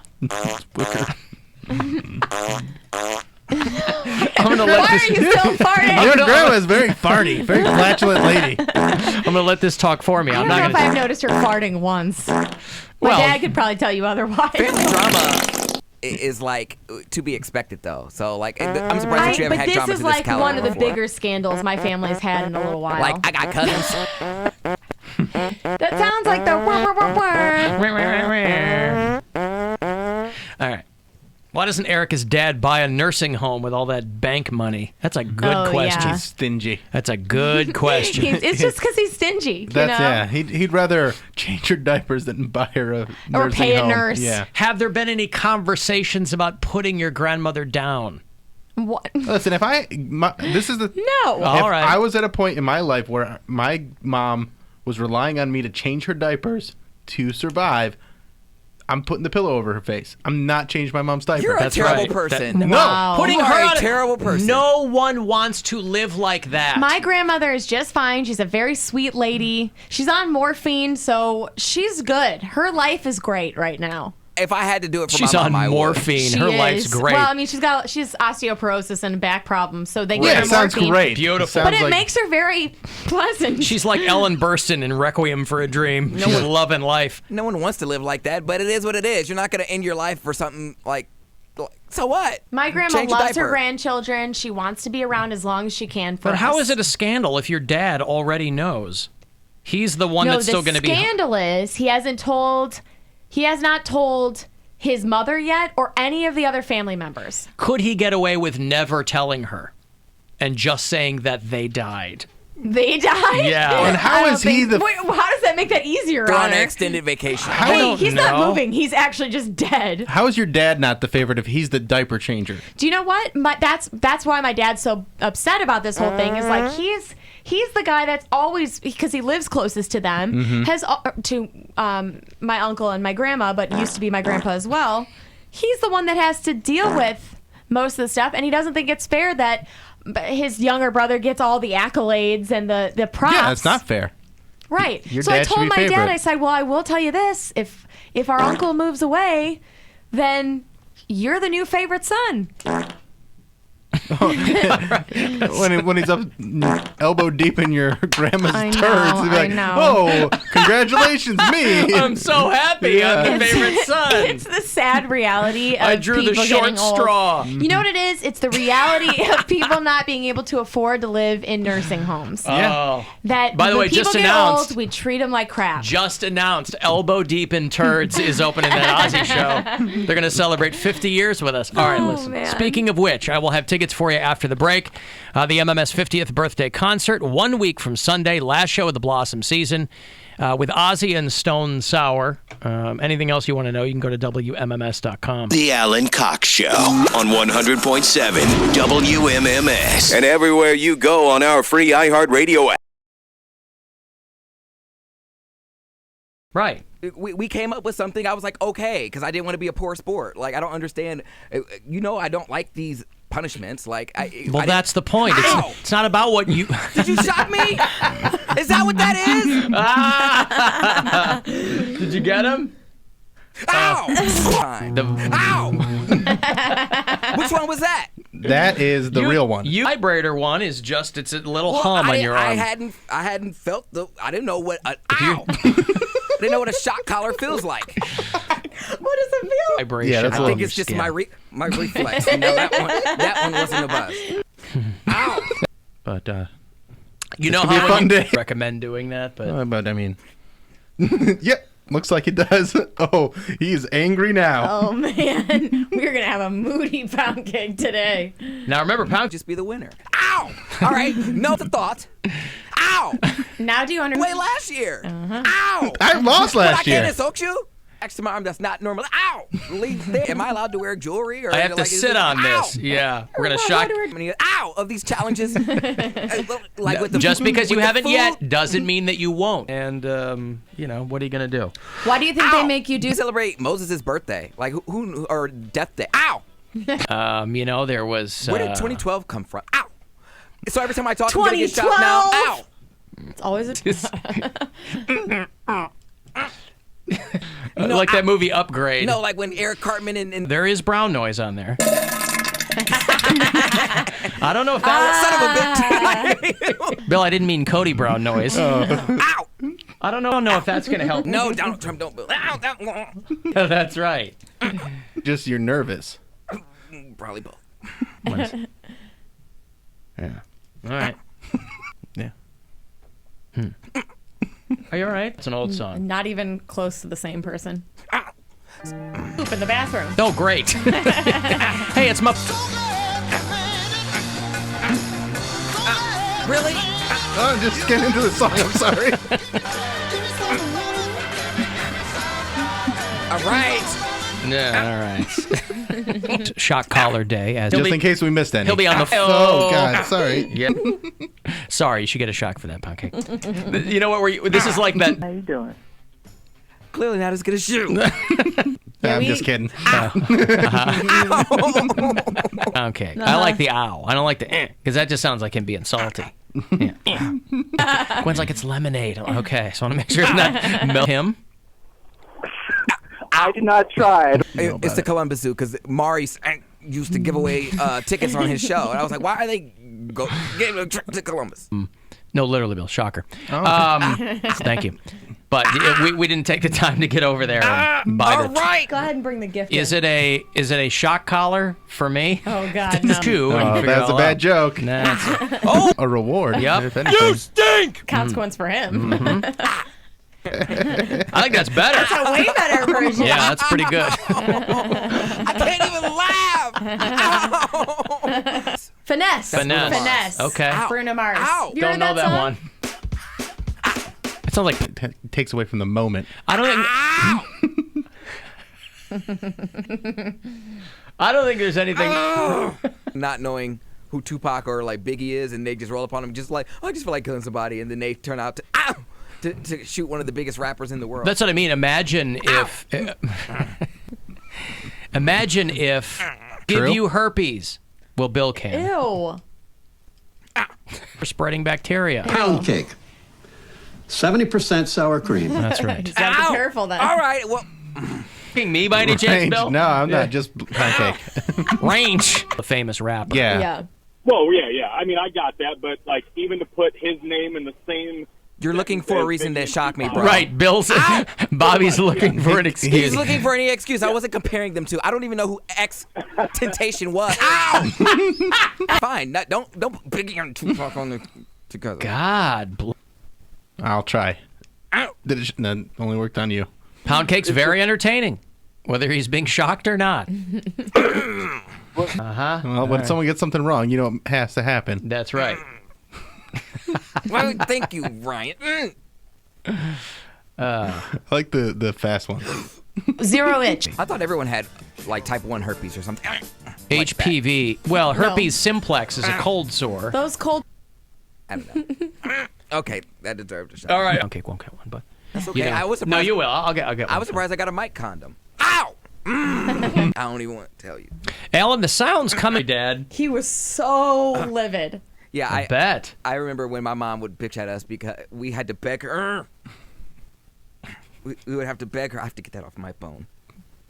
We would beg her to get that. 529. I have to get that off my bone. Does it help if I'm shocking you while you're trying to move it? Or does that make it more difficult? I don't even remember what I was saying. Forget it. Your mom, something about your phone bill? Consume or anything. It's just for your entertainment. Yeah, she should be punished. Well, it's like going to a movie or something. Download a bit. Solitary. To play solitary. Yeah, you got something wrong. It's where she's pretend she's. You go, well, I can't win if I don't play.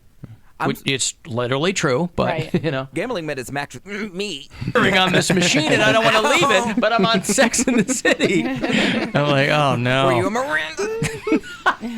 Mirandizing that machine. Why are you so sweaty? Yes, I do. Yeah. Listen, you before you're coming back, get you out of town for a little bit. Poundcake in the mouth. Ow! Oh, you upped it. There. Yeah, Ow. I know that move. Hey, Jack. Hey, what? There you go. Burning what? Stop mixing it, Rick. You're making it worse. Oh, stop it. Ow. God. Damn. What you talking about? Have a good day. All right, thank you. one's for David's him. mad about something, and I don't. That's David. See, look what you're doing. You're making Poundcake. Ow. And I'm not lazy. David. Because of you. But to think of others, to think of himself. How are you? Ow. Good. How you doing? For Erica or Alan, it really doesn't matter. I just wanted to let. You're a bastard. They should draft Kyrie Irving back. All right, I'm going to have a couple of passes for you for. I need to meditate. Ow! What setting is that on? Are you okay? Yes, Wow, that was the fine. biggest. Ow! That was the biggest. Oh! It's like someone just shot me with a needle. Did you have a tattoo? I got it when I was 16. So what? Oh, I thought he had thick skin. That was shouldn't even be able to penetrate his apes. Apes and monkeys, right? Those are the difference? Yeah. So what's it? It doesn't matter what I think. Just for. Why are you holding it down? And so I can remember it like a child. I didn't hear anything. You just. You're right. Bad joke. So that. Did they think they saw what? They saw like an arc. Pass out. You'll pass out. Oh my God. 9 times. And that guy's a pervert. I think that wasn't that. It Makes me. Does that make him an ape? Not gonna. Oh, there's an added benefit. Or just shock me. That's fine. That's fine too. Alan, monkeys have prehensile silverback monkeys. Then would people have been Later. Darwin or definitely not that one. Gorilla. Teachers would feed you like a. Calculators aren't going anywhere. They're That's what I'm saying. It's like, why do I need? All right. All right. You can't do it that many times. Bill, stop. I love Eddie Grant. Whatever happened. Could you do me a favor and just zap Poundcake one more time for me, please? Oh yeah, of course. Corny joke. So I can just do it Whenever. All right. Listen, Poundcake. And we'll do our last 7 o'clock sign-off, too. It's tribute band. Yes, the Foo Fighters. Ow! He turned it up. Damn it!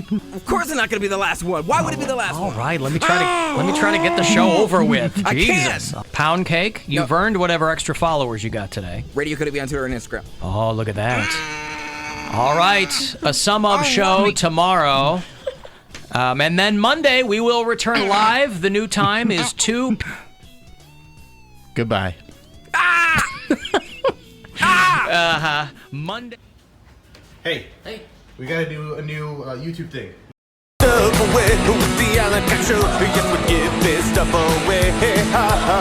right, a couple of tickets for you to join us a week from Sunday for the WMMS 50th birthday concert. It's a big one.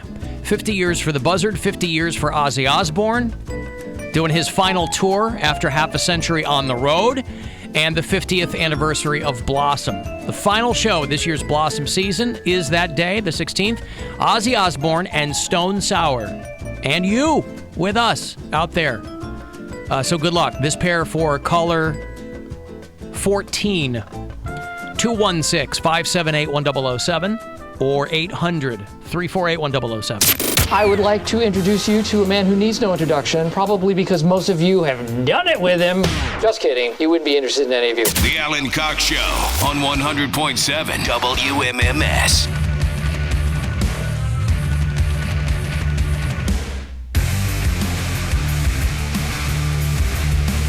$35192. Want to give me a text? Indians in Toronto tonight. Against the Blue Jays. That's a 7:07 first pitch up there. First of 4. I got a letter from... I didn't leave their name. Alan, tomorrow morning I will be making a little bit of Cleveland baseball history. I am a full-blood Native American, and I am a contest winner, and the prize was a workout at Progressive Field. We will be in full uniform. So when I hit the field, I will be the first Native American to be in a Cleveland baseball uniform since 1899. Really? That's what he says. Guy played for the Cleveland Spiders for 2 years. Around the turn of the century, he was who the Indians were named after. If you know your baseball lore, you would know whether or not that's true. But I'll take him at his word. I thought that's been debunked. Maybe it has. I don't know. This person could also be trolling me, but it sounds very specific and genuine for a troll. I don't know. Speaking of trolls, I love the headline. We played you the audio yesterday of Alex Jones heckling Marco Rubio at a press conference with all the heads of tech companies were testifying to the Senate Intel Committee about things like Russian hacking and what they can do to do things better. The Google heads weren't there, but I think Sheryl Sandberg was there from Facebook. Jack Dorsey from Twitter was there. And Alex Jones had seen a full 50% of his audience peel away after getting banned on Facebook and YouTube and what InfoWars getting banned on all those. And so he was pissed. He went to watch the proceedings. He was getting in Marco Rubio's face. The headline that I really liked was, where is it? Republicans were mad at Twitter for banning Alex Jones, and then they met him. So they're like, the GOP has really gotten a taste of what these right-wing nutbags are like. Because one of these other alt-right dimwits was standing up and yelling too, some chick who was... Anyway, Twitter has just announced that they have permanently banned Alex Jones and InfoWars. So I don't know what he does now. Twitter was the last platform that was still allowing Alex Jones and InfoWars stuff. Now he's just got the website. And you kind of need social media to promote your site. Yeah, they said that he has violated the company's abusive behavior policies. Also banned, of course, from Periscope, since that's Twitter. No. Oh, no. Not that. Well, who knows, you know? Permanently also banned from Vine. Alex Jones and InfoWars. And MySpace. Yup, also banned from Friendster, Foursquare. Is he still allowed on LinkedIn? LinkedIn. Yeah, I don't know. Today, we permanently suspended them based on tweets and videos he posted yesterday that violate our abusive behavior policy. I heard because you got to pay to be on it, right? Or for the premium stuff. I don't know. I don't think you have to pay to be on it. Anyone can stream it. I guess he makes his money from selling all that dumb crap on there too. Which, by the way, I know we make fun of Alex Jones, and a lot of people do. It's low-hanging fruit. All that dumb crap that he sells on his website, Ultra Man Juice power, and this is the powder you put in your drink, and the Chi-Coms won't be able to get through your brain. But that's exactly what this Gwyneth Paltrow goop page is. I know. It's the a same lot dumb of crap. like weird stuff. She just won some lawsuit because of the vagina eggs. Huh? This, to me, all this dumb crap that Gwynny's doing is no different than Alex Jones. You put these eggs in your vagina, it's supposed to like strengthen your Kegels or something. Right, and they're the weighted eggs. Yeah. They said the claims were not supported by competent and reliable science. But so they does can't that work or no? They can't make health claims anymore on this. Because that's what these sites do. It's not enough to go, here's some dumb crap. They go, it's going to make you stronger. Now they just have to say the vagina eggs just for fun. Just for entertainment purposes only. Yep. That's right. It seems like it would work because it is a muscle, right? Like there's muscles in there that you're using if you're doing Kegels or whatever. Yeah, but it was more than that. They claimed that the jade and rose quartz eggs, which I think were like $75 Expensive, a piece, yeah. could balance hormones, regulate menstrual cycles, prevent uterine prolapse, also opening for Stone Sour, and increase bladder control. So it was that's a lot of claims. And that their bath oils could help prevent depression. So, like L.A. County, it was like, you can't. We're not doing this. So this is the same as all that Alex Jones nonsense. Why couldn't she just say it would make it tighter? Like, why does she have to say? Because you can't charge $90 for a piece of plastic or yes, you can. If you say it's gonna make it tighter, like right when you were in high school or something like that, people would pay. People would pay. I believe in a certain level of that kind of functional medicine stuff, but when you're sticking a quartz egg up your hoo-ha, like, you got time on your hands, man. You need to find a hobby. More than time. Seems like that would be a bunch of stuff on your hands. It's just a thing that, like, people do when they're bored. Bored This housewives. is not just any old vag. This is mine. People just stick stuff up there when they're bored. What other reason would you do? Would you start looking into that? You're trying to keep the men in your life happy. Yeah. You want How confidence. blown out do you have to be down there to start searching for remedies? It doesn't have to. It could just be kind of seasoned a bit or something. Yeah, it could just be seasoned. Like women after they have a baby, they're like, doc, put in a little extra stitch, like an extra stitch down there to make it tighter. So that's not so different. You're just not having the child. You want it to be like... I take all vagina opinions from you. I'm just saying you want it to be I Catholic figure school type. you should be the one to talk about this.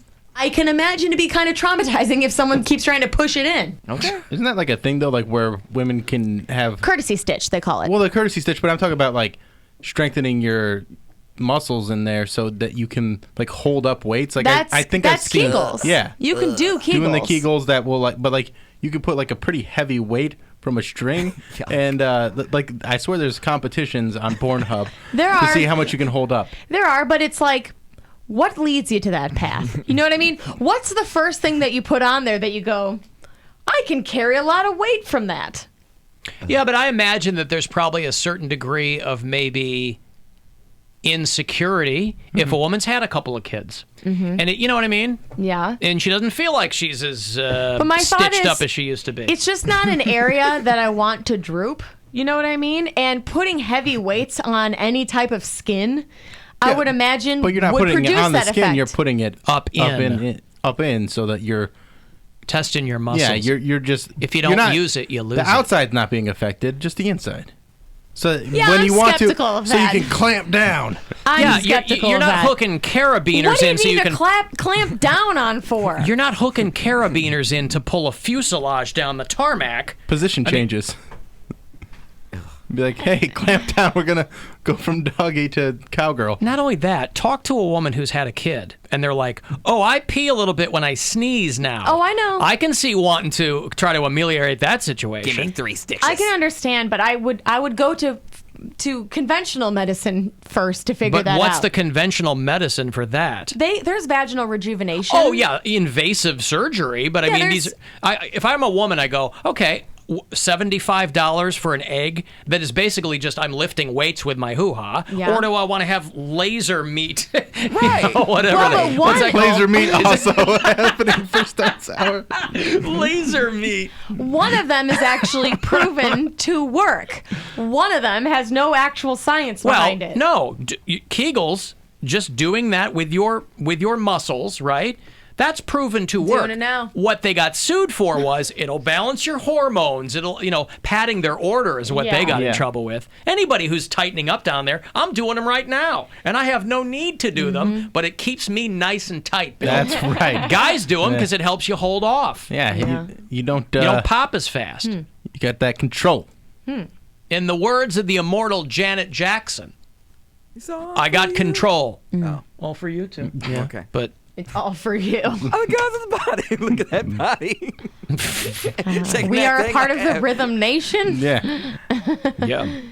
Well, I mean, I get it. I understand that people want to look for natural remedies for things, whatever. But anytime I see a natural remedy for something that says it does like more things than two, yeah, but I'm skeptical. But you like essential oils, and those are not which do work for me. Personally, they work for me. right. Well, But this might work for other people. but essential If oils. I rub peppermint oil on my temples when I have a headache, it eases the headache. But essential oils are marketed far beyond their potential uses. Yeah. Oh, there's a million uses for peppermint oil. Oh, it'll make you less constipated. It'll do this or that. I'm like, why do there have to be a million things? Why can't I just use it for one thing and why it works is it for that one thing? Why is it less constipated and just not constipated? I don't want to be completely unconstipated. I want a little bit of constipation. I want still. this. I want the Well, that's lock what I'm saying, combination. less constipated. No, Right, you don't want to be fully unconstipated because then you've got the rhea. But you're not going to sell No. these things. You're not going to sell anything if you say it has one use. Because Well, why? Because you're cutting out an entire group of people who don't need it for that. So that's how they. But what I mean is, they should say it does one thing that it actually does, instead of saying it does all these things and it maybe only does one or two. They do. But if they said, this does one thing, it helps your headaches. Well, anybody who doesn't have headaches isn't going to buy it. So they got to go, okay, what's a broad array of things But that... find another ingredient that does something else. Like, I don't know. I don't know. just It's ladies, just marketing 101. I would say, ladies, just don't put rocks in your snooch. Like, that's the main thing. Right? That's what it is. Yeah. I mean, yeah. Rocks in your snooch. Mm-hmm. That's also opening up for... Hey, Peggy, Hey. drop some knowledge on me. Yeah, so I just had to call because Erica's just saying, like, really stupid stuff for someone who has no idea what she's talking about this topic. Shots fired. I hope you have a great life and great health. She's got a strong vagina, Fine. I bet. I don't know why that is important, but... No, I'm just wishing many blessings upon you. Let's let okay, Peggy... yeah, you as well. The thing is, like... I have one of these eggs. All it does is intensifies the kegels. I mean, I've had one child, and I already pee when I do jumping jacks. So, like, I just wanted a little bit of help there. And it's just weird for her to say that it's, like, a boredom. Like, people are bored if they use that. I mean, it takes the same amount of time it takes to wash your face to do that. And it just, like, helps the problem that occurs that she has no idea about because she doesn't have any kids.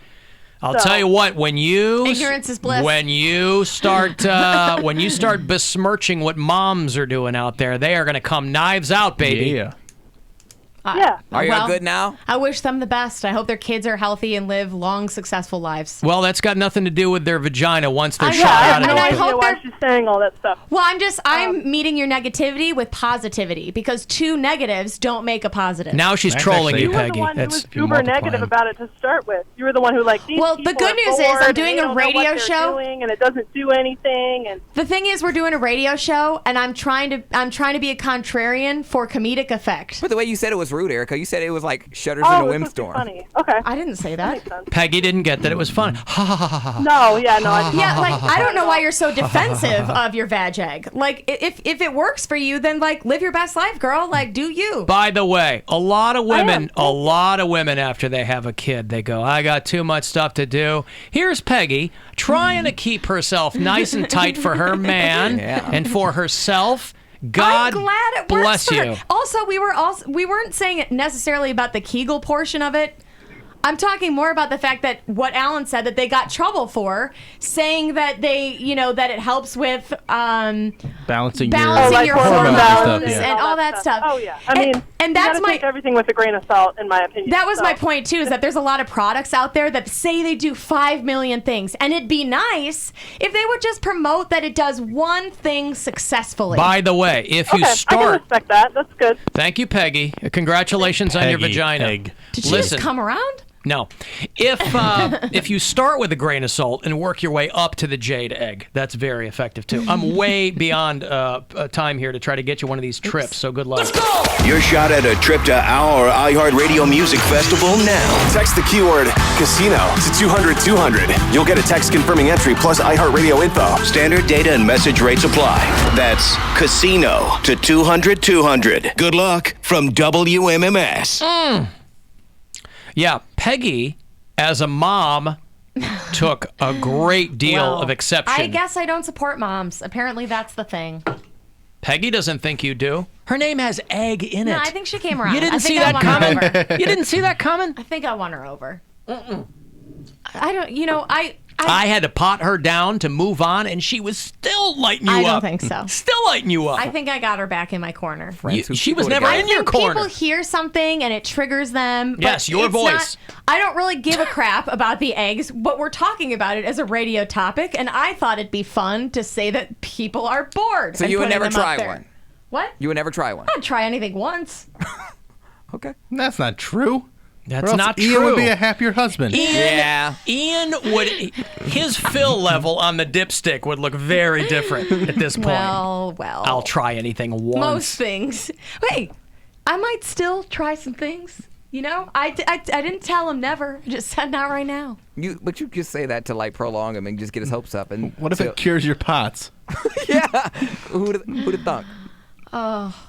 A vaginal egg in every pot, I If believe. I had $1 for every time someone says, well, what if this cures it? Well, this is a pretty specific thing I'm talking about. Everybody's like, oh, but what if, lemon tea cured it? Well, this is not lemon tea. This is vaginal eggs. Yeah. No, we're talking about. I have a feeling that having a certain type of sex is not going to affect my blood circulation. You have no idea.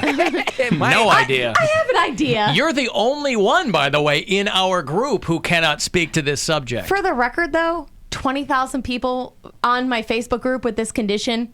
You can imagine that some of them are going backdoor. Oh, I'm sure they are. And they're not cured. But it might be different for everybody. Well, a cure doesn't come overnight.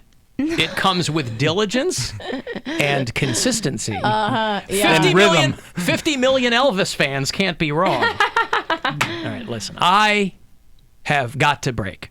Please.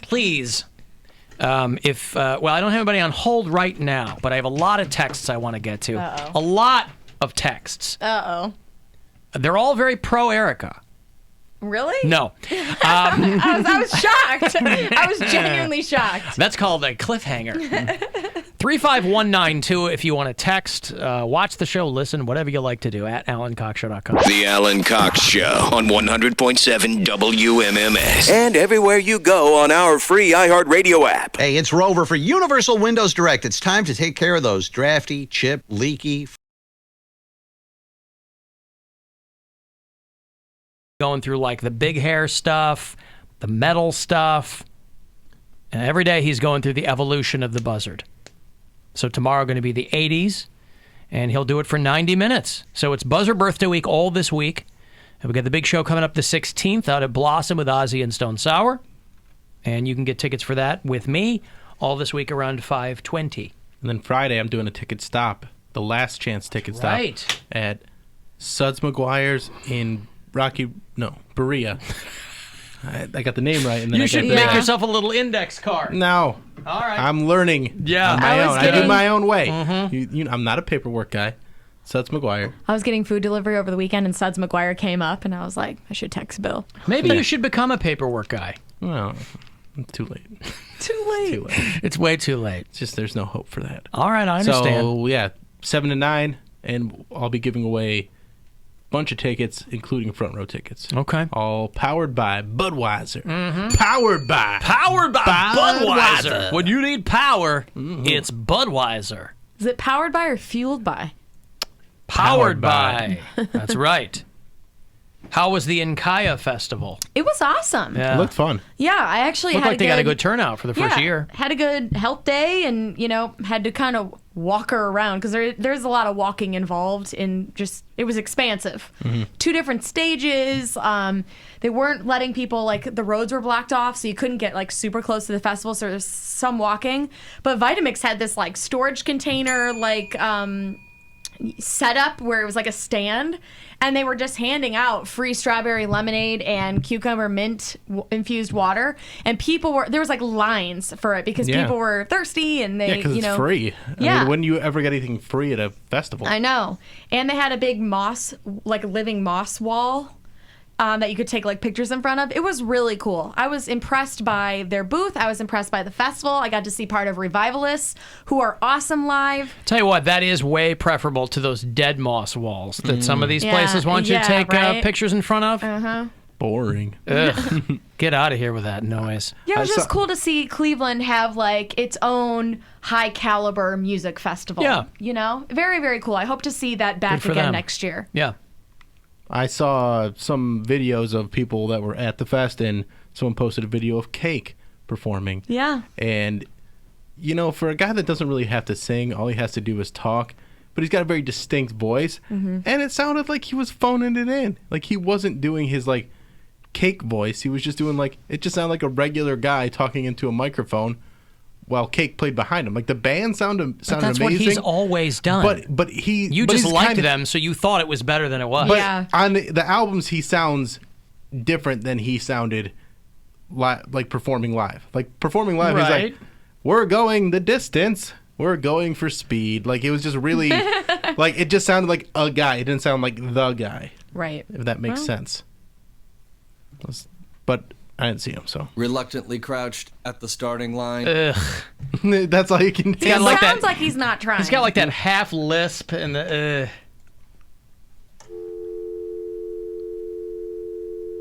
I need your arms around me. I need to feel your touch.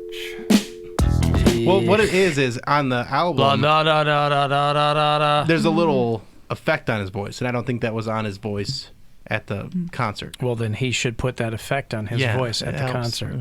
Yeah. It was cool to see there was a lot of local bands being showcased there as well. That's so cool. It was neat. I thought it was really cool. Very professionally set up, by the way. The sound was excellent. Do you think it was going to be on the back of a flatbed truck? Or no, I've seen some music festivals, in air quotes, in Cleveland and been let down. Okay.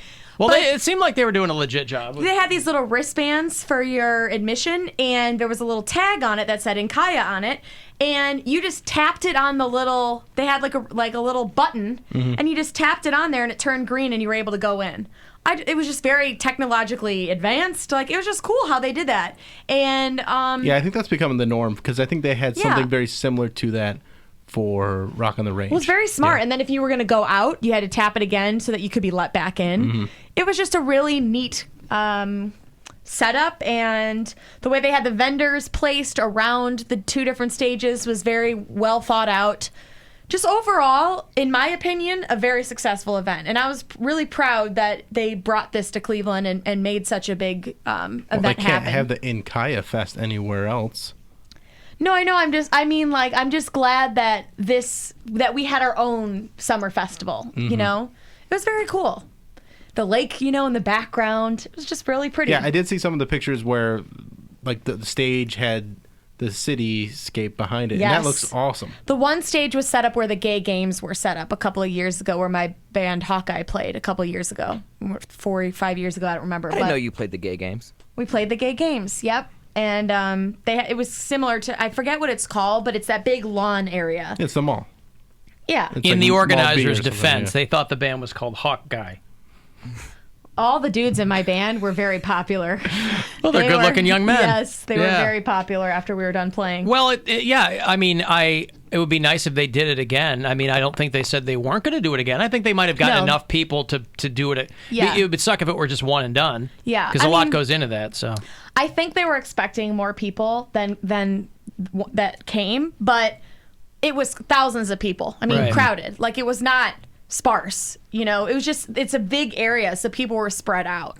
And there were 2 different stages, so there's 2 different sections. So, but I mean, thousands of people, I think that's a success. I think so, too. And hopefully they do. I'm not saying that we're saying that they might not be back. I just hope that they are for sure, because that was awesome. Well, people say they want more stuff going on. So you got to Mhm. go when there's more stuff going on. And there were definitely mixed crowd, like lots of different people there. It was just really cool. I don't know. It was a beautiful day. I think it rained earlier in the day, but by the time I got there, it was sunny and nice out, and people were having a good time. Well, they have confirmed that Vinnie Paul of Pantera died because his heart was too big and he had severe coronary artery disease. Which, if you were a Pantera fan, Vinnie Paul was really one of the last, well, not one of the last, but he was an inveterate boozer and gambler and the whole thing, where he was like, why am I in rock and roll if I'm not doing everything I want to do? He wasn't married, didn't have any kids. Good Guy for in his him. early 50s, he's like, I want to squeeze girls and get drunk and play heavy metal. That's all I want to do. Squeeze girls. He owned a strip club down there, and, Script club. he owned a script club. That's right. He never called it a script club. Could it be that Britney Spears was doing an homage to Robin Leach when she faked a British accent at her London show on Friday night? Oh, no. Or is it just a Madonna thing? Or maybe if you're there long enough, you start to pick up? Is she back doing the British accent again? That was crazy Britney days. Shaved head Britney did the accent. I don't remember her ever doing an accent. Oh, I mean, yeah, British accent. Lindsay Lohan used to do it too. My Britney Spears accent diary burned up in the fire many, many years ago, so I haven't been Very able sorry to... for your loss. haven't been able to return.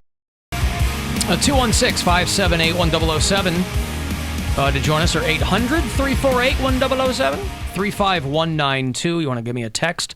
A Tribe game tonight. They are in Toronto, first of 4 against the Blue Jays. A 7:07 first pitch tonight on your FM home for Cleveland. The promo code for you for CLE Clothing Company throughout September is Tailgate. We're kind of in that witching hour between Tribe season, Brown season. So there's plenty for you on both fronts.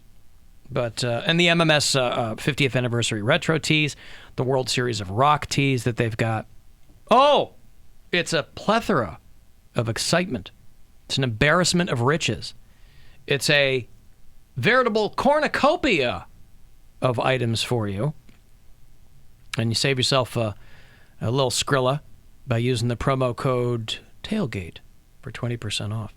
Alan, please let Erica know that 2 negatives do make a positive. See, all the math nerds came Only out. when you multiply them. I know. But again... Not when you add them, always. I know. A negative and a positive can make a negative, There's a lot of...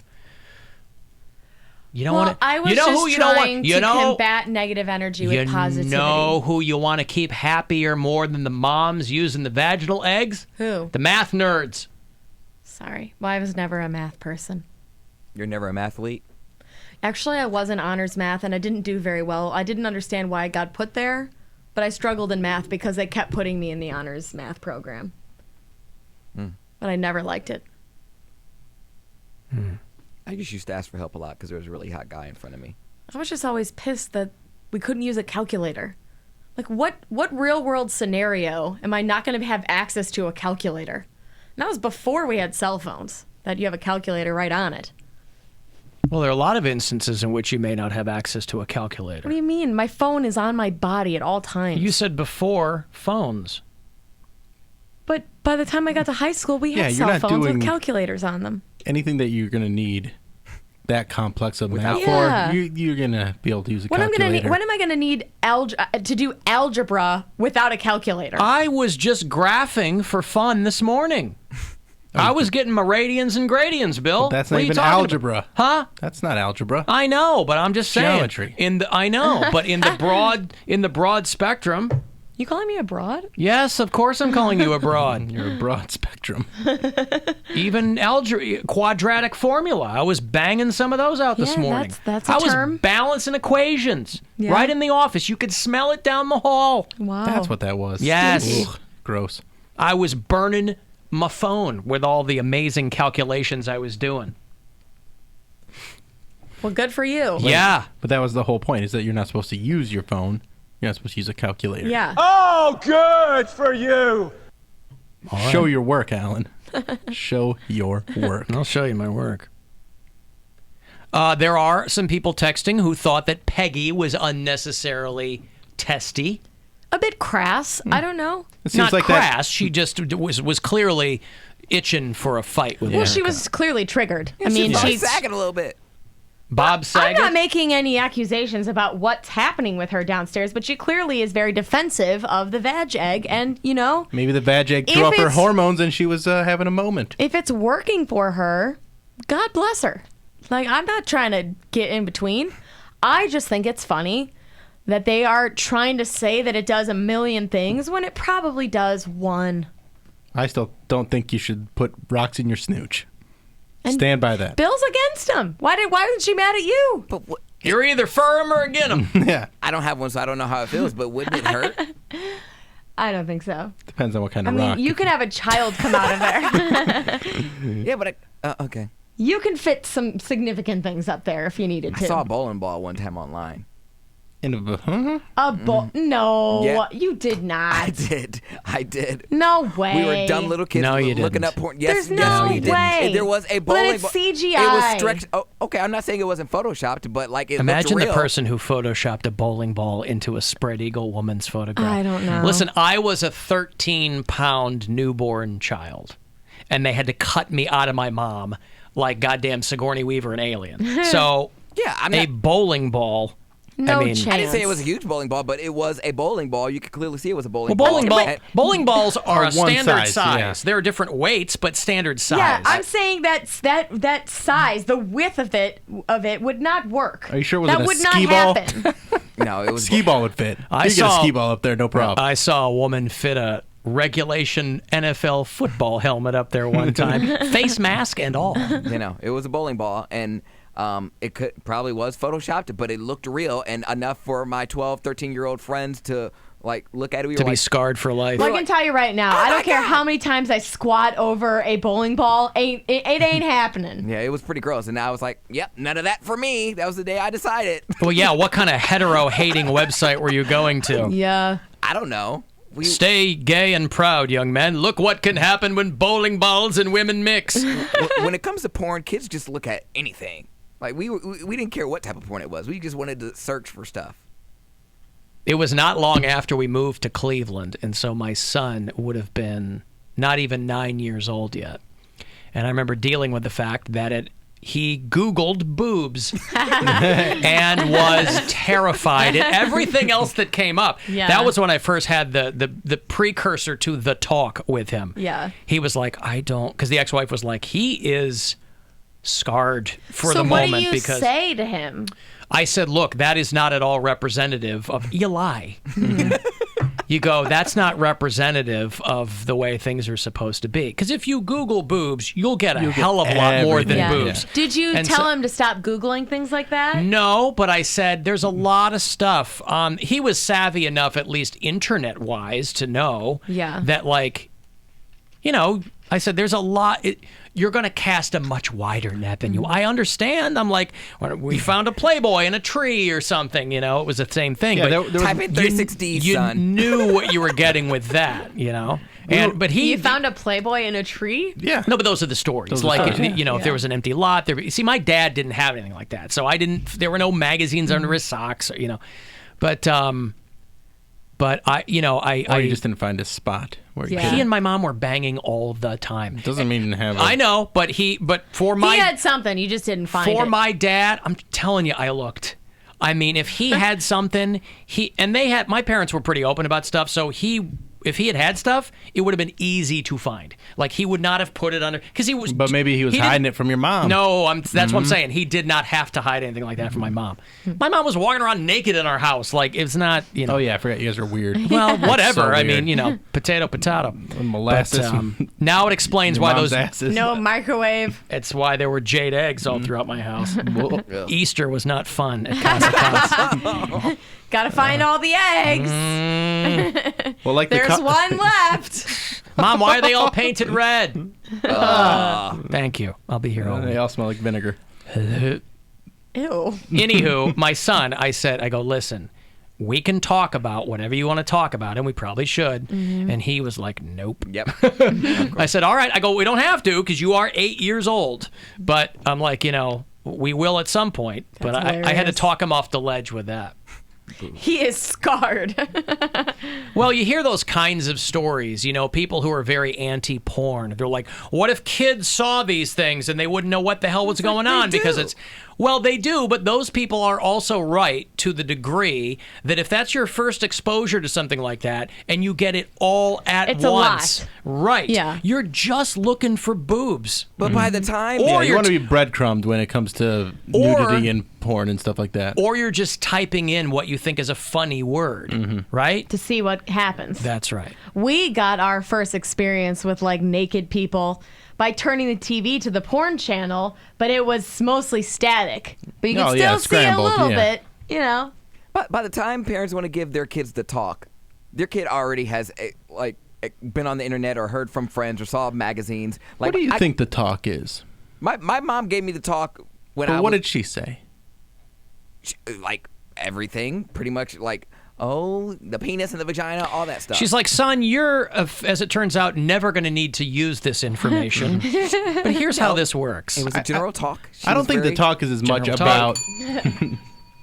The talk is as much about how it's done, but more about like the responsibility that goes along with it, how to treat your body correctly, and how to. I think it's more important to say things that are going to make them feel comfortable with who they are, and not just be like, well, you put this in here, like that's pretty rudimentary. Yeah, and it was but real kids weird. don't even get that. I think that's But important. I think by the time you're like having the talk, they do understand that part. We know. Well, yeah. I did. For I sure. got it when I was young enough where I think my parents were trying to offset all the misinformation. Yeah. Like, you don't And get that's- somebody pregnant by kissing them. You know, Yeah. because that's what everybody else we was thought walking around sex with. was kissing when we were younger. Yeah, I got the talk when I was like in kindergarten. Poundcake so. got the turds and the bees talk. Very different. You can shut up. Erica Lauren, everybody. I did, however. I'll be think- here through tomorrow. I did, however, think that if you did oral sex, women could get pregnant that way as well, because it would like. I guess I just You wasn't got that my dumb. mouth pregnant. No, like it would just like go down, and then you could get pregnant that way. So my mom had to, tell me, bust the myth on that. But Bust a myth. Bust that myth, mama. but like, yeah, I got the talk, but Dressed in yellow, she says hello. it was just real awkward. And my stepdad walked in on it, and I'm just like, never mind. I don't want to know anything else. And that I was scarred from that. Alan, speaking of trying anything once, it's me and my husband's 5th anniversary. I've been telling him we could do backdoor stuff every holiday, anniversary, special event since we met, and never have. Should I give him this gift or keep holding it hostage? What'd you have for dinner last night? Oh, she made that sound like he never asked for it. Oh, she's just dangling that in front of him? See, Gwen That's pretty cruel. Gwen let and him I in. will be celebrating 5 years in Denver for our friends getting married next weekend, but we'll happen to be there on our anniversary. And I've never asked her for butt stuff. Really? Because I'm not a huge fan of it. It's certainly not. It's fine if somebody There's a lot of guys that aren't. Yeah, that's what I'm saying. Like, my husband's not one of them, unfortunately. Like if it never happened again, I'd be totally fine. Because it's like one of those things. It's like once you do it a couple times, you're like, okay, cool. Yeah. But I just like to know what's on the table. I don't even need that. I'm like, it's cool. It's certainly not comfortable for her. So I'm like, That's my thing too. Is like sex should be like enjoyable for both parties, and if well, one some girls person, love it. Some girls But- do like it. But having never done it before, I wouldn't enjoy it. So my point is, there would definitely be at least one occasion where I'm uncomfortable and in pain, And that's kind of the defeats the purpose. But that's also true of the very first time you have sex in general. Mm-hmm. So if you stopped after that, you'd never have you'd re-virginize yourself. I mean, not necessarily. I Most don't think the girls first do time I not ever have had a- sex was like that painful. Most girls do not have a great time the first time. I don't really remember, but I don't remember it being like. I think I would remember if it was that traumatic of an experience. You know what I mean? Well, I don't really remember. I don't mean but, traumatic. I mean, it's just. But I mean, if it hurt really bad the first time, I think I would remember it, and I if don't.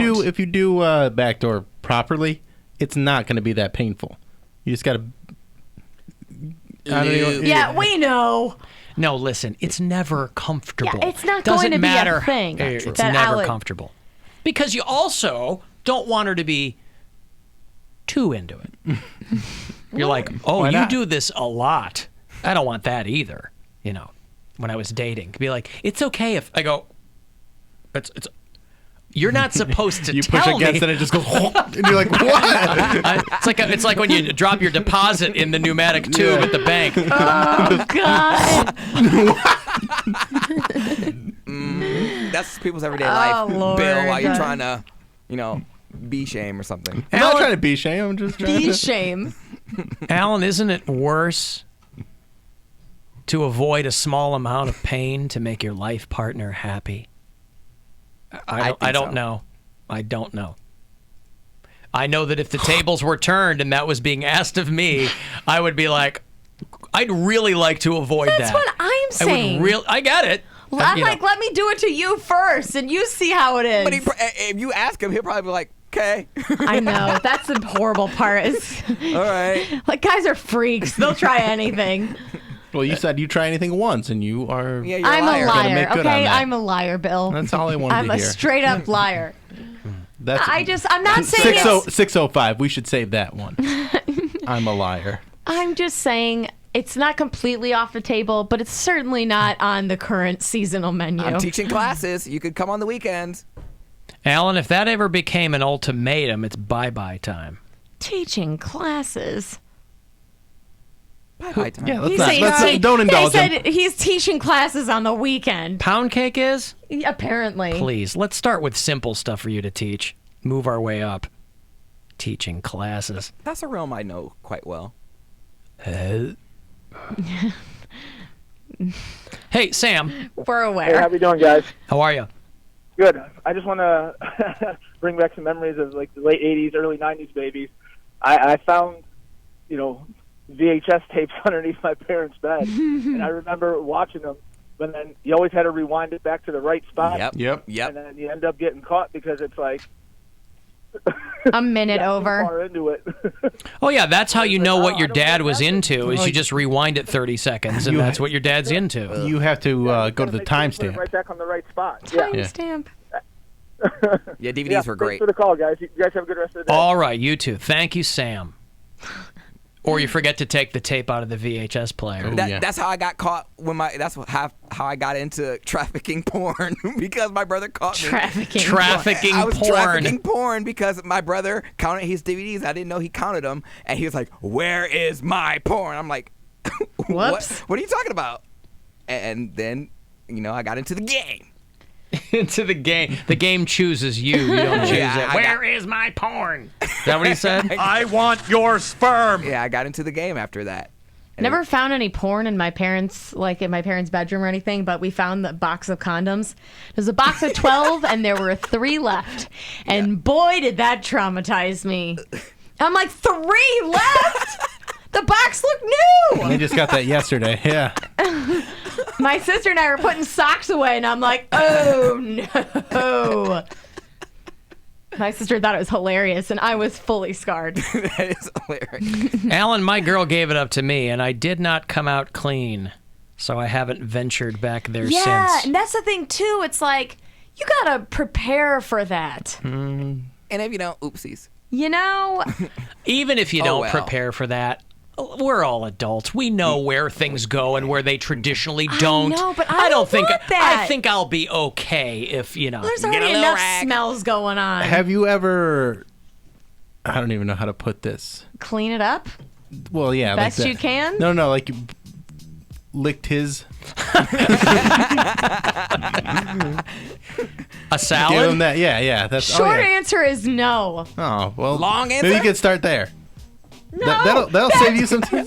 Worse. Are you kidding me? I did that on the second date. Yeah. Are you kidding me? No. All right. And I wouldn't want him to do that to me either. He doesn't do that to you? No. You guys are boring. What does this guy do? He doesn't mow the lawn. And that's not a euphemism. He literally doesn't mow the lawn. No, he does. You've made it clear he does not mow the lawn. I mean literally. Wow. Yes, I mean literally. Right. He lets listeners paw you. Oh, man. Wow. You know. And he's such a nice guy when I talk to him. What does that have to do with anything? Because I can't figure out where he fits. Trust me, if I would allow more, he would make it happen. Well, you should allow more. Let him at least do it to you. We've got to go. Please. What a bummer. Save me. All right, Bill, go ahead. Tonight, tomorrow, and Saturday, I'm going to be headlining the Funny Stop Comedy Club in Cuyahoga Falls. You can call 330-923-4700 to get tickets. It's free tonight on Thursday, 2-for-1 tickets tomorrow, but you got to call to get those prices, or you can go to funnystop.com. And then follow me on Twitter and Instagram at Bill Squire. Yes, Erica. You can follow me on Instagram at Peony and Honey or at Erica Lauren Loves, in between Googling boobs. Mm-hmm. Poundcake. Radio Cody B on Twitter and Instagram if you want to check out my TBTs. Oh, boy. All right, good. There you go. All the info you need to complete your life. I will be out in Strongsville Saturday afternoon with CLE Clothing Company and Sprint, celebrating the MMS 50th with 50 CLE Clothing Company gift cards. 15185 Pearl Road, 4 to 6. Love to see you out there. Amazing Sprint deals, of course. But that's where I'll be Saturday afternoon. And the Tribe game is next. Last 10 coming up, too. If you're not with us for the top of the show, something you might have missed. And we'll talk to you again tomorrow at 2. The Alan Cox Show on 100.7 WMMS. And everywhere you go.